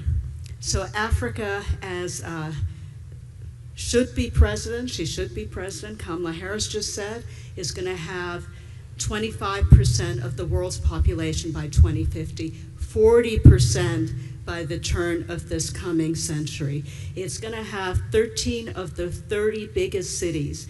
Lagos, Nigeria will be the biggest city in the world. It is, because the population is so young, incredibly tech savvy. So we invest in some of the largest companies in Africa. We've made them global, and we invest on the venture capital side too. And so what is happening? What's happening is these countries now, as a collective, so the continent is now going to be the fastest growing continent as of this year in the world. It's surpassing Asia. You put together 700 million people coming into the workforce, young people, you put together a young population that's tech savvy, you put together urban people consume more than other peoples, and you put together the biggest population in the world. What do you have? You have incredible dynamism, but you also have power. You have the biggest consumer class that's developing. There is a reason, an economic reason China is in Africa. It is a good market. It is one of the best markets. We cannot, as Americans, be left behind. So in the same way China, over the last 20 to 25 years, surpassed us in skill sets in manufacturing, they're going to surpass us creating the brands that Africans buy. We don't have to do that. We can be involved. So not what's been happening lately for Africa, as Ms. Harris said, VP Harris said, but looking at the real facts. It gives everybody here power, but it also means that it's a real opportunity for the whole world, for Americans in Africa. And with that opportunity, where do you see the links between African Americans and the African continent in regards to economic opportunity that is on an equitable basis? So the link has to be knowledge. So travel, exploration, bringing peoples together from Africa and here. So you think about a young population, as I said, tech savvy. Yeah. Our young population is also tech savvy, and they're influencers. Why would they not think of a 1.2 billion people in Africa as their audience, as people who buy their products? It is a great opportunity because African music, movies, culture influence here, and American music culture, Black American music culture influence there. There's a lot of commonality, and there's a lot of opportunity to align, both for getting what is needed, creating wealth, but also just feeling that there is commonality and there is support everywhere in the world. And in that alignment, Edmund, as an academic, how are you seeking, how do you want us to relate to Africa with fellow academics in which the whole can become greater than the sum of our often disparate parts? Yeah, yes, thank you. That's such a great question.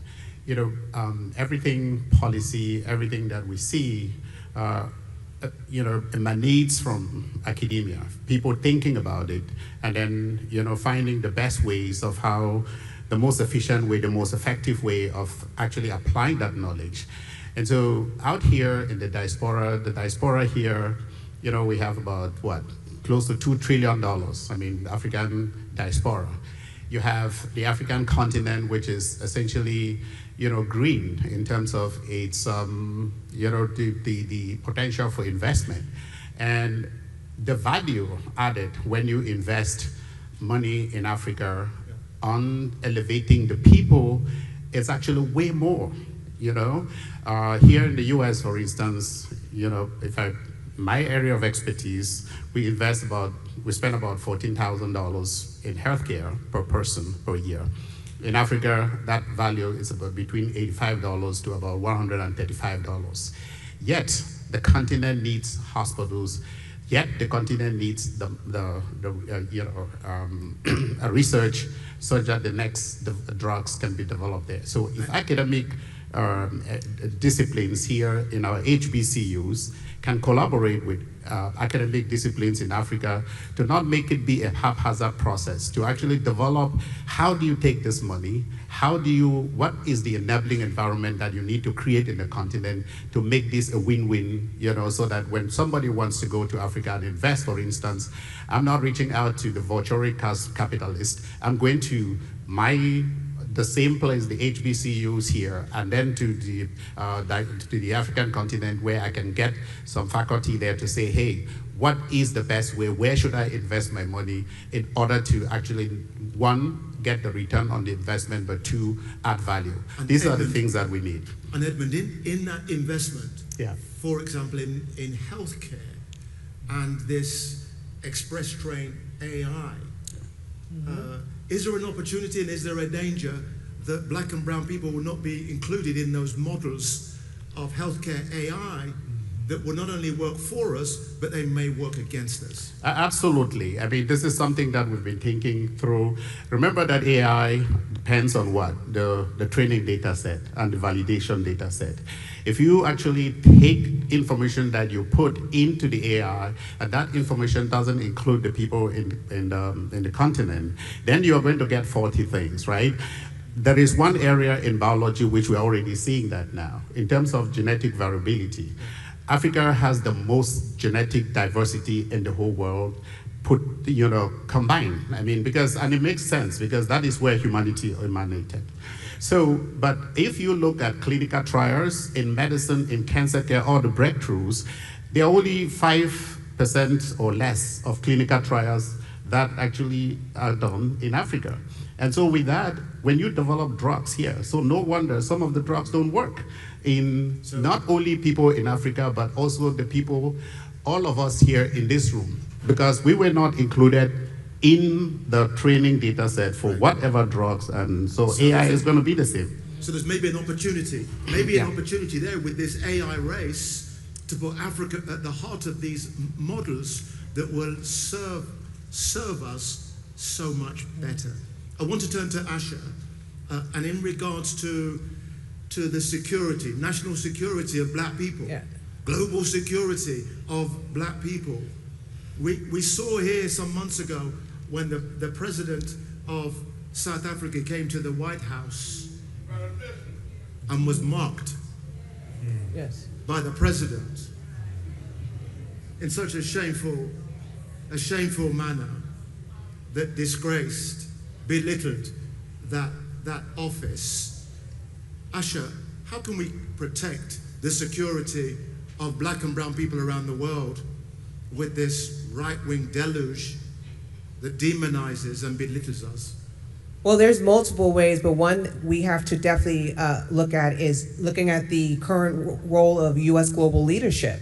That to where, as a perfect example, we are defining to the American people what kind of relationship we're having with our African countries, and it's coming across very myopic and lacking cultural respect on one another. And then when you look at the policies that are being pushed out from the White House, they have a very small, limited understanding of what we should do in Africa, like only focus on trade and investments, that's it. No, there's more to this story.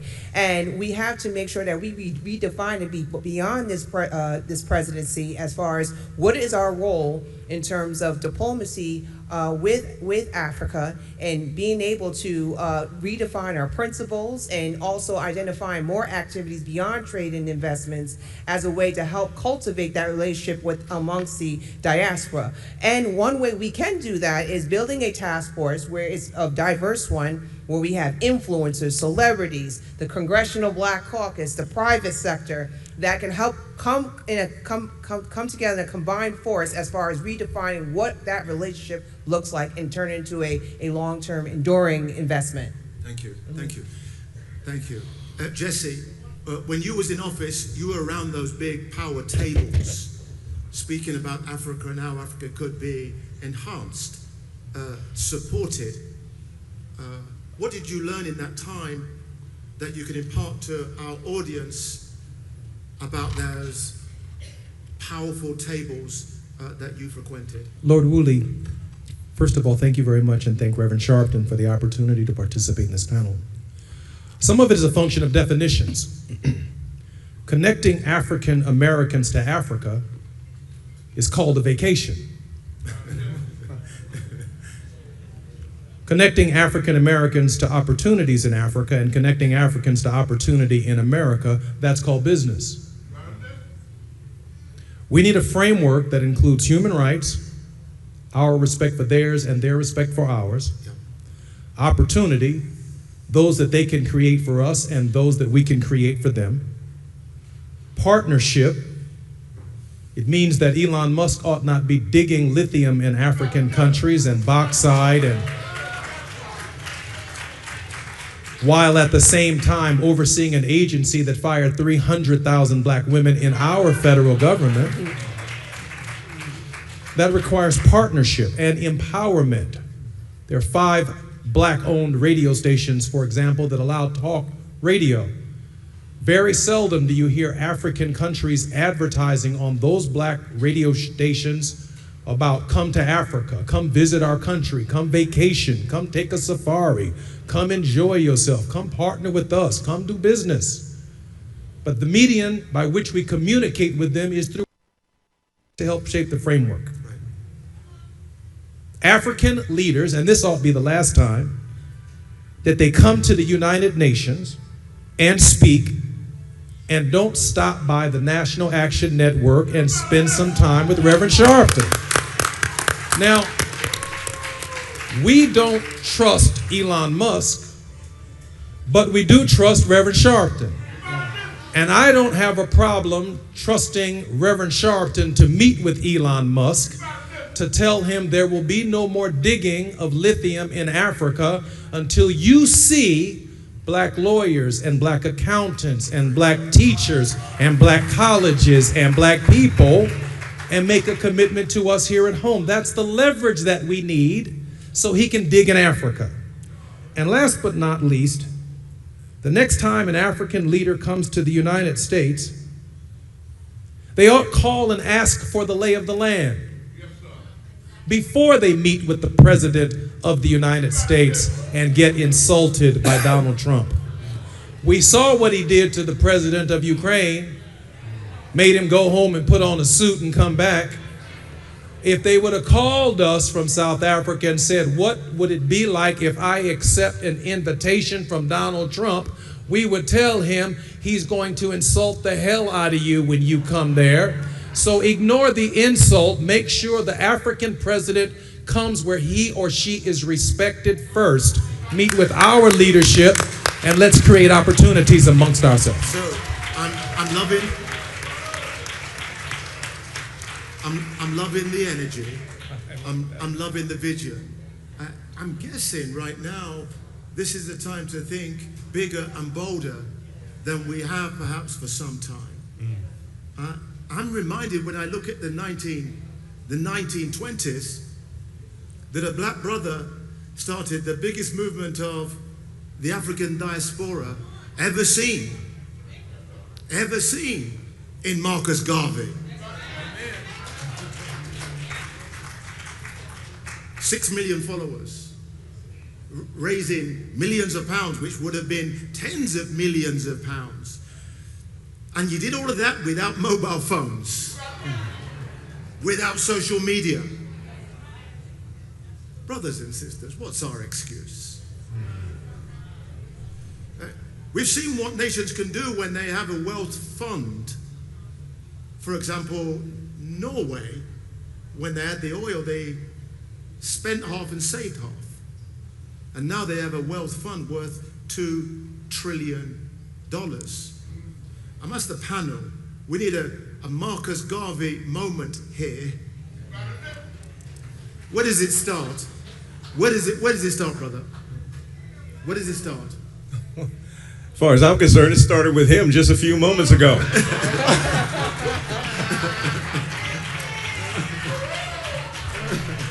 I don't know about you, but Jesse Jackson Jr. I was looking for my wallet. So let's start there with NAN.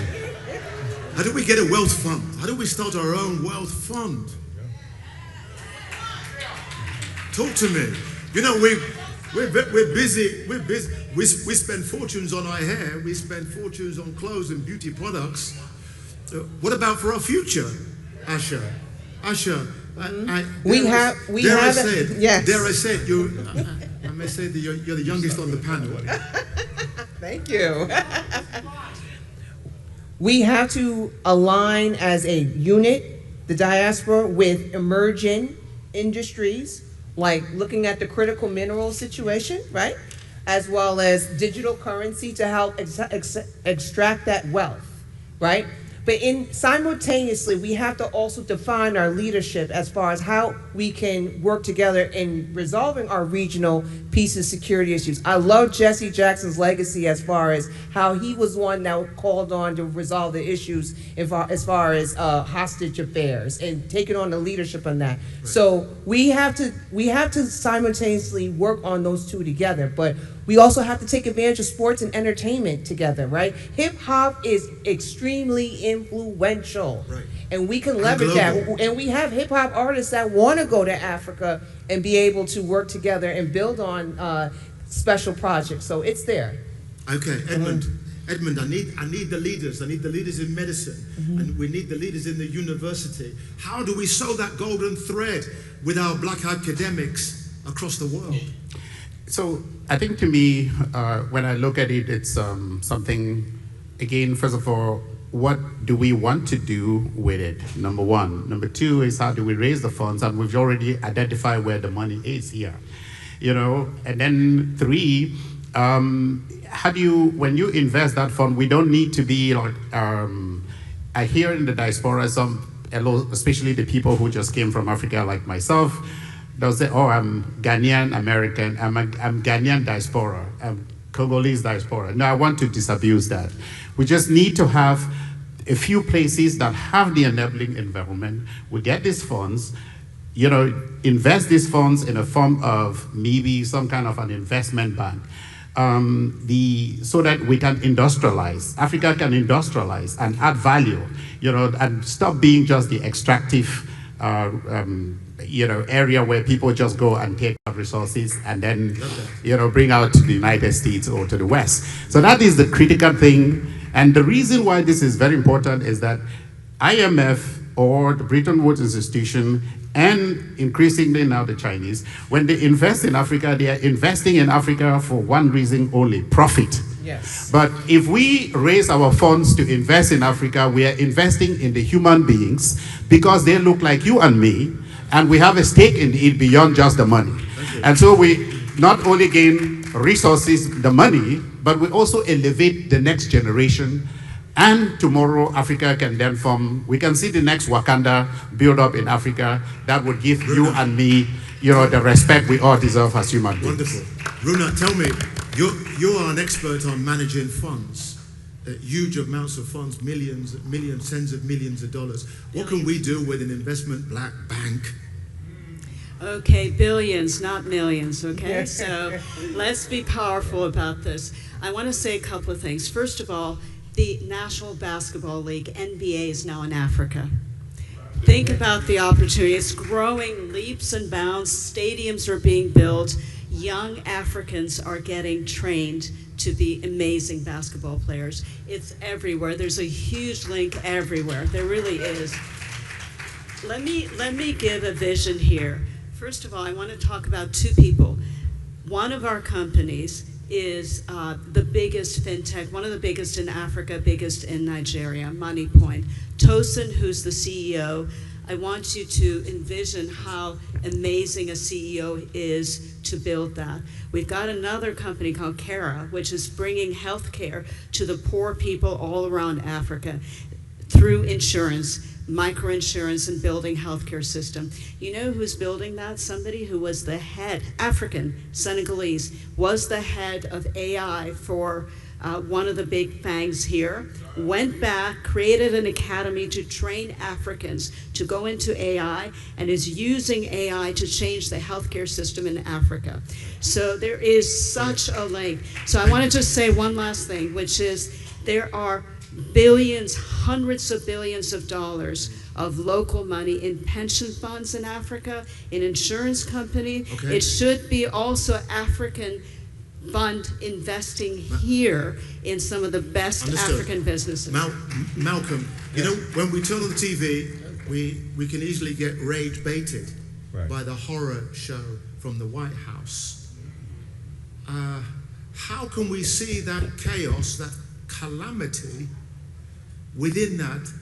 How can we see an opportunity? The opportunity is there. The United States is withdrawing as a nation from sub-Saharan Africa.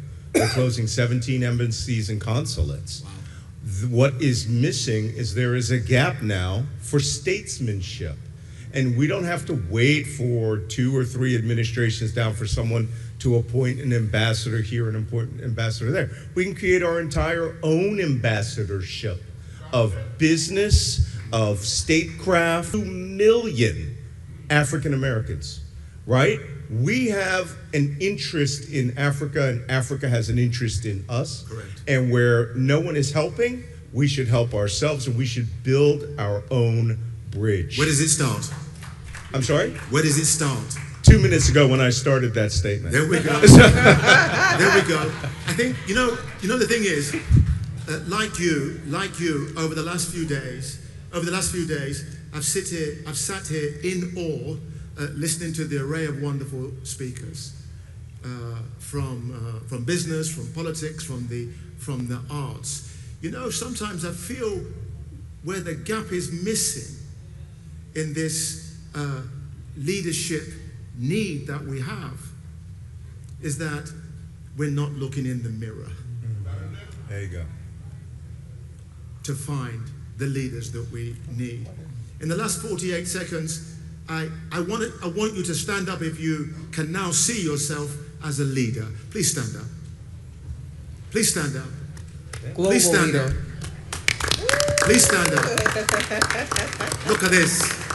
Look at this leadership. Coming out of the shadows. Owning the space. Being black and proud. That we are somebody. That's right. That we will succeed. And Dubai, yes, and Dubai. Thank you, thank you, thank you. When you leave the building, keep the leadership. When you go back home, you keep the leadership. I love you all. Thank our panel. Thank yourselves.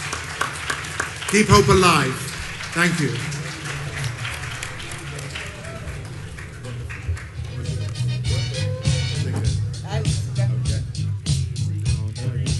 No, you were brilliant. You were super brilliant.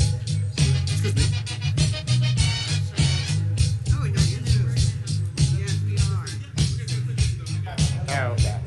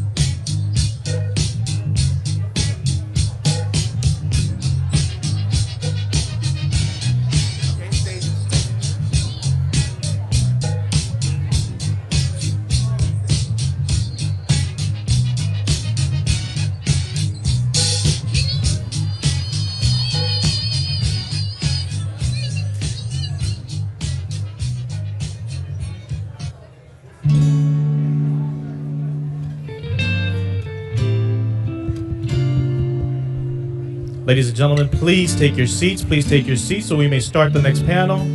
Please take your seats.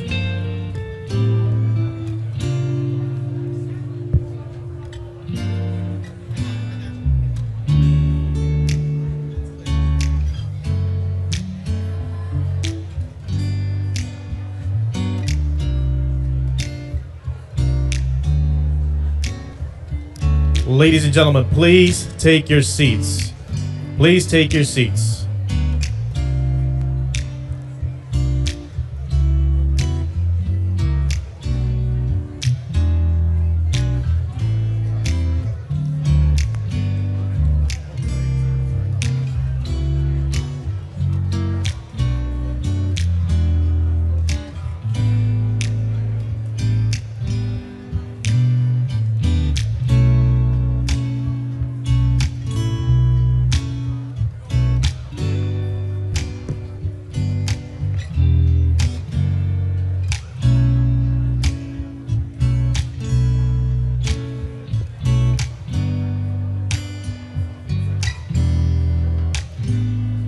All right. Please welcome to the stage Reverend Dr. W. Franklin Richardson II, Chairman of the Board of National Action Network and Senior Pastor at Grace Baptist Church, Mount Vernon, New York. Hello, everybody. We're glad to be here. And we thank God for all that He's done and is doing in this week. Haven't we had a great meeting this week? A great meeting. I need the name.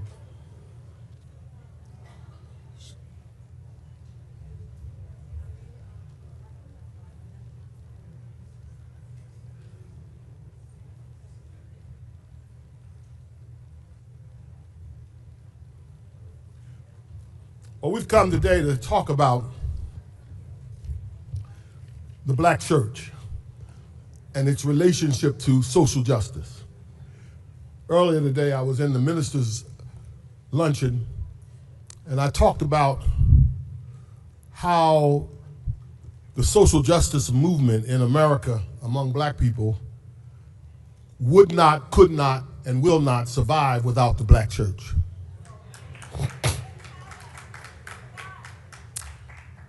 And historically, the black church has been the partner to civil rights movements, and it is clearly the partner to the National Action Network.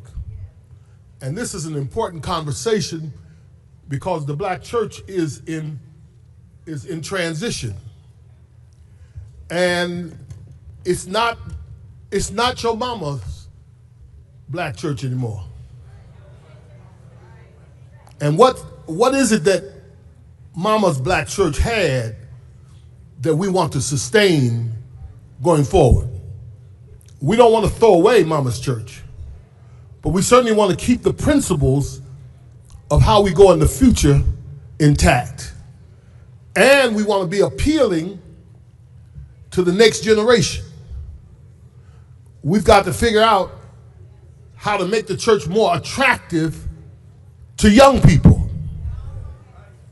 If we don't keep young people, we cannot live. And so I want to challenge us in this session to let's hear how we do this. And I want to invite our panel, the Reverend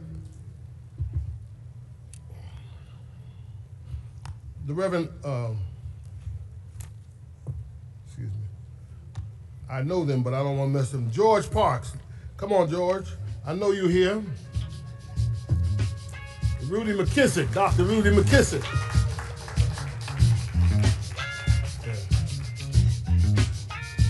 They handed me a...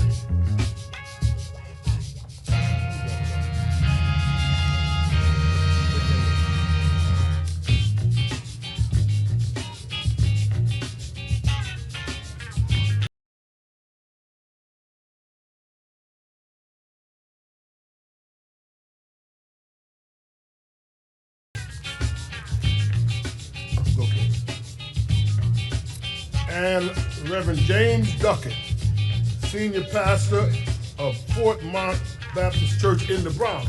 Dr. Duckett. Oh, I know who's obvious. Come right on in. Have a seat. So let's get into this conversation. What I just said about the role of the church and the issues we are facing and how we go forward. These are pastors who are effectively engaged in trying to help the church be what it ought to be. And I know each one of them, and I appreciate their taking time to be on this panel. And so I want to start with the question of what is the black church in America right now, and are we thriving, surviving, or slipping? What is the black church right now? Are we thriving, surviving, or are we getting better? Or are we getting worse? So really the question is, where are we right now? Brother McKissick, you've been around a long time, and you've done a lot of great things. And I know you've seen your church grow. You pastored in Richmond, and then you came to work with your father, you're a legacy pastor. And I think you have a perspective on this whole challenge of where we are. You've seen the landscape of how the church has evolved and where we are at this moment.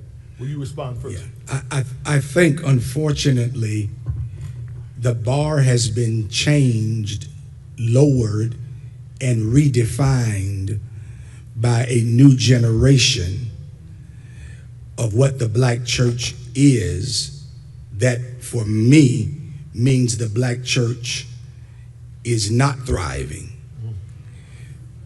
and is really not even surviving. I think with the pop-up of black churches that have names as numbers and preachers who may practice what they call prophetic preaching, but is more magic and soothsaying, has put the black church in a position where we are no longer the weapon of liberation and the voice for the disenfranchised that we used to be and should continue to be. So unfortunately now, the prophetic voice of the black church is in the minority and no longer the majority. And we've got to find a way to now get back to the real definition of the prophetic and get away from those who call themselves prophets but can only tell you about checks in the mail, but cannot teach you how to open a business to produce your own checks. My. Following that same question vein, has the black church lost influence?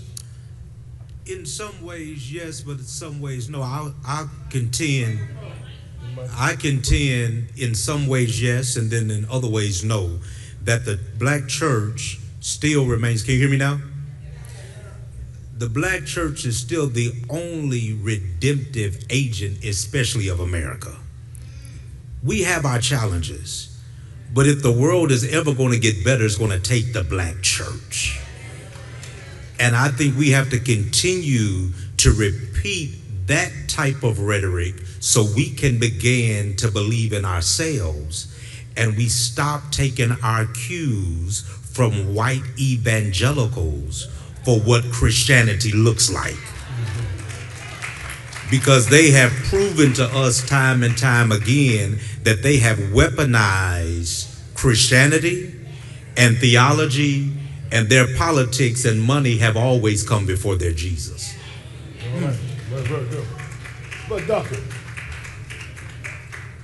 do you think we can get out of this direction, or how do you think we can get out of what we have been depicted by Dr. McKissick and by Dr. Parks? Well, I do stand in the agreement with both of them, and I think we can get out of it, or I believe that we can get out of it by having a clear motion and motto. a clear mission, because too many times our missions as the black church are confused. And because of the confusion, I believe we have become theologically silent in political places where we should be loud and stand up preachers. So I think that we can get back to where we were, but we just have to have a clear mission, not a confused motto. Okay, let me say, all of you have put the analysis of the black church as being challenged. All of you, and some of you said, one of you said this being challenged by its mirroring the white church. It's being challenged by not being engaging in the check receiving church. The church is only about the money. And so I want to know, what do you all think is the best corrective measure, one corrective measure that we can make? And remember, it's going to be a long journey. Yeah. We ain't going to fix what's wrong in the black church in this here meeting today. We hope to reveal it, but we want to go and say, what is the one thing you think, as we begin the road to the restoration of the black church, what's the one thing that you think we need? What's the priority? I think to differentiate between prophetic preaching and prophetic witness. The church needs to reestablish prophetic witness, and here's what I mean by that. Prophetic preaching names Pharaoh, names systems. Prophetic witness refuses to partner with Pharaoh. So I think we've got to reestablish prophetic witness that doesn't just call out systems, but puts things in place to challenge systems and that current systems cannot ignore. So I think it's got to be beyond the pulpit to begin to correct it. So I want you to give me a real concise. Okay. I appreciate what you just said, but I want you now to reduce it to a concise thing that we can take away from this meeting. What is that one thing you want us to do? The one thing we have to do is begin to be programmatically prophetic, introducing programs into our churches that can change systems and empower people. Wonderful. Amen. Now, that's right. That's right. Yes. Mr. Chairman, I think we have to go back to curating our own hush harbors. What does that look like? That means churches, we shouldn't simply develop leaders for the church, but we need to begin to curate our own academies of how we produce leaders for the world. So, brother, you may have great gifts, but maybe I don't need you to be the chairman of my deacons. I need you to be in the boardroom on Wall Street. But if I train you, that's going to have a direct or indirect impact on my church. So I just don't want to raise up church leaders. We want to raise up leaders for the world. And those two don't have to be an enemy of one another. So let me ask you now. What is this, what's based on what you just said, what is the succinct one thing? Create leadership academies in your church that's just not for church leadership. All right, that's beautiful. You're going to train the people in your church to have a sense of engagement. Engagement. And what's going leaders on in the world. A global consciousness. A global consciousness. And you got, all right. Well, Doctor. All right, thank you. Thank you. Thank you. So I do believe that the church should stop being so critical and become constructive and connected. What happens is when we're critical of each other, we don't connect with each other. And I think the construction starts when we learn how to work together in unison, in collaboration. All right. All right, so now, what is the population that we ought to be focusing on, and how can we reach that population? What is the focus? Because I think we can observe that many of our churches have gone out. Many of our churches have gone out of business since COVID. they say this year they're quoting that 15,000 churches will go out of business. And that is an indictment on the church's relevance. So how do we become more relevant, more engaging, more appealing? We got to leave this meeting with some answers to the observations we're taking. The observation is we see with our own eyes that the church is diminishing in growth. We see that it's not appealing to young people. We see it looking at our congregations. We're isolated. We're not engaged in the issues that are affecting people's lives. We're not fighting for their rights. Now, how do we get out of this? This is a serious dilemma we're in. And I want you to lead us in trying to give some pastors are sitting out here today and members are sitting out here. How can I make my church work? How can I make it better? How can I fill it up? You know, one of the problems about fill up is that we have a tendency to do anything to fill it up. Yes. Yes. We entertain any kind of thing you want if we can get the people in. That's all we care about. But how do we be faithful to the ministry, make it attractive to the next generation? Yes, Doctor. So I believe if we go back to the basics, so the church was the hub for black education. The church was the hub for black empowerment. All right. The church was the hub for black stewardship. And somehow we have lost the basics of the black church. And I believe if we go back to the basics and having the public school teacher be the Sunday school teacher, having the person who is a community-oriented teaching the importance to the next generation, how we have overcome. I think if we get back to the basics and our mission as the black church, the reason why I believe the black church has seen a decline is because we do not know why we're coming to church other than to shout. Is it? Yeah. I think, I hope I don't get in trouble. I think one of the things we've got to do is stop celebrating a memory of what your church used to be. To attract this current generation, they don't understand the charge to keep with deacon singing devotion. That's true. You've got to understand the culture without becoming the culture, and return, to use what Dr. Parks talked about, to being an incubator to train leaders for marketplace, global consciousness. Because the reality is this generation, they are so attracted now to streaming that your preaching is not what's going to bring them into your church. That's right. You've got to do something beyond your pulpit that scratches where they're itching.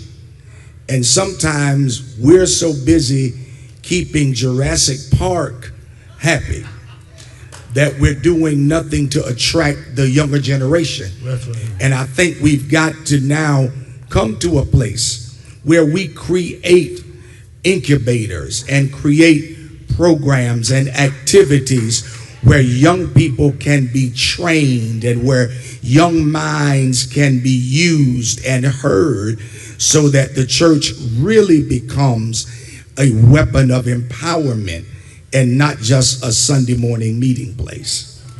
Dr. Richardson, I want us to be reminded that we may need to reframe a bit. Christianity has been on the decline in North America for some time. So this is not a new problem, and this is just not a black church problem. That's why so many majority culture churches have aimed to solicit our people. So this is just not a black church issue. This is Christianity in North America is on the decline. Right. But we also have to consider how we do ministry now. Sunday morning has to be the gathering of the overflow of all of our different kinds of engagement. So the key word is meaningful biblical engagement, and the black church has never been monolithic. So you're not going to get at Metropolitan what you'll get at some other church. And we don't make any apologies for that, because this generation, the only thing they really want to know is if you're authentic. Very good. So authenticity goes a long way. It's not if you wear jeans or if you wear a suit. They just want to know if you are authentic, and if you have engagement, and if you are lifting up the historical Jesus Christ that we claim that we believe in the Bible. Well said. I think that you have to, each of you and all of us,